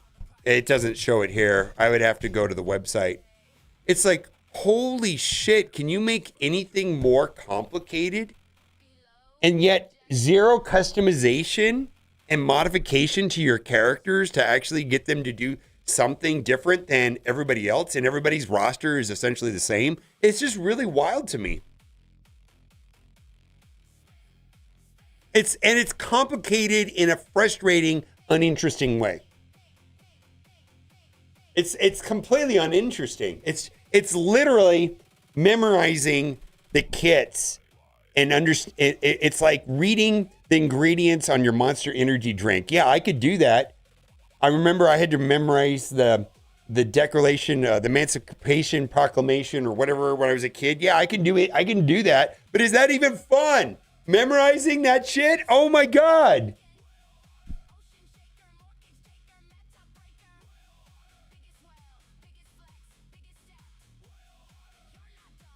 Well, I don't know. I feel like I've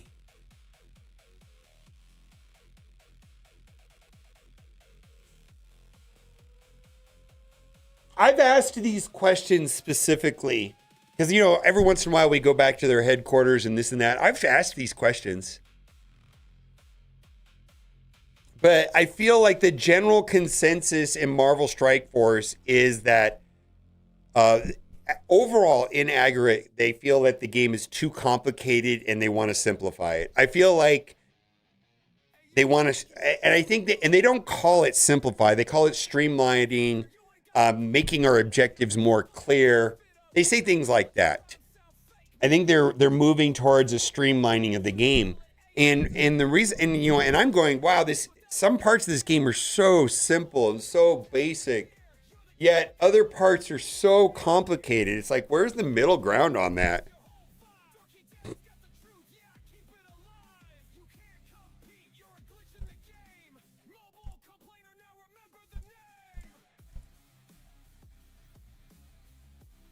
All right, I can make a video about it, T-Dats. Let's pull up the website.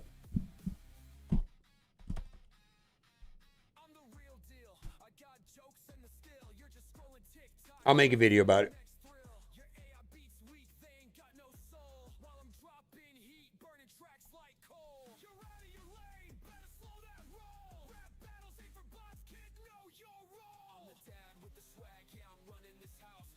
Let's see. Let's do it this way.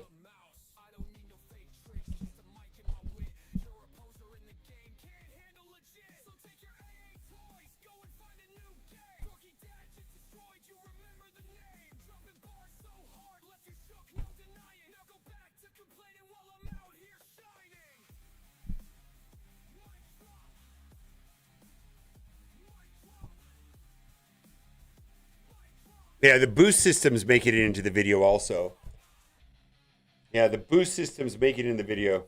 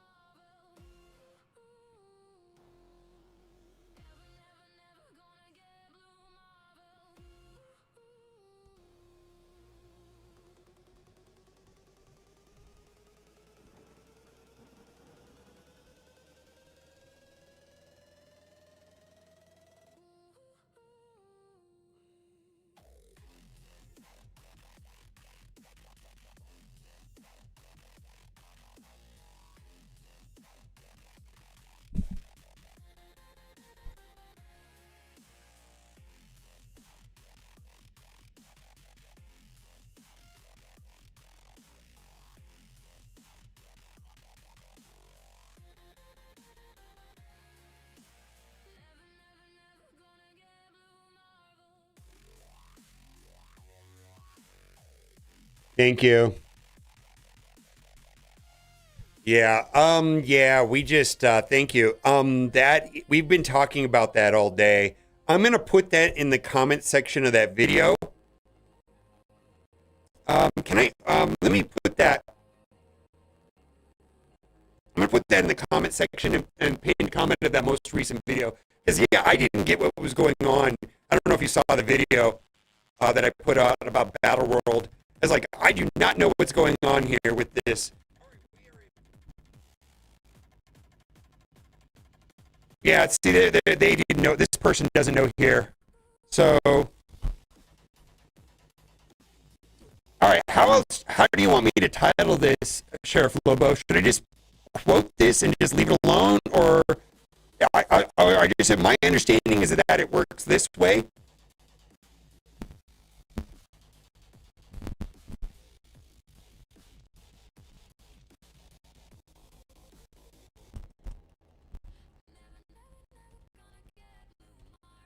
Like that.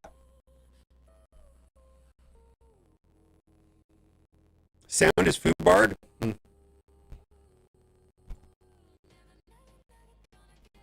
Is it still messed up?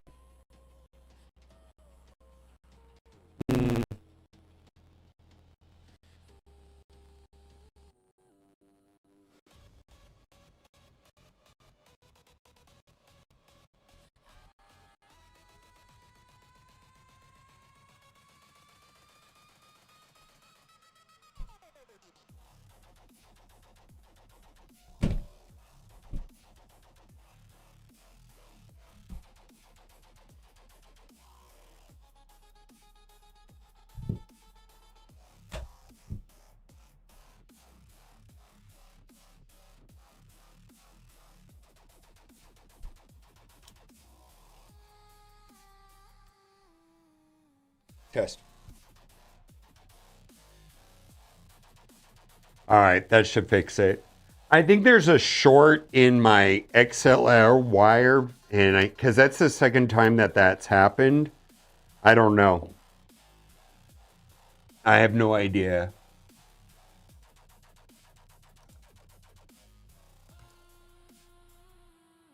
Yeah, I got it switched.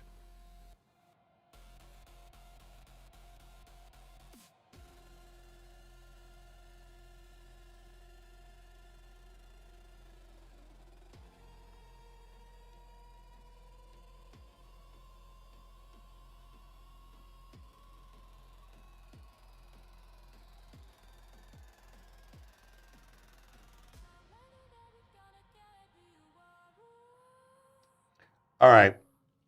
Let's pin that comment.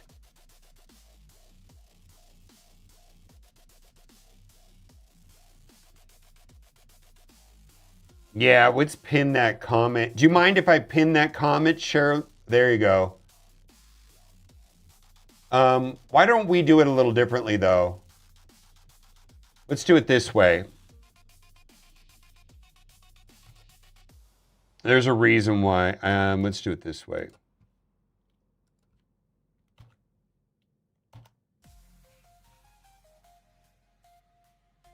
There we go.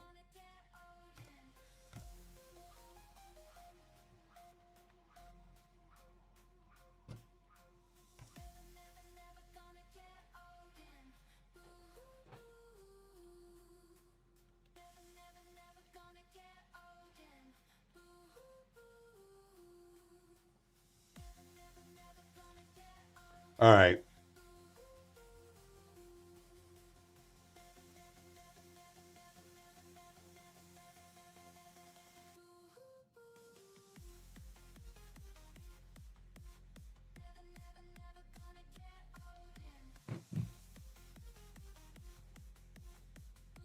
All right, we got it set.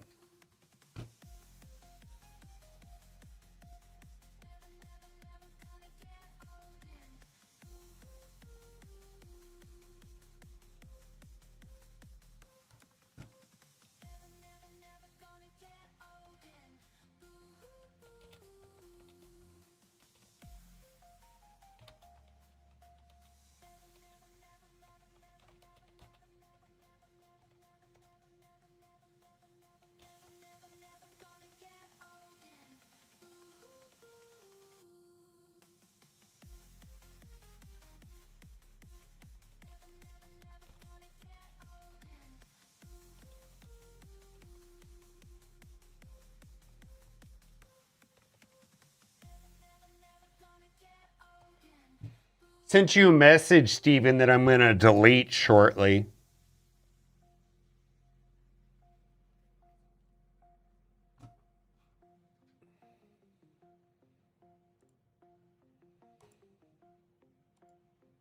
Okay.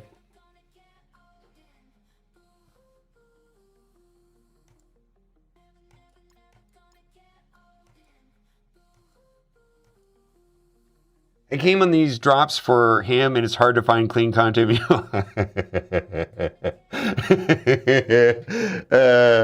Find clean content. I try to keep my content clean on YouTube. It is not here on Twitch. I'm a potty mouth here on Twitch. Holy moly. I think what happened was I got used to not cussing on YouTube, and so I don't. And then when I started streaming on Twitch, which was several years later, 3-4 years after making YouTube content, it was very liberating to not have to. And I just somehow my brain, it's always been separated.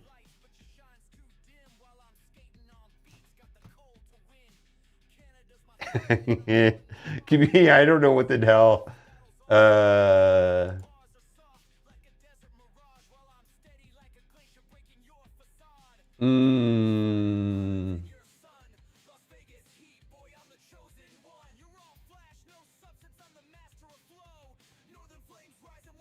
Yeah, Twitch is a little bit more unhinged. It's a good outlet for me.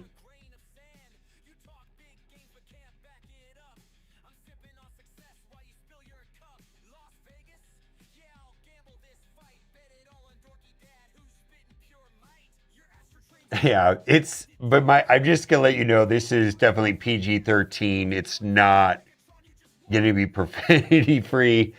As someone that has kids, I don't know if I would want my kids to watch my stream. Although my daughter, who's 18, edits my videos from time to time. And yeah, I was like, her mom though, for like when she was like 14, she's like, Dad, don't watch his streams. Am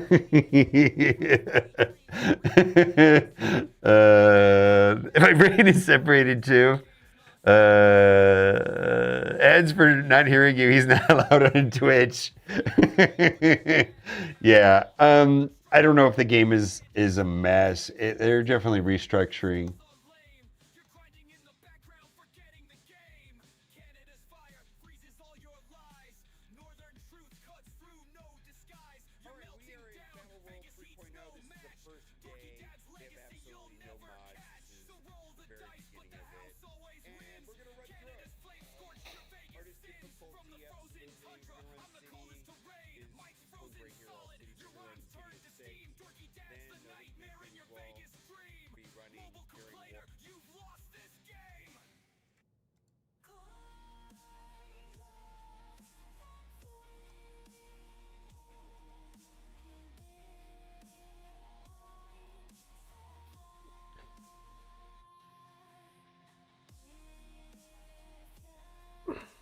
Oh, okay.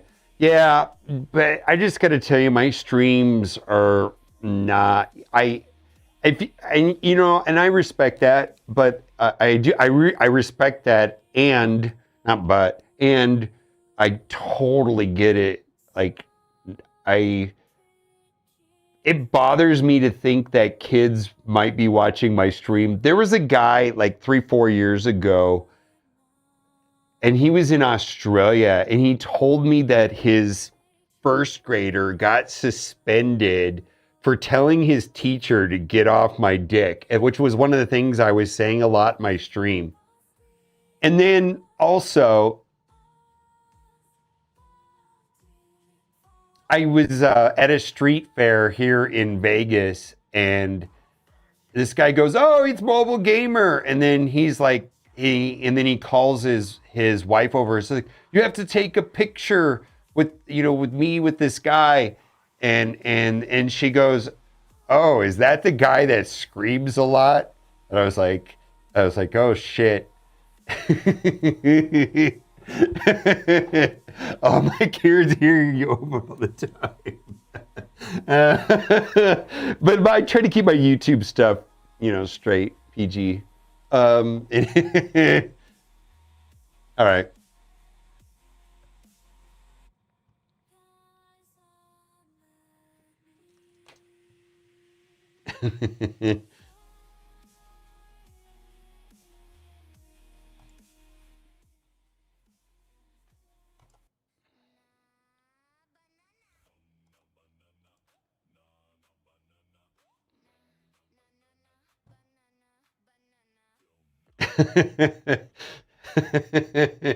No, I was raised in I don't even know if I cussed until I was adult. Like, we just weren't allowed to. It was like prohibited. I was raised in a very strict religious household with no profanity whatsoever. Okay.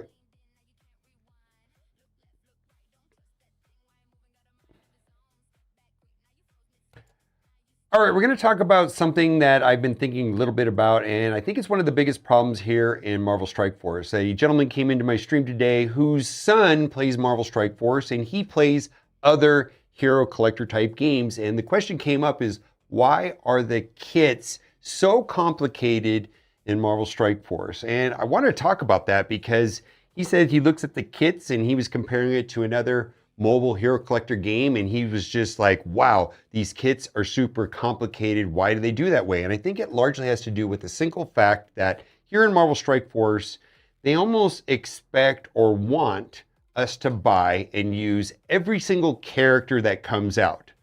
It's just the way the game is kind of designed.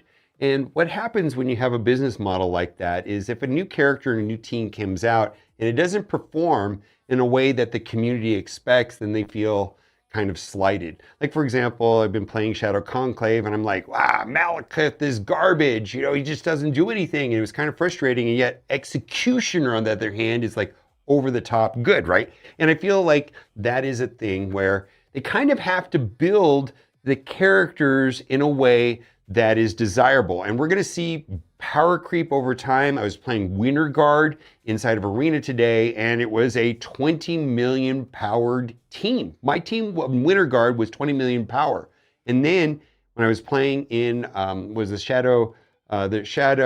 Silver Surfer Breaker Scourge, there were like 4 billion power teams. And I think that's just going to keep happening. There's these massive inflation, and that is to keep the teams in alignment for doing what they're supposed to do so that there's value created. And that's pretty much the only way that they generate revenue here in Marvel Strike Force. Now, what they're trying to do, I think, is they're trying to create artificial scarcity in other places in the game, specifically like gold and training attacks. I mean, that's the most obvious one where people are experiencing the most.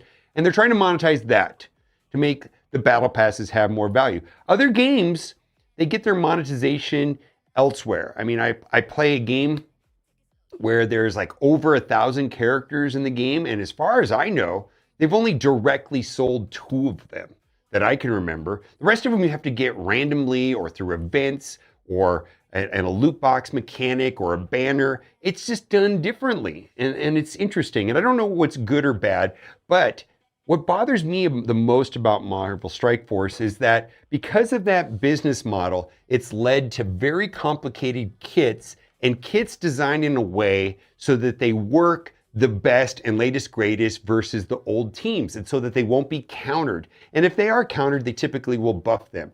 And we're going to talk about that because lack of customization and having the most simplest ways of customizing characters through the ISO 8 system is a little bit frustrating in my opinion compared to the deeply overcomplicated system that is in Marvel Strike Force when it comes to character kits. Now, one of the things that I noticed recently is that we have this new boost system, which is a temporary system, and I was pretty excited about it. I was like, okay, pretty cool. I can make some decisions. And I do know that this is going to be for this chapter for 90 days, and then they're going to change it. So this is the first version of it. It's an iteration which allows them to put it out perhaps incomplete or not polished, and then they can iterate it later rather than doing it right the first time. Frankly, that's kind of how I feel when they say the word iterate. So the problem I'm having with this is that I got all this green currency. All the choices that I made in the green area were completely nullified because everybody's able to max them out, and everybody's green area in this boost system is maxed. Now, I polled people on Twitch, and I do want to say that people on Twitch are highly engaged, but it says, is your green currency boost maxed? Everybody said yes. I feel like then it was just an engagement drive, and there really is no thinking or customization. It's not even Stark Tech. And I've started a new account. They have dumbed down Stark Tech where they've removed the ability from choosing like bio, whatever, and you just get the currency and you're maxed out very quickly. They removed all customization and thinking and effectively strategy. It's just going to be everybody's got the green maxed out. We're going to get some blue and drippings that probably sell the purple. And it's kind of frustrating. Now, this is the first version of this. I imagine the next version and the next chapter will be different. But this is in stark contrast to the character kits. We have virtually no customization here. It's very simple. It's kind of dumbed down. The ISO 8 system is only 5 different ones. It has very little impact. This is proving to have little impact. I kind of wish that this system, the way it is set up right now, like you got half as much currency, but the choices that you do make were twice as strong so that when you picked something, you actually felt it. I feel like this system in general, I don't know if it's even doing anything at all. There's like, it doesn't do anything. It's so unclear, super vague. It feels like you just play the game, log in every day, hit the button every 24 hours, and everybody gets the same thing. I don't feel like it's doing anything at all. It just feels kind of like a big missed opportunity, and we'll have to see. I suspect it'll change. Now, the contrast to this is the complexity of the character kits, and I've talked about this a million times, but we're gonna use Quicksilver Symbiote as an example. I'm gonna say that largely Marvel Strike Force is mostly about knowing turn order and how the team is going to play and the order of the characters that move throughout a battle. So what that means is that you could go and memorize the speed of every single character in the game or every single viable character in the current meta environment. Okay, that's not that hard to do. But then we have to analyze, how do positive effects, speed up and slow, affect the character? Do the kits allow them to be sped up on spawn or have slow on the other team on spawn? Are there counters to that? Does the other team prevent them from being slowed? Do they prevent the other team from getting speed up? Are there counters to the counters where your kit says, hey, this team can't be slowed? I mean, it's like, oh, but that's just the first part. Then the second part is we have turn meter fill. Can we get speed bar on spawn?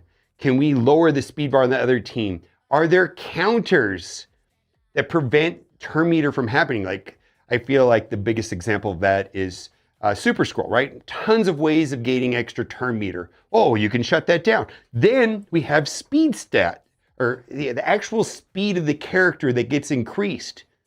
Can we boost the team speed? Is there a counter to that? Wait a minute. No, do we have a counter to the counter? We have OGM, which lowers the speed on the other team. Do we have a counter to that? And I feel like it becomes beyond convoluted. In an unfun way, it's complicated. For me, it'd be more fun if I could actually tinker with my characters, upgrade with them, make some sort of incremental progress, upgrade this, upgrade that. No, this game is about memorizing all of these kits. And I feel like Quicksilver Symbiote is the most recent offender of that. We're gonna read the passive, right? On spawn and turn, gain 2 evade, fine. On Symbiote 6 ally turn, fill speed bar for self and all symbiote allies by 7%. So that's one of the 3 ways of manipulating turn meter. That is speed bar, fill. If this character has 2 Symbiote 6 allies, on any turn end, heal self and all Symbiote 6 allies for 2% of the character's health, then redistribute your total squad health evenly. Fine. Enemies can only bonus speed through positive effects and cannot generate barrier. So the enemies over on the other side can't get speed stat increase. Okay, the speed and focus of this character and each ally can only be reduced by negative effects. What that means is that OG Emma can't lower the speed on this team. Number crunching, memorizing the speeds. Then we got a battlefield effect, and then we have an added layer of complexity where some of this stuff only works in some game modes, and certain characters can only count in certain things in certain game modes. right? Hive mind. This is in a battlefield effect in arena that can't be countered. So it's a battlefield effect that can't be countered. So there's a counter to the counters. Like sometimes there's battlefield effect counters. Nope, those won't work because it's got a counter to the counter. Battlefield cannot be cleared or replaced by another battlefield effect. Hive mind haste. This character, non-symbiote 6 allies, cannot have their ability to fill speed bar for themselves or allies prevented. A counter to the counter that is game mode specific. This is just not fun, in my opinion. When this character or non-summoned ally fills their speed bar, the amount filled is doubled.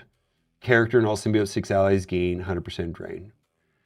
I don't know. I just feel like this is a very strange way of going about it, and I feel like this game is very deliberately moving away from other hero collector type games. So I talk about hero collector games.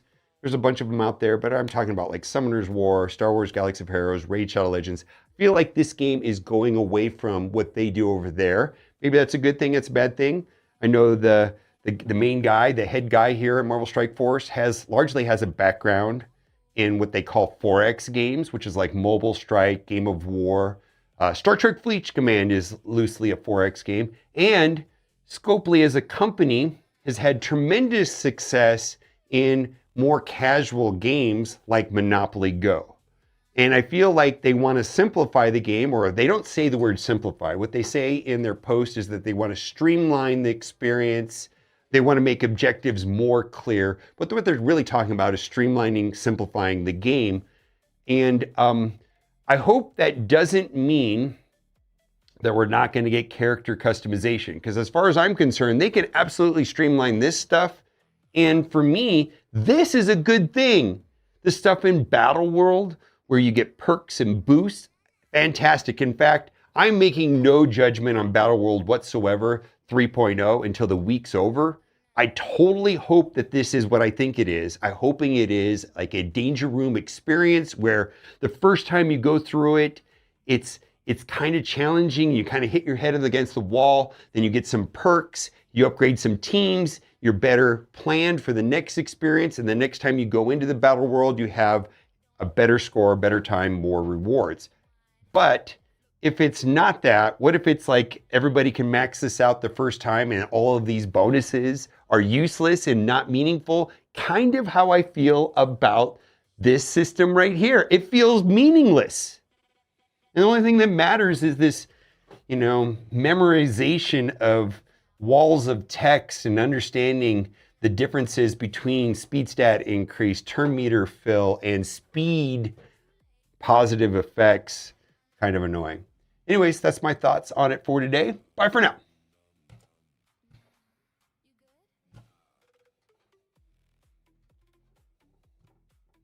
Jehovah's Witness.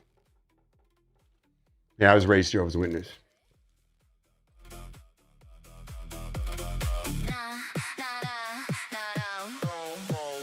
One pill down now, hold that pace. Don't lose grip, stay in your place. Too close now, you cross that line. Say less, yeah, it's banana time.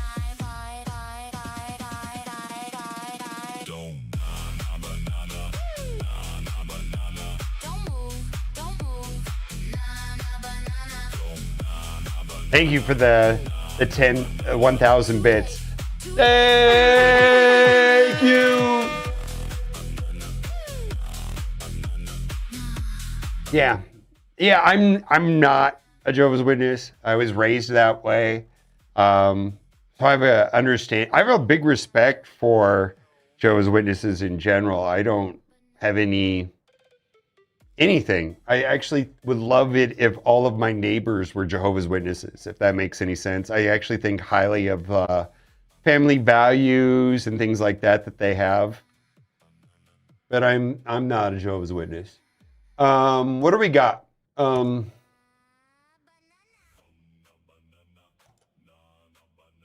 There's actually there's some people in the Marvel Strike Force community that are Jehovah's Witnesses outside of that big rum.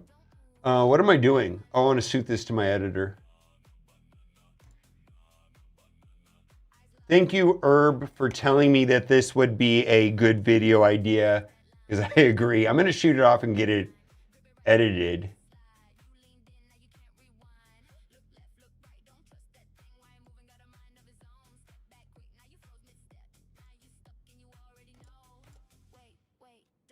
T-Dats, yeah. Thank you, T-Dats, for saying that this would be a good video idea. I really appreciate that.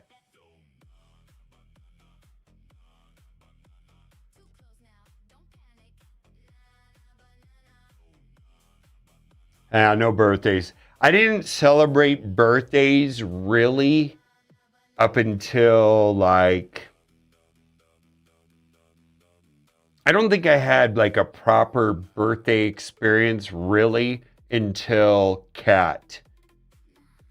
As far as any of the holidays, I don't think that holidays are as interesting as an adult as I did think that they were as a child. Like as a child, I felt like left out a little bit. But now that I'm an adult and I'm experienced holidays, they're a little bit overrated. I do like getting together with family and eating and the process of that. I like the secular culture related to holidays that were in fact originally religious. For example, Christmas.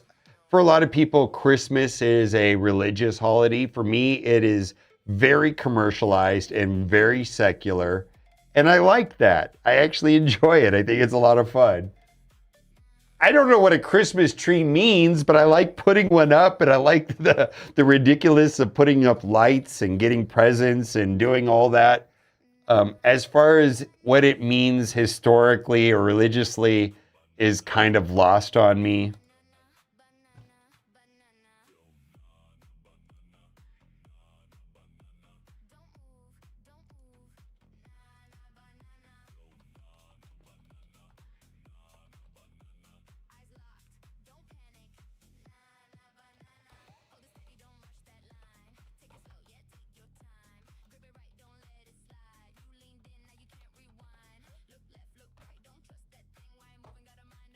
The giant rabbit that lays the eggs. In fact, we've been having an Easter brunch, I think 2 years in a row here, where it has nothing to do with Easter, but we get to get. In fact, ours was on a Saturday. I don't even think it was on a Sunday, but we had like an Easter brunch. One year we had about 40, 50 people come over for that. This year, I think it was 20 or 30. Yeah. I remember we had a vase full of like the robin eggs, like the pastel chocolate Whopper eggs. And it was like, maybe that was last year. I don't know if it was last year or this year. And it was like a competition on who could guess how many jelly beans. I think maybe they were jelly beans. I don't know how many jelly beans were in the vase, and some kid came and took a picture of it and plugged it into Chat GPT. And Chat GPT gave a number within 5. I think there was 509, and Chat GPT told him that there was slightly more than 500. I was like, holy moly, cheater. We have a large get-togethers at certain holidays, but avoid commercialization of them. For example, I think the wife and I cook for 2 days and get the shelter for 4. Christmas is the same. We finish St. Joe and hand out gifts to sick kids and do the shelter again. I do a lot of that stuff during the week. Like tonight, I go to a shelter. So I go to a shelter every Tuesday night, and Kat goes to a shelter every other Wednesday. But the holidays, everybody comes into town or we're traveling. So we don't do a lot for other people, frankly, on the holidays. But we do it throughout the year. Yeah, I go to a shelter every Tuesday night. Yeah.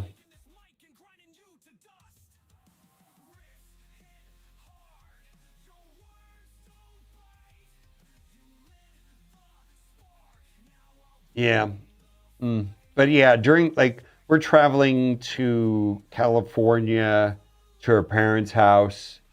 Not next week for Father's Day, which is going to be interesting.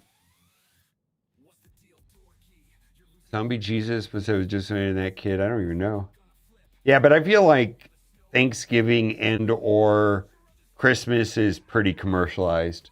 I kind of like the absurdity of Christmas. But I'm not religious, so and I'm just not a religious person. I mean, I know it's a cop out to say you're a spiritual person, blah blah blah. I'm spiritual, not religious, but that is what I am. I'm just not religious at all. Whew. Yeah, I know. It's basically a first Father Day.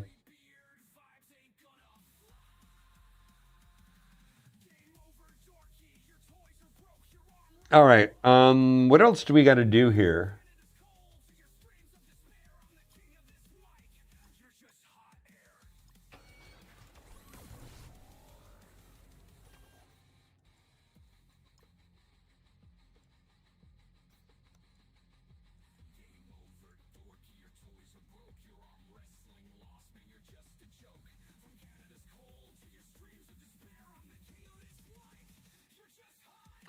Oh, I suppose for a lot of people that Christmas is a religious experience, and I hope my observance of it is not offensive to anybody else, but to me it isn't. It's literally getting together with family, and it's a theme for the house, and we eat. We typically will do gifts, and there's some stuff that's tradition, but I feel like even the way that Kat's family celebrates Christmas is probably different than other people.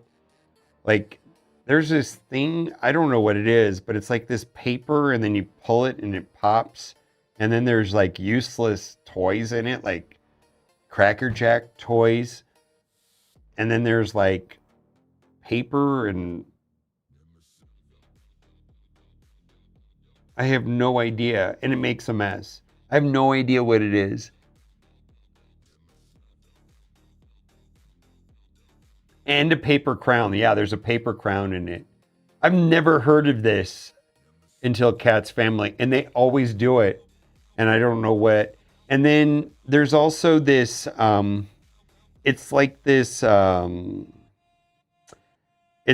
wooden structure with like a carousel of people, and then you put a bunch of candles around it, and then the heat rises, and there's a fan at the top, and the fan spins, and then it causes like all the people inside of it to move around in a circle.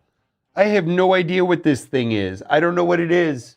It's a thing though that her family does. I don't even know what it means.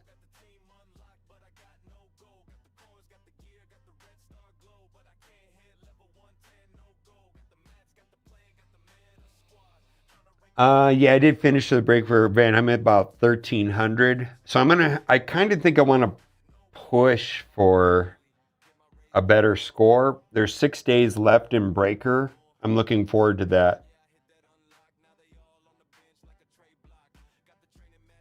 It's a UK thing? Okay. In Barcelona, they have a Christmas thing called the Pooper, and they have something called the Poop Log. Something when they're forced to get a log out of a tree, and the kids beat it with a stick and wish for presents. The crackers is a European tradition, I believe. The candle thing is what Cousin Eddie Rex in Christmas Vacation. Yes, crackers. Very British thing. I've never heard of it or experienced it. And I know they do it every year, and then we're putting on these paper crowns, and I'm like, I was like, all right. But I do like the collection of Christmas tree ornaments that are dated and represent what you are doing for that year. Like if we travel, we'll typically buy something a Christmas ornament that has a date on it. Like, for example, when we went to Florida, we got one. When we went to Texas and saw the solar eclipse, like we got one for that. Charlie being born, we got one that's like a little duck and says Charlie first Christmas, and it's like a duck with a Christmas hat, stuff like that. And then her parents gave me all of like Cat's Cat being born, Cat birthday, Cat this, pictures of Cat, all the ornaments. It's quite an elaborate like tree of like, oh, remember we were doing this? Like even when Cat and I first celebrated back in California when we were in that little apartment and we were just stuck in COVID, you know, there's like some stuff about that. Yeah. Yeah, a little joke, a paper crown, and a novelty gift. Yeah. Crackers? Okay, I've never heard of it. So it's a British thing. Okay. All right, let's reset the game. Server reset happened right now.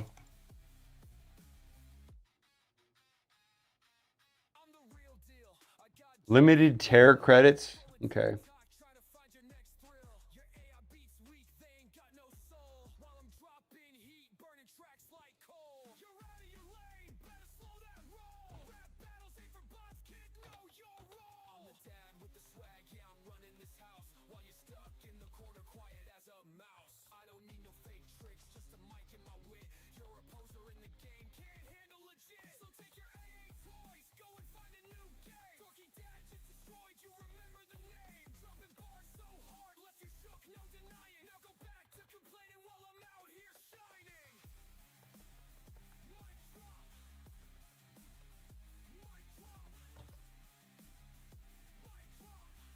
Yeah, I did.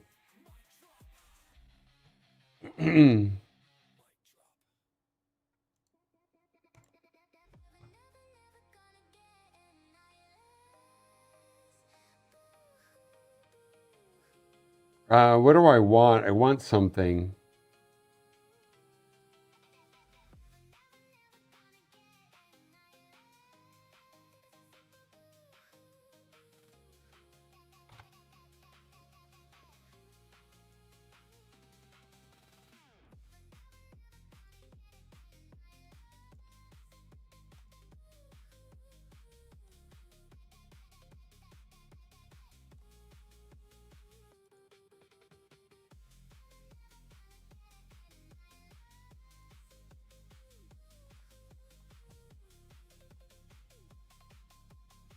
Woof.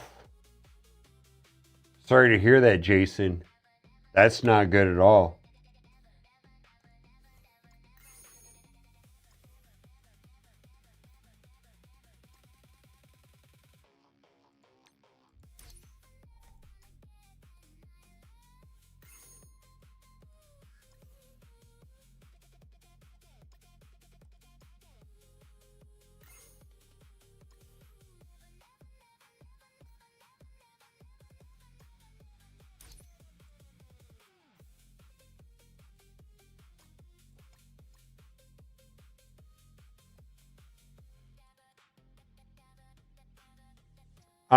They've been there before, but it happens for everybody at the same time.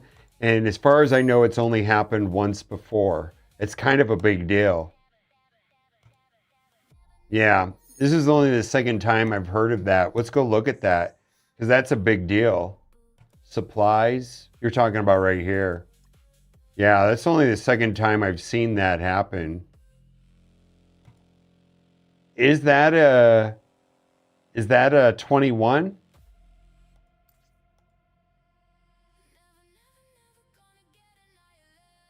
Have a good one, King. I'm glad you're here. Thank you for the 1,000-bit donation.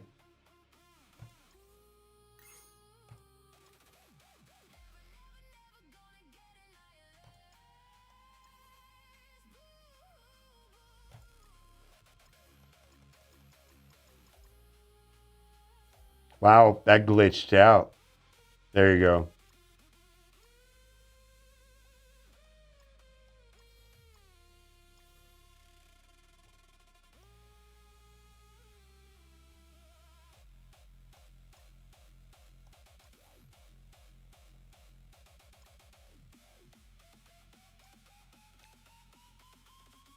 I don't know. That was weird. I don't even know if I got it.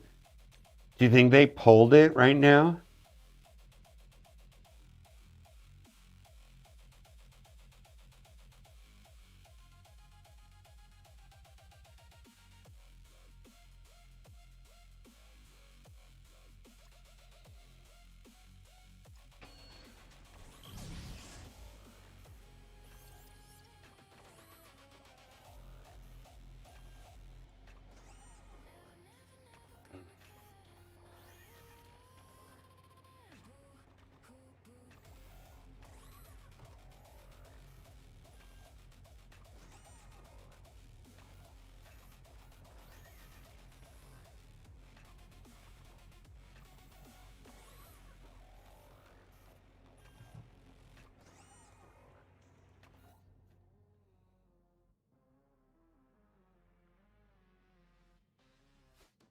Yeah.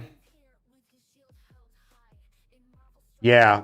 I think they first of all, I want to say that most of the developers over there are hyper smart, and I'm sure they're aware of this and they've thought about it. Um, I think that they want the game to be simpler, probably in a way that I described.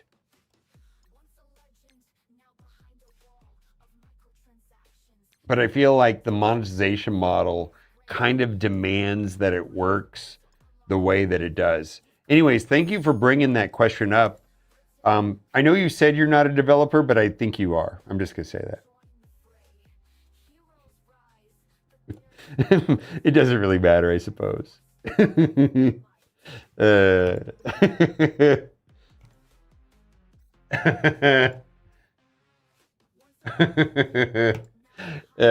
doesn't matter. That's how I became friends with David Brevik. He would pop in here. Nate became friends with him. A lot of developers used to play Marvel Strike Force.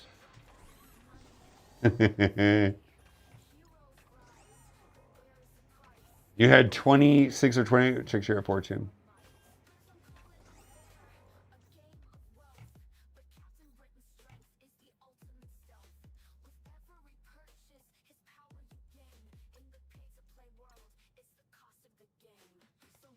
Yeah, I did get it.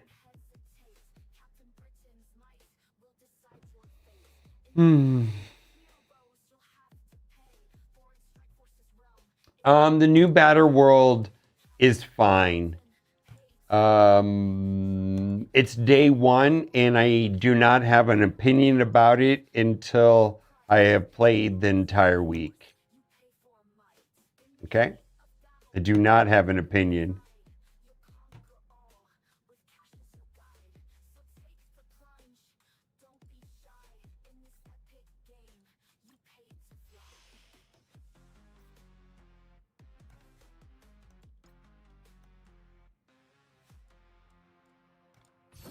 Yeah, I just don't have an opinion. It's fine, but I think it's too early to even know. A successful cartoonist? There you go. Very private. Okay. Well, it was a very thoughtful question. And the way you worded it is a way that, because developers have asked me questions like this, what would you change or how would you go about it? Blah, blah, blah. I've had that question posed to me. It just seemed like I've heard questions presented to me in that way.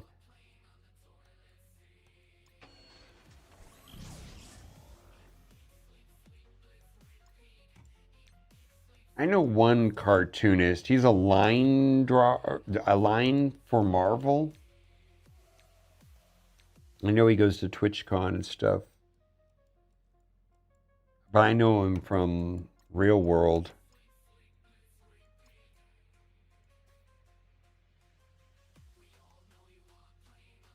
All right, I think I'm done with Marvel Strike Force for today. I don't know if there's anything else to do.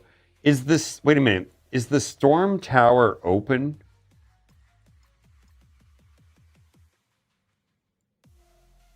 Like the top half. All right, let's do that. It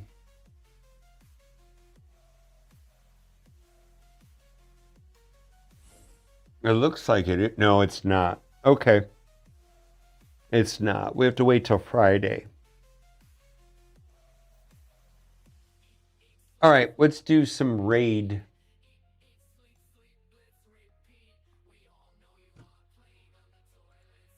I don't think I have much to do on raid because I did it all yesterday. Let's see.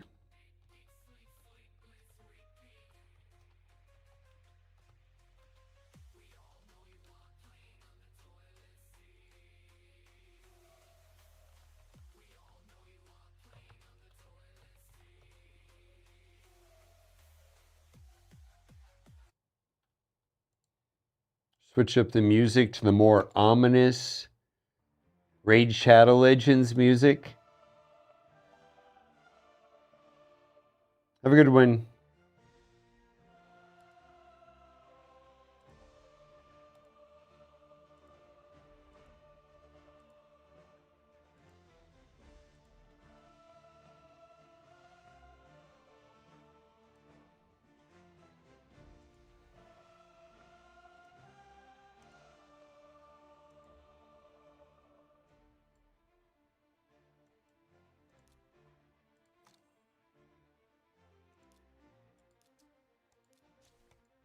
These silver tickets are cool, but I like them. Bonus stuff is bonus stuff, I suppose.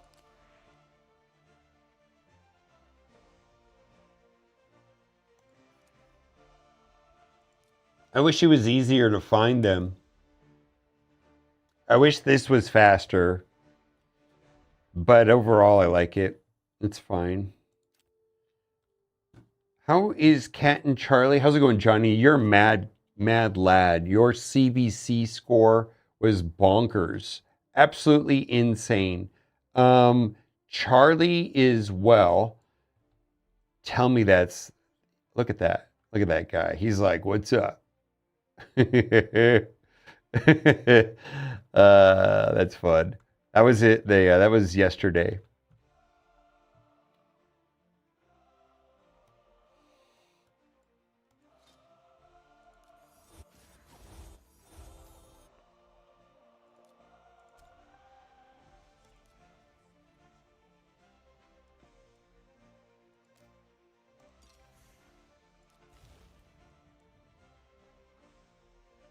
Hmm.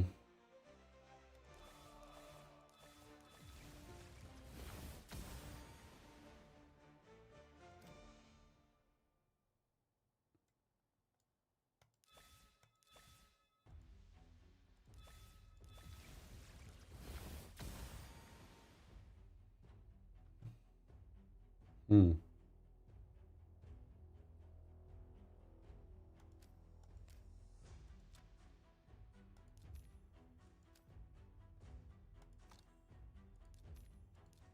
What do we got to do? Johnny Bruja, yeah.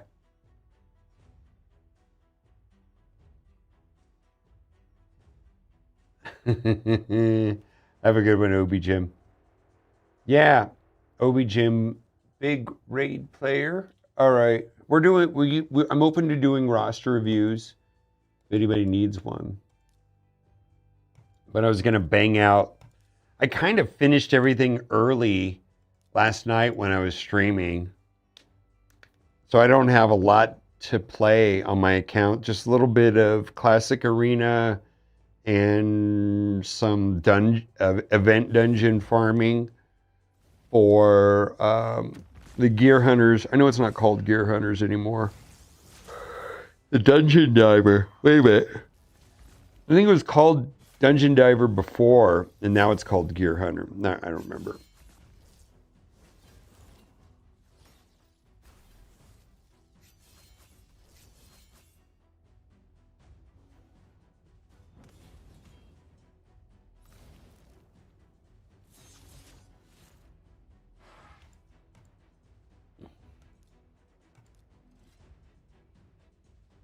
Hmm. I need lunch too. I don't think I ate lunch yet. What did we eat yesterday?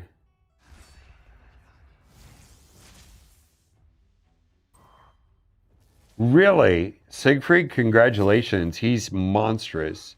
Huge. He's an absolute beast. Like, I would be absolutely thrilled. The one that I really want is the one that Cat has, Crixia.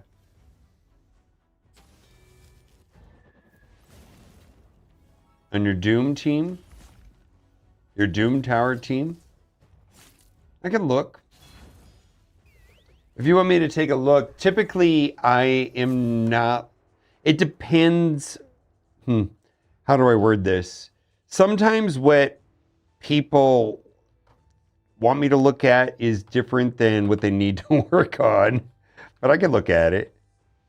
Oh, that doesn't work. Discord. If you're on my Discord, at me on the Discord and I'll add you as a friend. I have people attempting to add me blocked, so I have to add you. Do you think Raid is easier to play on the PC or phone? I think it's nearly impossible to play on a phone. It's so small. Yeah. You can play it on a tablet, but it's kind of I would almost say it's more of a PC game than a tablet game or a phone game. I think it's kind of challenging to play on a phone.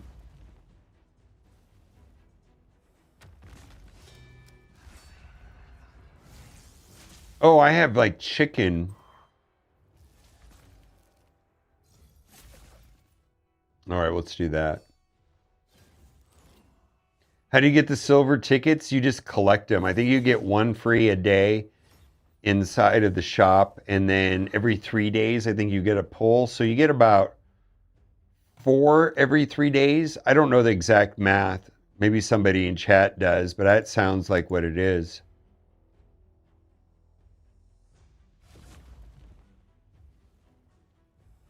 All right, there you are. You're Rezi on Twitch. Oh, okay, Rezi.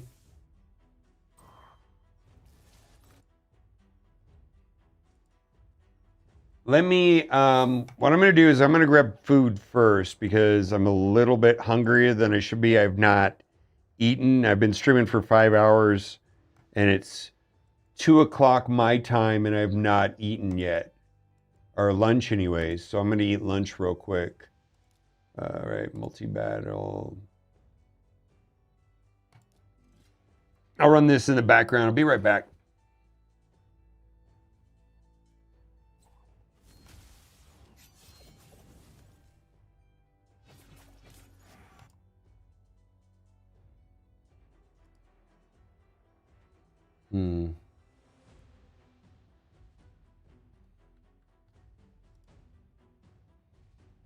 Okay.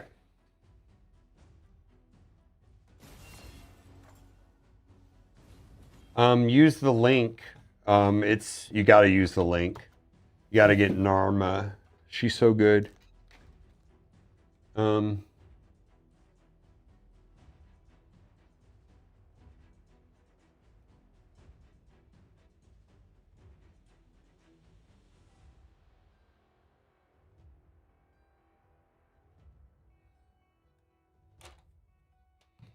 Be right back.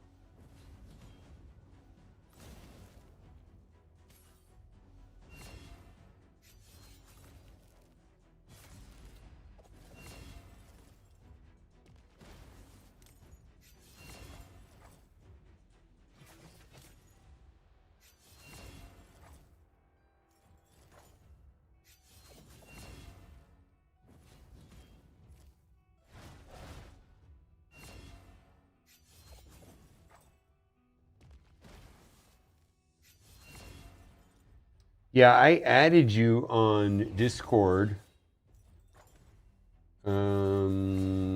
So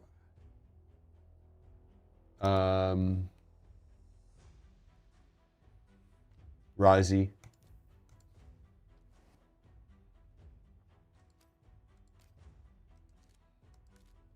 The food's in the leftovers from last night being microwaves. Chicken rice. I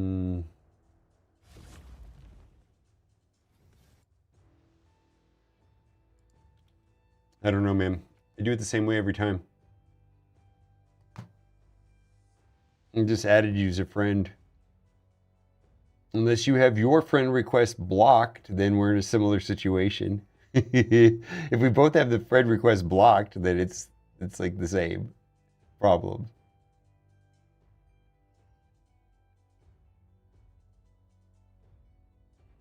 Oh, that's a problem here.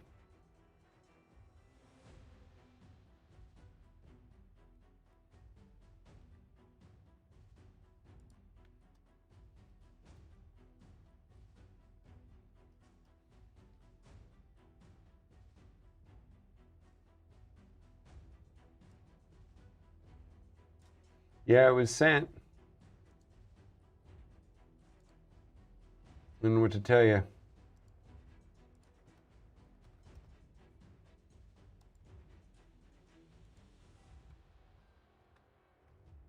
Yeah, it was sent. That's the way it looks when it's sent.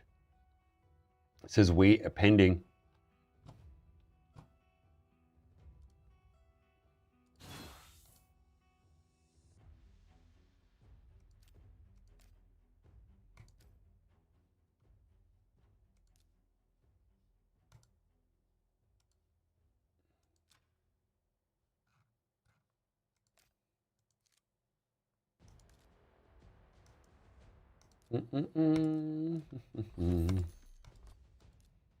I find that it's easier if I don't look at my rewards for Demon Lord, Clan Boss. That way I don't freak out. I haven't got Sacred Shards in 9 years. I just don't even look. I don't want to know. Makes my life a lot less stressful.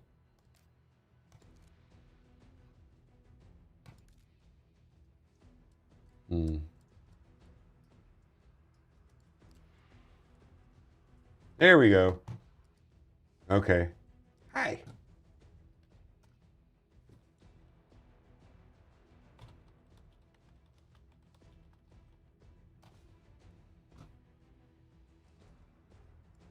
I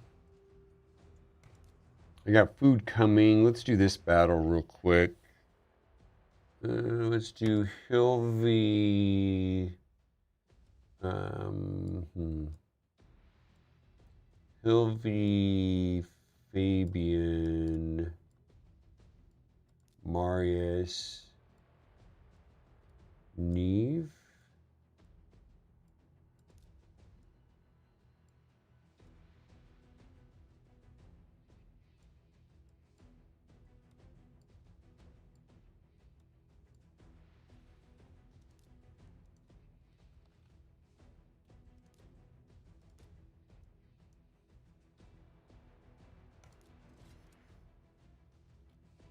Okay.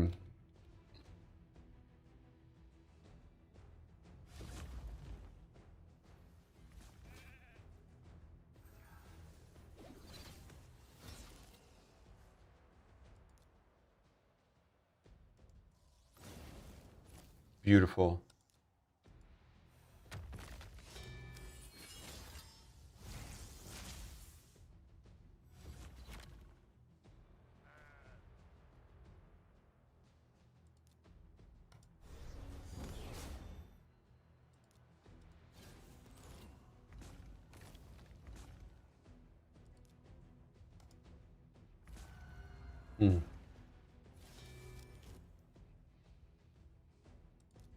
All right, I got it.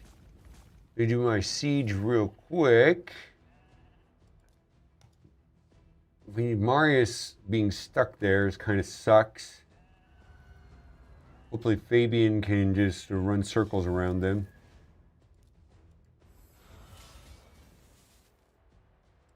Here we go.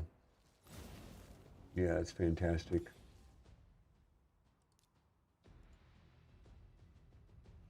You know what I'm going to do? I'm just going to, yeah, let's do it that way.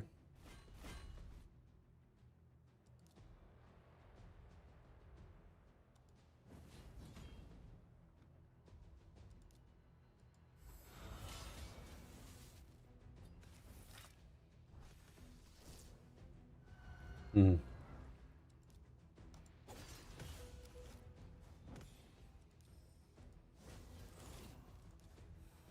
Be right back.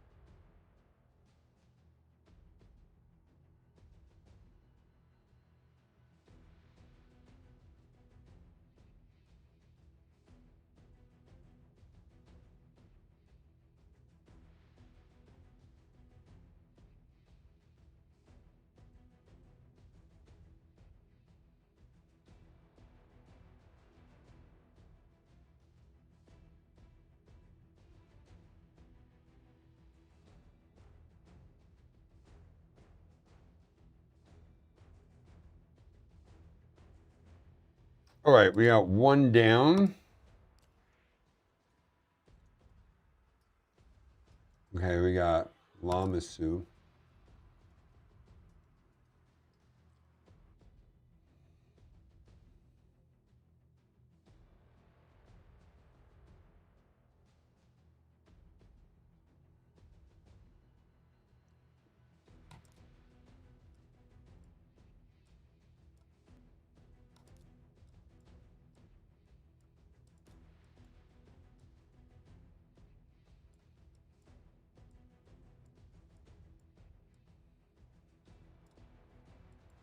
I need to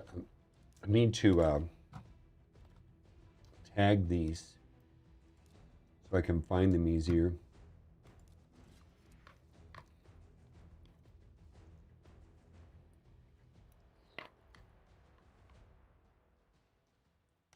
Hmm.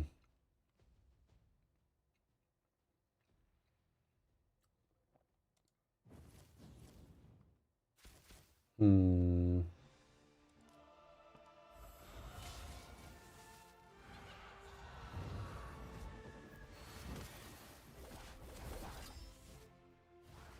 Oof.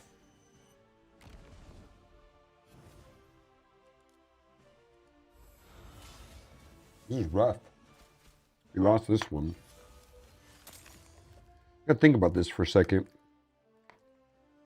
We're gonna get locked out by Crixia.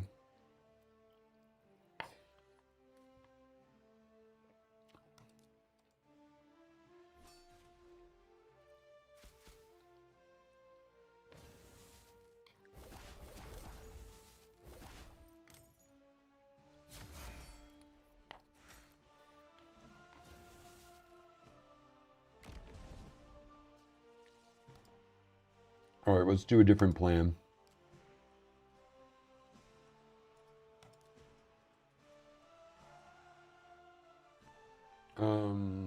Let's do Theodo's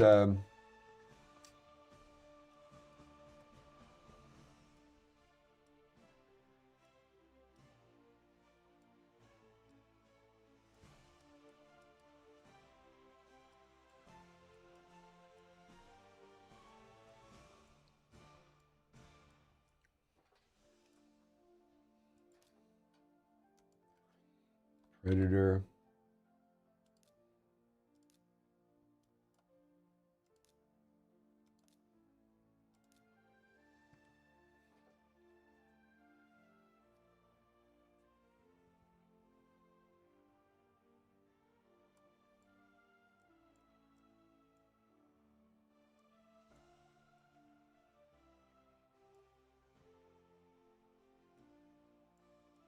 Hmm.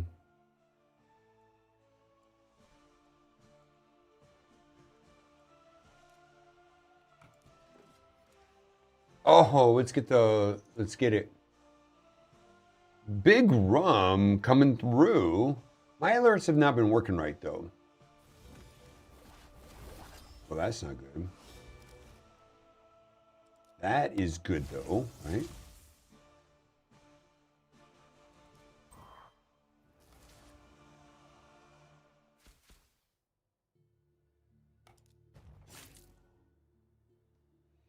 All right, we figured out that one. Big rum coming through for a tier 1 for 9 months. Let's see if I can get it to come up on the screen. My alerts have not been working. Something's wrong with my alerts. I apologize.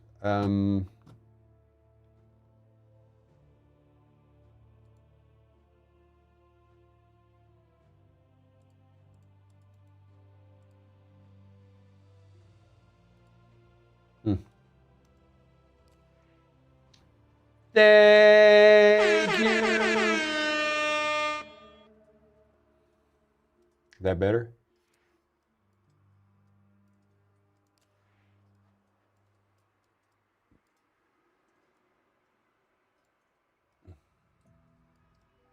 What are these ugly, ugly teams?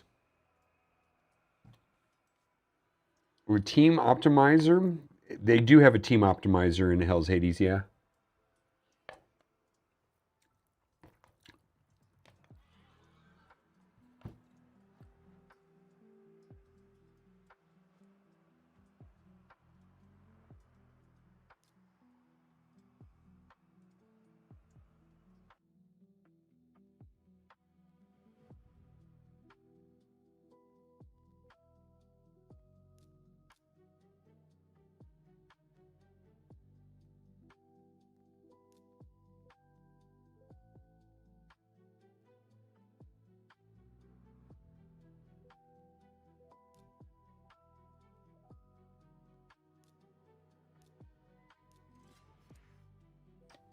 Okay, here we go.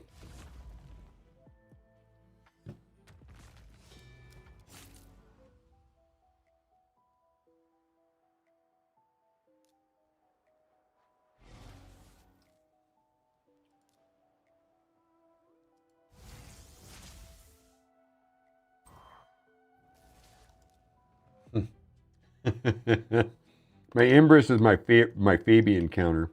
It's great.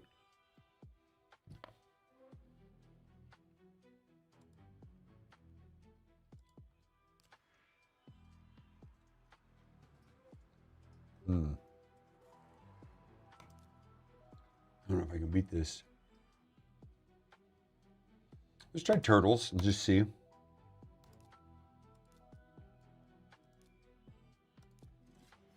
How many turtles are going to work though?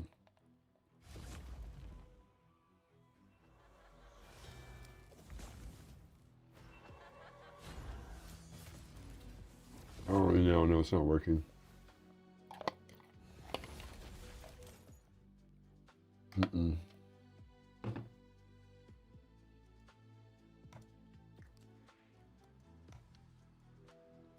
I don't think I can beat this.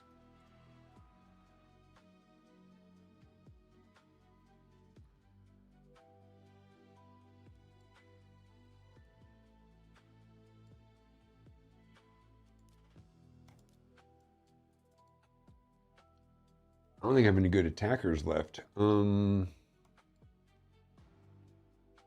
running Lydia, so I can't even run Sun Wukong.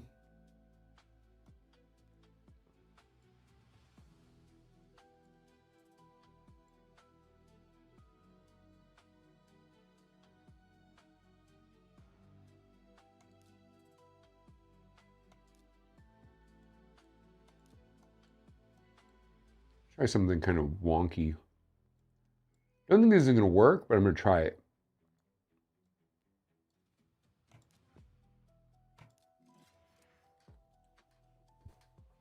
I can't imagine this is going to work.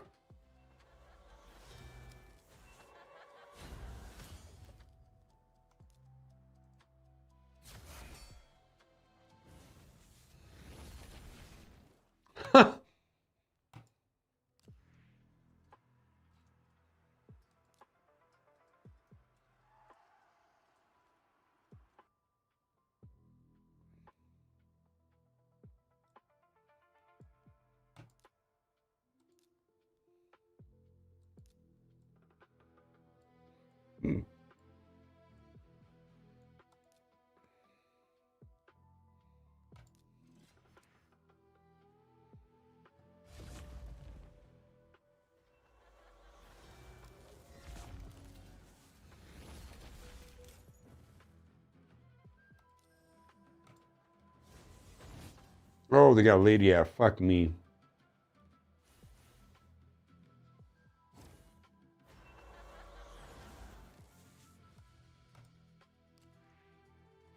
Last one, then we lost. I lost.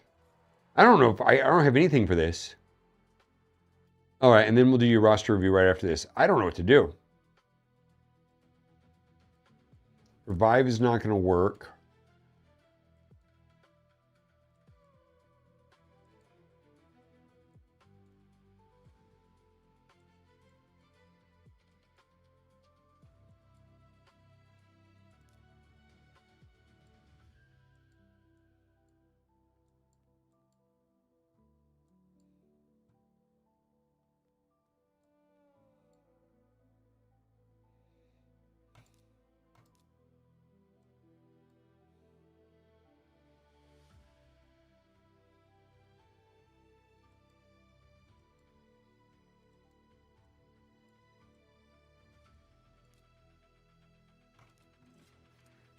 All right, last one, and then we're going to do yours.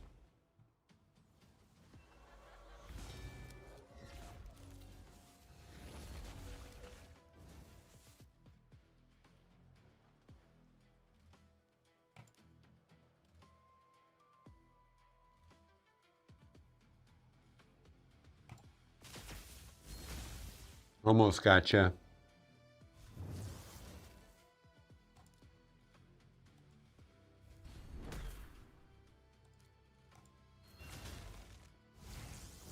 Oh, that's bad. Revive, right?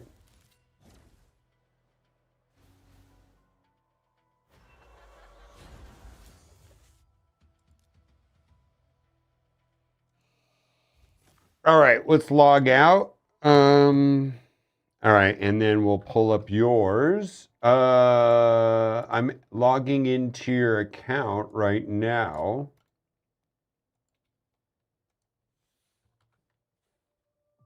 And we'll see what is...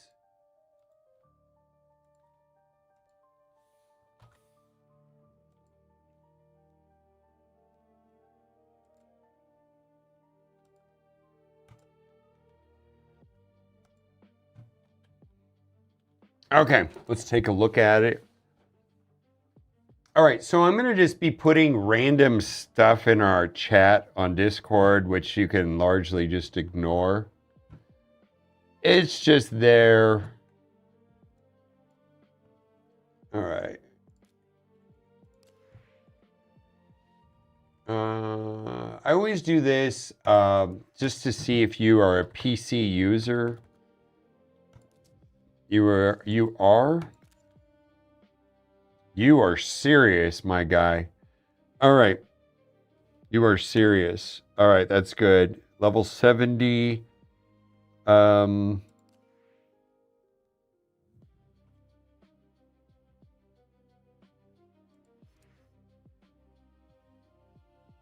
been playing the game for not quite 6 months.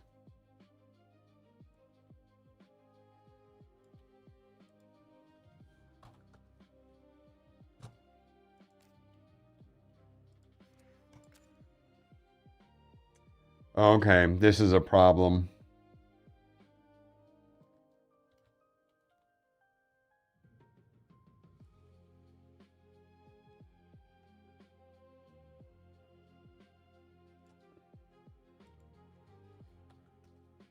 Yeah, that's a problem.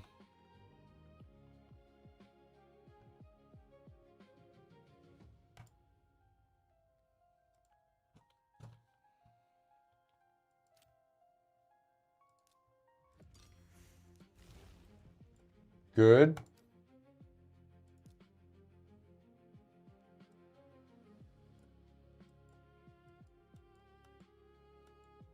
That's fine. 12.6 is fine.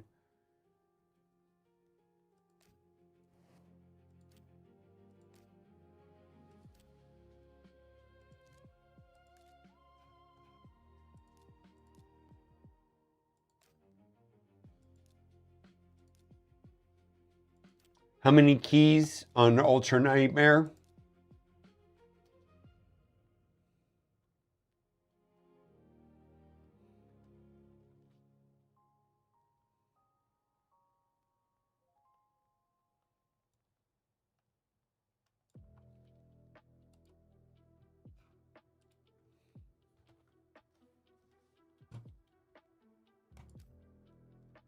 3? All right.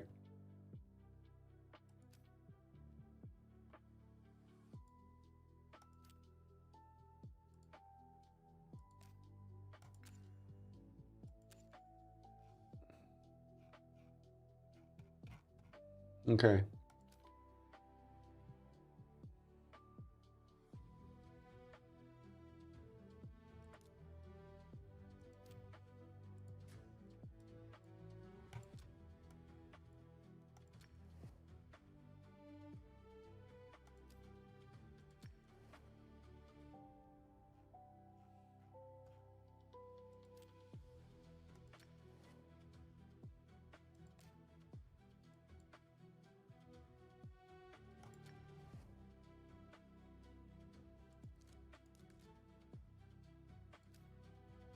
Okay. I suspect I know what. Well, you got Padraig. I suspect I know what may be holding you back already.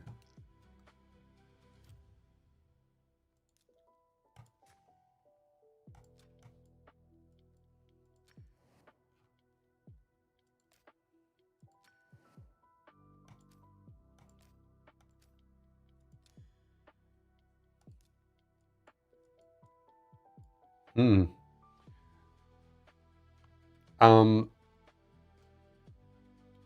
You can't ignore Chimera.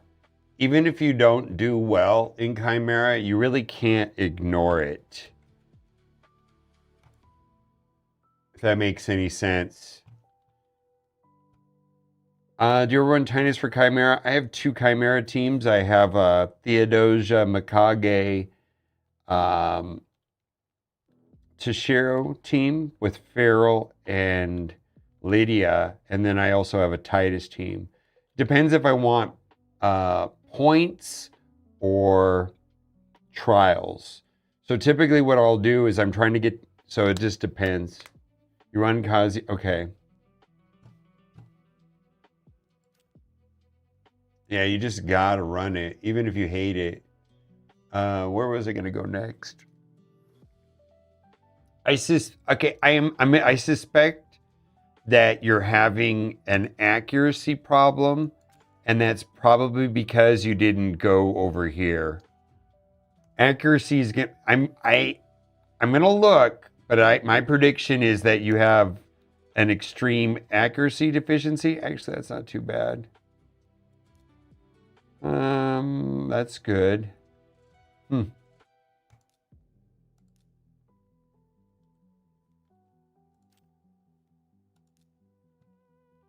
Oof.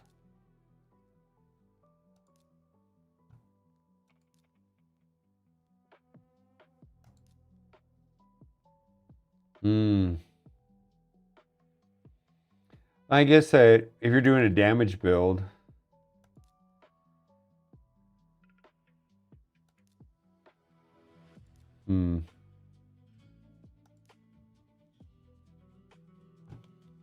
let's do this.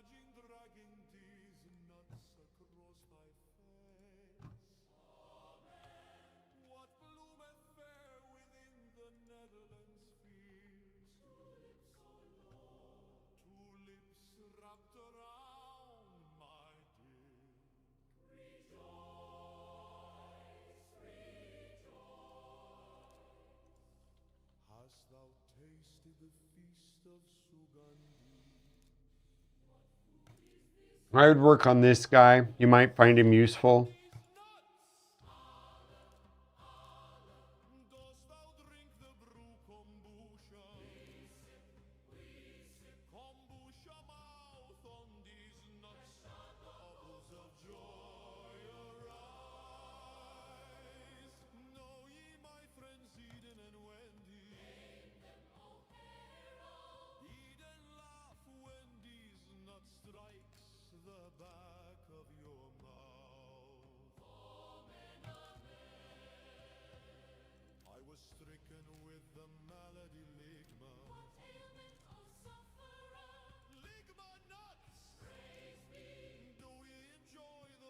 I don't know that guy.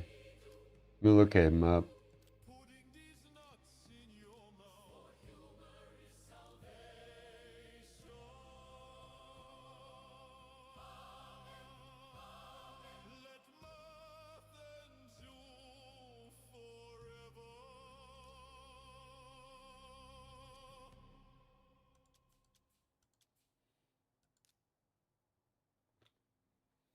Hmm.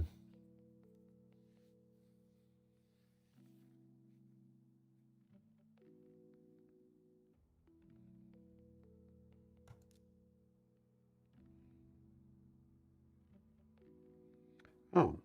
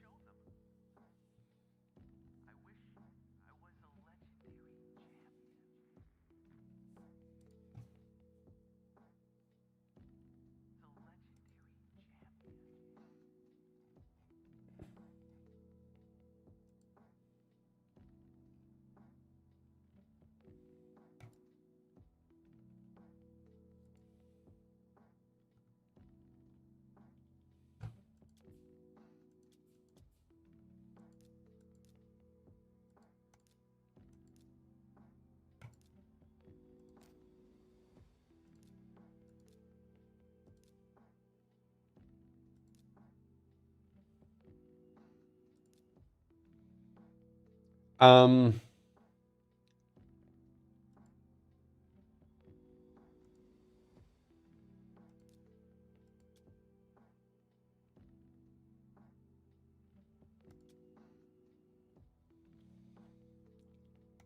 Oh boy.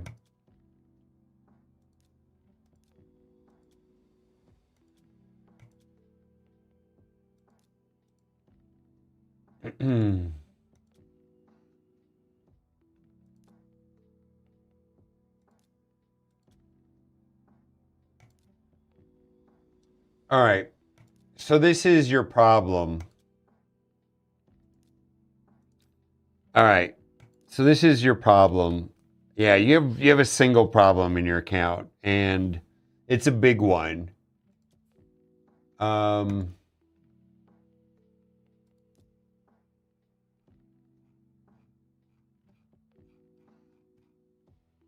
yeah, you have a singular problem in your account, and we'll be polite, but it's a pretty big problem that is fundamentally going to change the way that you play Raid Shadow Legends. So it's going to be a problem. It's going to be and in some ways it's tied to this, and understanding what stats are overall important against a larger number of characters.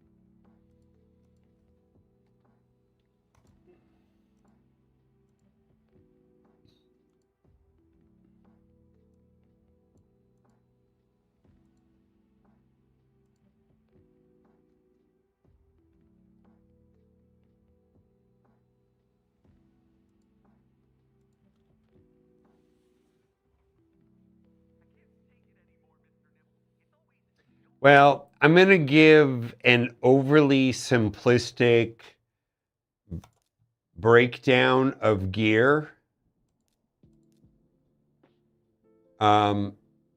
It's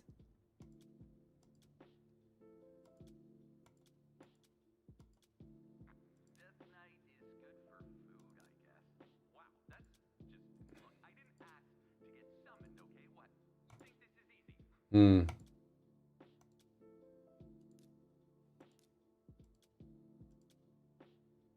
Hmm. Yeah.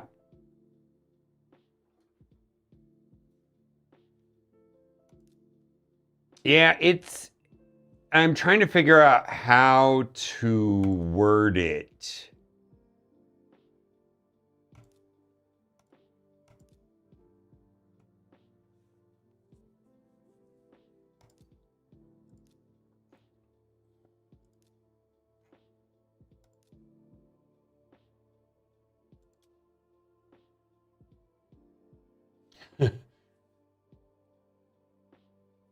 Dude,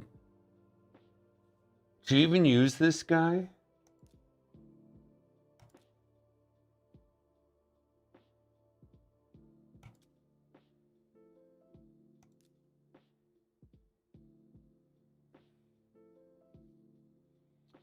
Yeah.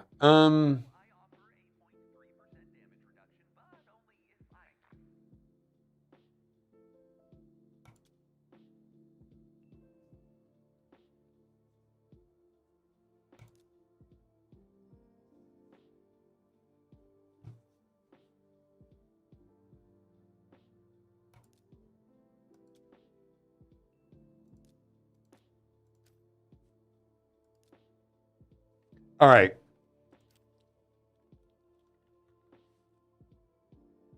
No new codes, yeah. All right. Let's put this on loop.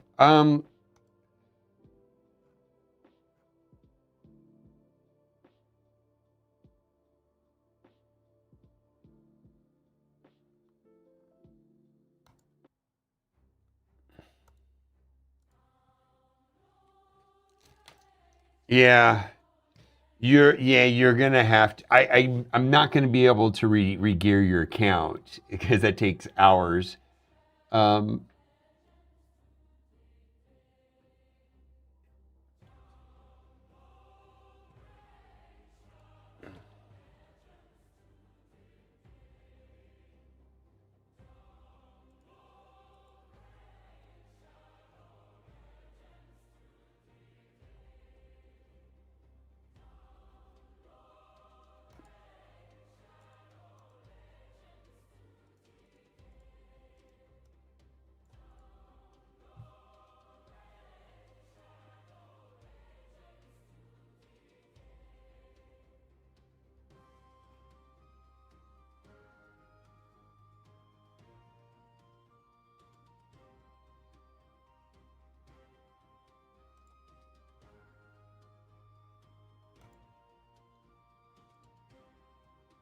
yeah. No, it just takes hours. Yeah. Like, let's see. How many 60s do you have? Let's see here. Well, let's see here too. All right. So you're.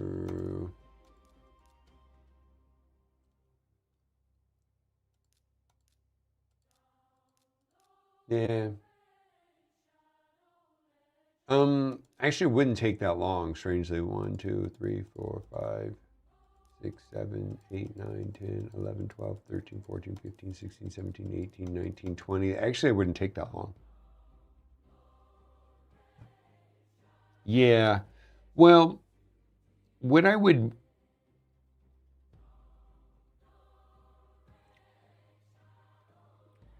if you want me to, because you have a pretty straightforward account, what would you say your 5, 6, 7 most used important characters in order of importance?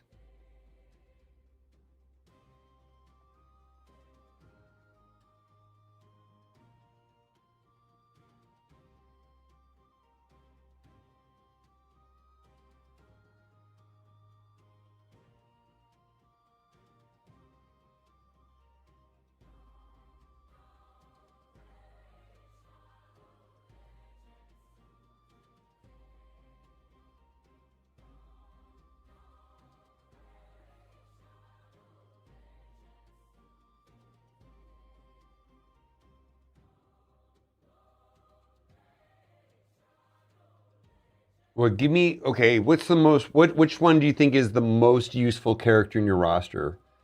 'Cause I'll do one character in the video. How does that sound? Hello, bad MCC. 143, refrigerator person, right? Just give me one character. Ezio, I don't even know. Padraig, who do you want me to do?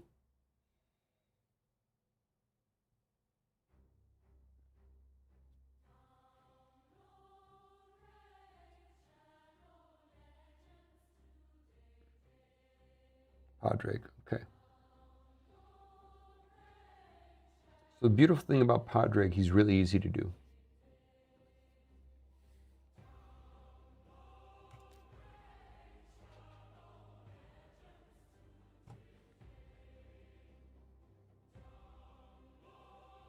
Now, the way that I'm going to do it,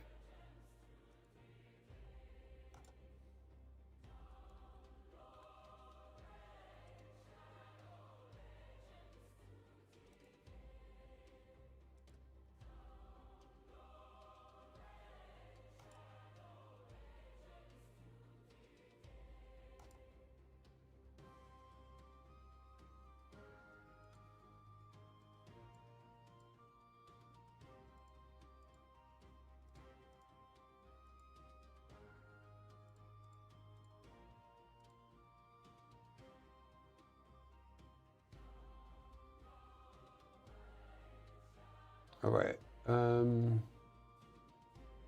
We'll wait before I start record so that you're here.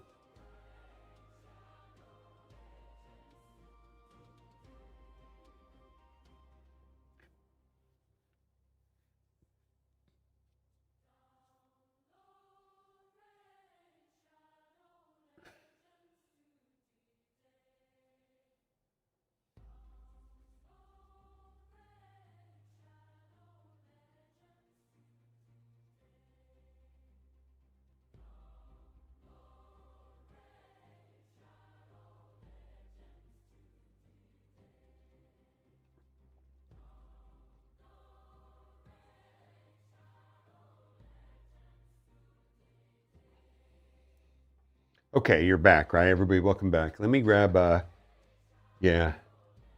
All right, let me grab, excuse me.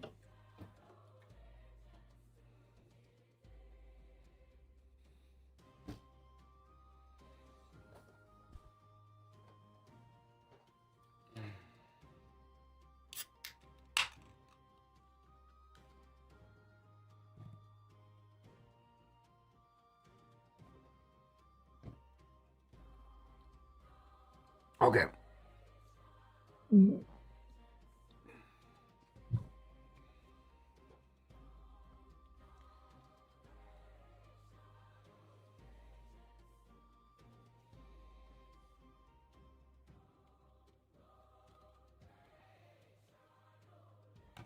All right, it is roster review time, and we're going to look at Razi or Rezi?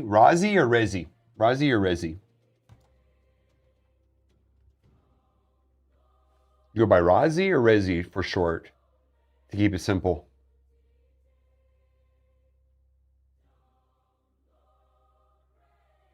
Rezi, okay.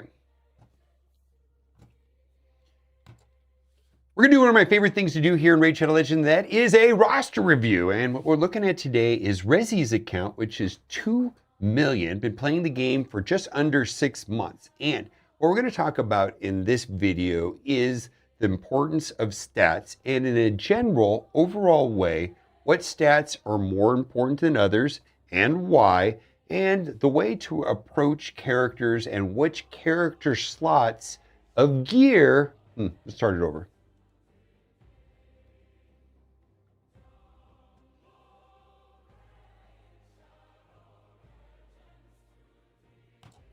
It's roster review time. This is going to be a great video for players that are getting started in Raid Shadow Legends to watch, because we're going to talk mostly about stats. What kind of stats are important? Why percent stats are more important than flat stats? what types of stats are going to benefit the most characters the most. And some of it may seem rather intuitive. For one, speed, speed, speed. This is a turn-based game, and the quicker that you can go, the more often you can go, and generally who can go first is going to determine the outcome of the match. So we're going to talk about these things in general and the order of which you should look at stats and what stats are going to be more important than others in a larger general way. Before we get into that, this is one of the best promo codes we've ever had. Narma, Clan Boss Queen, Pelops, Raid 7 in the first 24 hours, and you also get Skeletor. So 3 legendaries, 3 epics, best code that we've ever had, absolutely.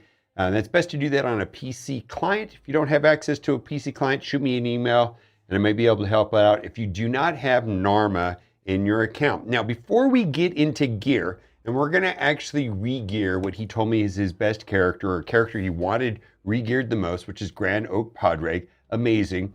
And I think if you've been playing the game for a minute, you're gonna realize why this is bad. This is not good. We're gonna talk about that, and we're gonna re-gear his character because he does have a lot of good gear. Like this is a character down here he doesn't use very much, and oh my goodness, is very, very, very good. Other thing, we need to just talk about stats in general and which ones are going to be better than others. And a good way to talk about that is going to be in the Great Hall and in the area bonuses. So there are a couple stats, of course, are going to be more important than others. And some of this is subjective, but we're going to talk about specifically right here in the Great Hall area bonus area. And by far, without a doubt, like nobody even debates this. In Raid Shadow Legends, probably the most important stat, no, not probably, the most important stat on most characters, not air characters. What we're going to talk about is generalities. There's a million exceptions. We're not trying to get into the weeds. We're going to talk about what is going to work best on the most number of characters. And without a doubt, that is going to be speed. It's not even close. It's going to be the most important stat in Raid Shadow Legends. That should be a top priority. Like I said, whoever goes first is fine. The next one to have consideration on is going to be accuracy. Now, not all characters need accuracy. For example, Padraig, who we're going to gear in a little bit, does not need accuracy. But if your character places any kind of negative effect, it's vital. And I mean absolutely vital to have accuracy enough to get through. Let's get through this. Why is this showing up here? Let's start over one more time. How do I get rid of this? How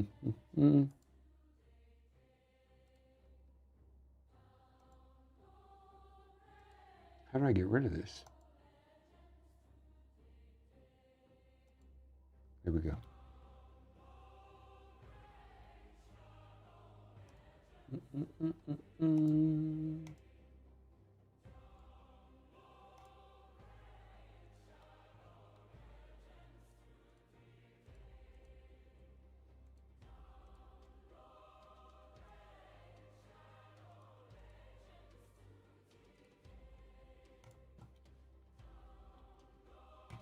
It's roster review time, and we're going to take a look at Rezi's account. Rezi's been playing the game for about 6 months, and he's got about 2 million. What we're going to talk about today is gearing and which stats are important. We're going to talk about, in general, what stats here have higher importance on the most number of characters. We're also going to talk about this area because this includes other stats that are very important. And then we're going to take a look at his roster and talk about where to improve. And we're actually going to go in and take a look at his Grand Ode Padraig. This is the one character that he said was the most important character in his roster. And this does not work. We're going to talk about why and what to look at and where you're going to get the most value and how you're going to get the most out of every single one of your characters. And we're going to show some tools on the interwebs that you can use on a PC client. Now, if you've not done so already, click link in the description. Best code ever, Narma, Clan Boss Queen. Plus, we got Pelops. Use promo code RAID7 in the first 24 hours. Nuts early game. And the third legendary you're going to get is Skeletor, along with 3 very important epic support champions. Now, if you do not have Narma in your camp right after doing the tutorial, shoot me an email. I may be able to help you out with that, but we'll have to see. But you should have Narma right when you get through tutorial. Pick Kale. Now, we're going to take a look at Padraig. We're also going to talk about what stats are going to be very important specifically here in the Finny bonus and the area bonus. And there's a couple things that we have to go over. First one, we get to just say, in general, speed is going to be the most important stat in Raid Shadow Legends. It kind of makes sense because Raid Shadow Legends is a turn-based game, and whoever can go first and the most often generally is going to have the best outcome. Now, the second most important stat is going to be accuracy. Now, not all characters need accuracy, and as we go through this video, I just want to say, we're going to be talking about generalities. Generally, some stats are going to be better than others. There are always, and I mean always, exception to the rule, but we're just going to talk about in a broad sense what is going to work the best for the most number of characters. Not all characters need accuracy, but the ones that do, it's very important. But how much accuracy does one need? Now, it's going to vary from game mode to game mode, and I think at this point in the stage of the game for him, it's largely going to be centered around Clan Boss, Demon Lord, and you're going to need 230 accuracy to land the negative effects. And the reason why this is important, let's say you're taking in Ezio. Ezio will not be Ezio. He will not land those debuffs. Xenomorph will not be Xenomorph. They do not land the debuffs. There's very little information provided in game on how much actually one does actually need. So a lot of times you have to go to third-party websites.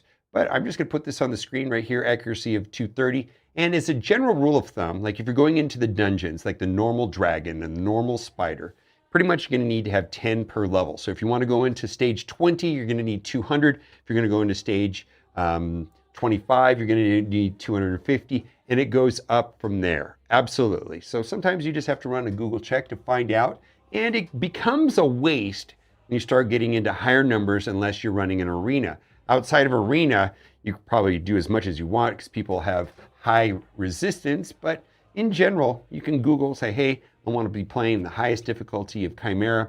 How much accuracy and resistance am I going to need, if that's a thing, and so on and so on. So we're going to go through and largely target his account for these numbers right here because right now he is 3-keying Ultra Nightmare Clan Boss, and it's going to be important to have a speed of at least 290, accuracy 230, and then also you can consider defense. So where are we going to get this information from and how are we going to do it? Well, there's 2 different websites that we can consider if you're using a PC client, and we're going to go in and just talk about the individual mechanics and pieces of gear that are going to work the best. But a shortcut is going to be the Hell's Hades Artifact Optimizer, and then there's also Gestalt.gg. Both of them work on PC client. This one is going to be more streamlined and easier to use, and Hell's Hades, the one that I primarily use, however, quite a bit more tools and quite a bit more complicated, and there is a pretty steep learning curve. So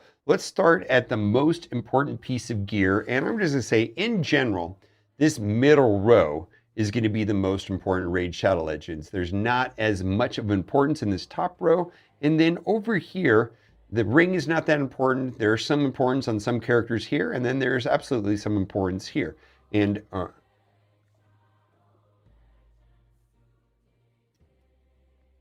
fifth time's the charm.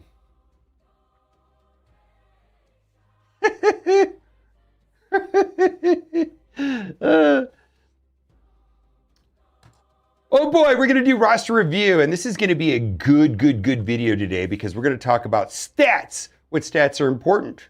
Why stats are important? What stats should you look at and consider first?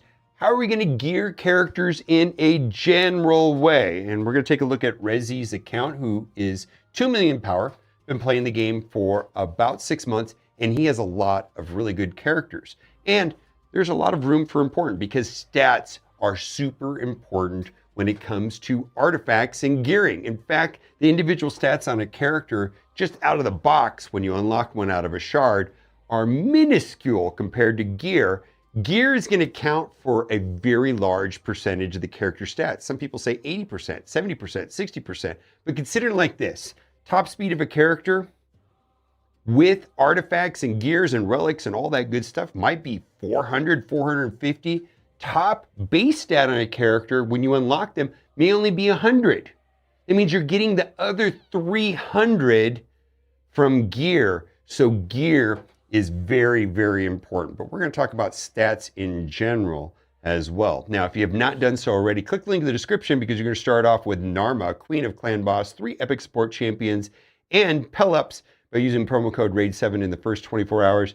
And then after you've logged in for 7 days, you will get Skeletor. Now, that works best if you do that on a PC client, but if you're an existing player trying to do it on your phone, you might run into some obstacles. I might be able to help. Shoot me an email. So, this is his great haul. And generally, people are going to be upgrading speed and accuracy first. For example, right here, the Great Haul affinity bonuses, and then there's an area bonuses. Typically, people will work from right to left. What I mean by that is generally the most important stat is going to be accuracy, followed up by resistance, followed by crit damage, followed by defense, followed by HP, and followed by attack. And the reason why I numbered it this here, accuracy generally is the most important. You can make a debate over which was more important between crit damage and resistance. You can make a debate which is more important between HP and defense. And attack is going to be the least important because the least amount of characters actually need attack, where pretty much all characters can benefit from having more HP and defense. So HP and defense is going to be more important than attack. Crit damage is going to be very important for damage dealers, and then accuracy is probably one of the most least understood stats in Raid Shadow Legends, because I think we all kind of get that speed is important because it's a turn-based game. Whoever can go first and the most often generally is going to have the best outcome. I'm going to say that speed is the most important stat, but after that, it's going to be accuracy. And Raid Shadow Legends doesn't really tell us that accuracy is very vital. But I'm going to assure you that if you have a character like Ezio or Xenomorph, they do not work the way that they're supposed to be. Ezio will not be Ezio, and Xenomorph will not be Xenomorph if they do not have enough accuracy. Well, how much accuracy do you need? Well, it's not really disclosed in game, and generally you have to go outside of the game to find this information. For example, if you're trying to tackle Ultra Nightmare Clan Boss, you're going to need about 230 accuracy. If you're trying to go and do normal Dungeon 25, you're going to need about 250 accuracy. For example, if you're trying to do Dungeon 20 or Spider 20 or any of those normal dungeons, you're going to need about 200 accuracy, and it's going to vary from place to place. Generally, you're going to have to Google it, but for today, we're going to be focusing on Ultra Nightmare Clan Boss because right now he is 3-keying it, and Ultra Nightmare Clan Boss is where you're going to get Sacred Shards and Legendary Books on some sort of a regular basis, where you might be able to get 10 a month from those game modes. And it's super important to get to a 1-key position as quickly as possible. But your characters that need negative effects, and not all characters do, they have to have a certain number or they're not going to work correctly. And that number for that particular game mode is going to be 230. In general, we're also going to talk about right here what stats are going to be super important, and some of this is subjective, but we're going to do the same thing here. We're going to go in and kind of rate these, rank these. I think speed is super important. We're going to put a 1 there, and then from there we go to accuracy, right? And then, ignore defense could be a 3, crit damage could be a 3, resistance could be a 3, and then again, we're going to do defense, HP of similar value, and attack is probably going to be the least important. The reason why I say that, and let's just talk about this right here. Speed super important, accuracy super important, resistance is going to prevent your opponent from placing negative effects on you. Crit damage and ignore defense are going to be vital for doing damage. Now, there are certain characters that do damage based off HP, certain characters that do damage based off of defense, certain characters that do damage based off of attack. And that's generally going to be stated in their abilities. You can go in game and see how they do damage. For example, we can go and look at Ezio and we can look at his kit and it'll tell us damage based on attack. Sometimes a character will tell you right there based off of attack, the support, we got attack, but sometimes it'll say HP right there. There's an HP based character right there. So damage based on HP. So what I'm saying is that not all the damage dealers do damage based off attack. In fact, only some of them do. But yet every character benefits from defense, every character benefits from HP, and some characters actually do more damage based off HP, and some characters do more damage based off of defense. So in general, attack is kind of like the least commonly needed stat, and compared to crit damage and ignore defense, As far as total damage output, that's where you're going to get more as far as these stats can go here. And in general, you need to have 100% crit chance. That's also going to be very, very, very important. So let's go take a look at characters inside of his roster, and we're going to be focusing on Grand Og Padraig. He told me that this is his best character and that he wants to get more out of them. A couple things about Grand Og Padraig is that it doesn't place any negative effects. So we don't have to worry about accuracy, which is a good thing because that's going to free up stats for other things. It needs to be fast. Going often and going early is going to be tremendous benefit to the entire team because his kit is support based. He can give turn me to the team, he can cleanse the team, he can heal the team, he can do an attack all, he can lower cooldowns with his basic, all kinds of really good stuff there with Padraig. So he wants to go as often as possible. Yes, he does need some HP and defense to provide some sustainability. Now let's talk about gear. And we're going to talk about generalities, and we're going to also talk mostly about primary stats. So when we look at a piece of gear, the top stat here is going to be the primary stat, and then underneath it are going to be the secondary stats. Now, there are very important primary stats here in this middle row, and this is going to be the most important row in Raid Shadow Legends, and then typically these are going to be the pieces of gear that you're going to want to take to 16 first. In fact, this top row doesn't really need to go to 16 to get a lot of value. A lot of times you can leave it at 12, and that's because the top row has fixed primary stats. Here in the weapon area, it is always attack. Here in the helmet area, it is always HP. Here, we just clicked away. Here in the shield area, it's always going to be defense. Now, in the gauntlets, the chest plate, and the boot area, it's going to vary. There's going to be several different ones that can be there. Now, what I'm going to say right here, boots is going to be the best one for getting speed. In fact, this is the only piece of gear that has a primary stat of speed. This is going to be where you're going to get a large number of speed. Like I mentioned at the beginning of the video, let's say if you were able to get your character to 400, it could be that 300 of that is going to be coming from the artifacts. So you want to get as much speed as possible because that is going to be the most important stat. I'm going to say on 90, 95, maybe even 99% of characters, you're going to want to put a 6-star speed boot. And actually, the quality of the boot, being legendary, common, rare, is important. Yes, of course, mythical is going to be better, but 6-star speed boot is way more important than anything else. You just got to get that because that's where you're going to get 45 speed when you take the character to 16. And I'm looking at this right here. There's a character right here. Look at this. This is going to be one of the better boots in the entire game. A 45 speed boot. Big thumbs up. It's going to be of high importance. So if just keep things simple in general, in the boot slot, got to be speed. You're going to want to do that on 90% of your characters. And what I mean by that is we really don't want to put HP there. I mean, there's always exceptions to these rules. We really don't want to put attack there. We really don't want to put defense there. And we're talking about flat defense here in a second because there's percent defense, which is much better. But in general, all of your playable characters, if not, like I said, 90%, there's always exceptions, going to want to have a speed boot here in this slot. Now this slot right here has a couple different options, and there's going to be a couple different things that can be right here. And we're going to go in and we're going to hit the rework button, and let's see if we can see. We can't rework that. Let's go and find one that we can rework so I can show you actually what is available right there. We got mythical. Okay, we'll do it right here. If we hit right here, hit upgrade, and we hit rework, we select this right here. How do we do this? How do I get to see this? Rework. Doesn't tell me. How do you get to see what they do?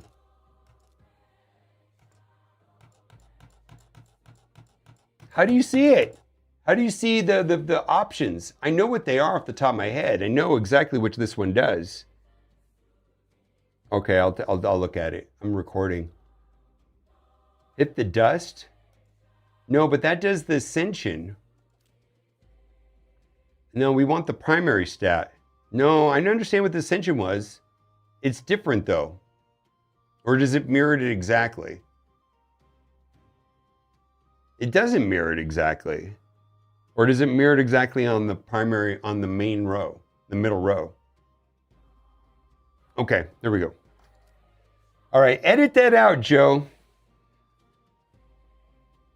So in this middle row, the best way to look at this is you can come in here and you can hit the upgrade button and you can hit the send button. When you click on the dust right here, it'll give you the options of the stats. And I'm just gonna give you a general suggestion on ones to almost always avoid. Avoid at all costs, flat HP, flat attack, and flat defense. These are gonna be stats that you do not want here in your primary. Now on the top row, you have no choice, so we're specifically talking about the middle row. We're talking about the gloves, the shield, and the boots. So, the most important stat that's going to be here is speed, and optimally in the speed, you're going to want a speed primary stat with the speed ascended stat where you're going to get a maximum amount of speed of 45 plus 12. Well, that's going to be a thing. Now let's go look at the chest because the chest is going to be of importance too. We're going to hit upgrade and we're going to hit this ascend. We're going to hit the dust, and there's a couple ones here to avoid. We're going to want to avoid flat HP, flat defense, flat attack. Almost never those are going to be useful. Just they're not good. The percent-based ones are going to be better than the others. If your character needs accuracy, this is going to be an excellent place to get accuracy. If your character needs resistance for a certain game mode, that's going to be an excellent place to get resistance. If your character's damage is based off HP or defense or attack, that is also going to be very helpful. That's going to be the next one is going to be the gloves, and the glove is going to be one of the more important spots there for damage dealers. And let's take a look at what we got there. All right, so we got crit rate. This is actually a pretty good one, but crit rate and crit damage are going to be very important. Pretty much every single damage dealer, you're going to want to get the crit damage to the crit rate to 100% and crit damage as high as possible. And then you avoid at all costs. HP, flat HP, not good. Avoid flat defense at all costs, not good in the primary stat. Avoid flat attack. If your character's a HP damage dealer, great. An attack damage dealer, generally you're going to want to focus on crit rate and crit damage. But on defensive characters that are not focused on doing damage, HP is going to be fine, defense is going to be fine. Probably not going to use attack there. Of course, there's certain characters that have special mechanics inside their kits. Again, the top row, they're fixed. Not much you can do about those, so you're going to focus on the secondary stats in the top row. And generally, you're trying to look for speed substats. This is going to be a special one right here. We're going to also take a look at this, and you can see right here, there is accuracy and resistant. And generally, accuracy is going to be very important. And then down here, we're going to want to look for a speed substat. Right here, crit damage is going to be the most important on a damage dealer. And then frankly, the rings are kind of useless, kind of like the top row. We're going to be focusing on the secondary substats, trying to avoid the flat stats as much as possible, but sometimes you can't. So in general, if we're looking at substat quality right here, percent defense is great, percent attack is great, flat HP not so good, flat defense not so good. Very complicated, I'm sure, but focus on this middle row. Avoid flat stats, try to get speed, try to get accuracy, try to get crit damage or crit rate, try to get crit damage, try to get accuracy or resistance right here, and you're going to do better. Up on the top row and over here, you're going to be focusing on secondary stats. On the top row right here, and the secondary stats, you generally want speed. Okay, well that's a lot of information to process. Let's do the cheater way. I think it's the cheater way. We're going to just do this real quick, and I'm going to show how this works very well. Right now, Padraig has a speed of 157. That's going to be the most important stat on it. He doesn't need accuracy, and if we can get more effective HP inside of defense and HP, that's going to be great. We're going to optimize this character right now. I'm going to configure this character, and you're going to have to play around with this, but the top priority here is going to be speed, and a much lower priority is going to be HP and defense. And I'm going to guess that he can get a much higher speed than 157. Let's take a look. Let's drop this down to 0 and see what we get. And this is where these tools are going to be useful, because when you start acquiring hundreds and thousands of pieces of gear, it becomes very time consuming. We can get him up to 196 speed. Ooh-wee! Can you imagine what the difference that is going to be? 296 speed, he's going to be going twice as fast. He was going 157 before, and now he's going to go 296 speed. It's huge, huge. Run, don't walk. start using these tools. It'll change your account. There's a learning curve, but absolutely consider those things. And the best thing about using these tools, and there's a couple of them, it's going to natively do a lot of the stuff that I talked about earlier in the video. And then you're going to see the patterns of what pieces are used where and what pieces are going to have the most value. That's going to be huge right there in changing the way this character operates. So if you haven't done so already, click the link in the description. You're going to be good to go with one of the best starting links I've ever seen. And that'll do it for today. Oh, don't forget, you also get Skeletor when you log in for 7 days. Okay, bye for now. Dude, that doubled the speed of your character. That doubled the speed of your character. Holy moly. It's not even close. It's not even close. 296. Yeah, I would just, you're going to have to play with these.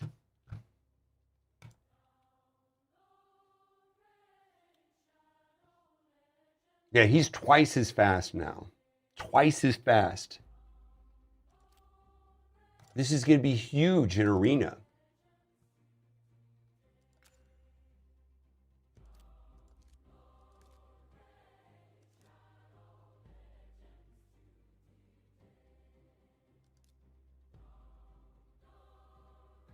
Well, you're not using him there. It doesn't really matter. Well, you got some good stuff there. You got some good stuff there. Okay, we won't play with that. All right. I am going to call it for today. Oh boy.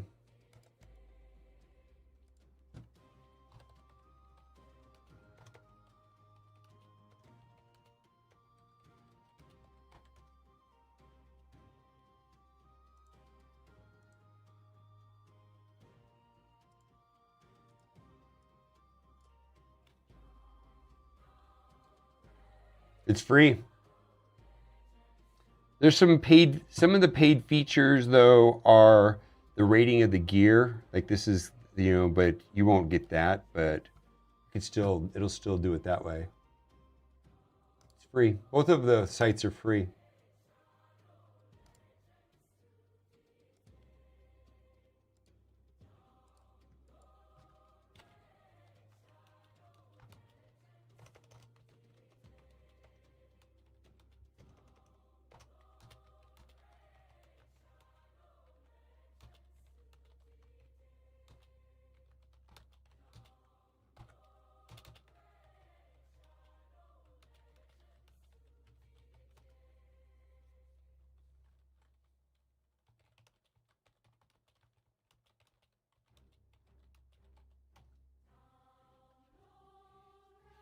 Okay. Yeah, you've got some gear that just is not good, unfortunately. Like here, that's probably fine. Probably don't want flat attack there. You want speed boots there. Right here. That's fine. That's probably fine. Although accuracy would also be super helpful right here. Accuracy or attack. Right here, it's got to be speed boots. This guy doesn't need speed, interestingly enough. Padraig, well, now you've got percent HP, percent defense, speed. Yeah. Also, this event dungeon is super important. I'll just leave it at that. This event dungeon is super important for pinpoint gear. Okay.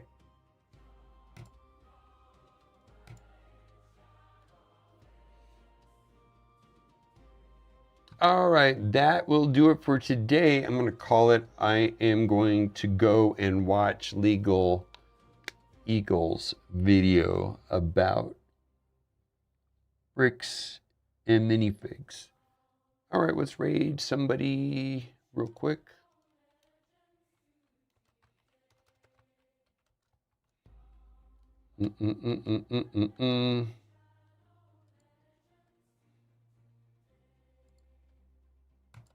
This guy is big.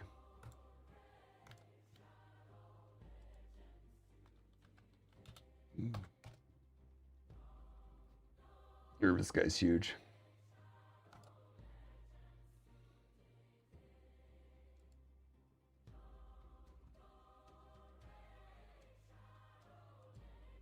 Okay, bye for now.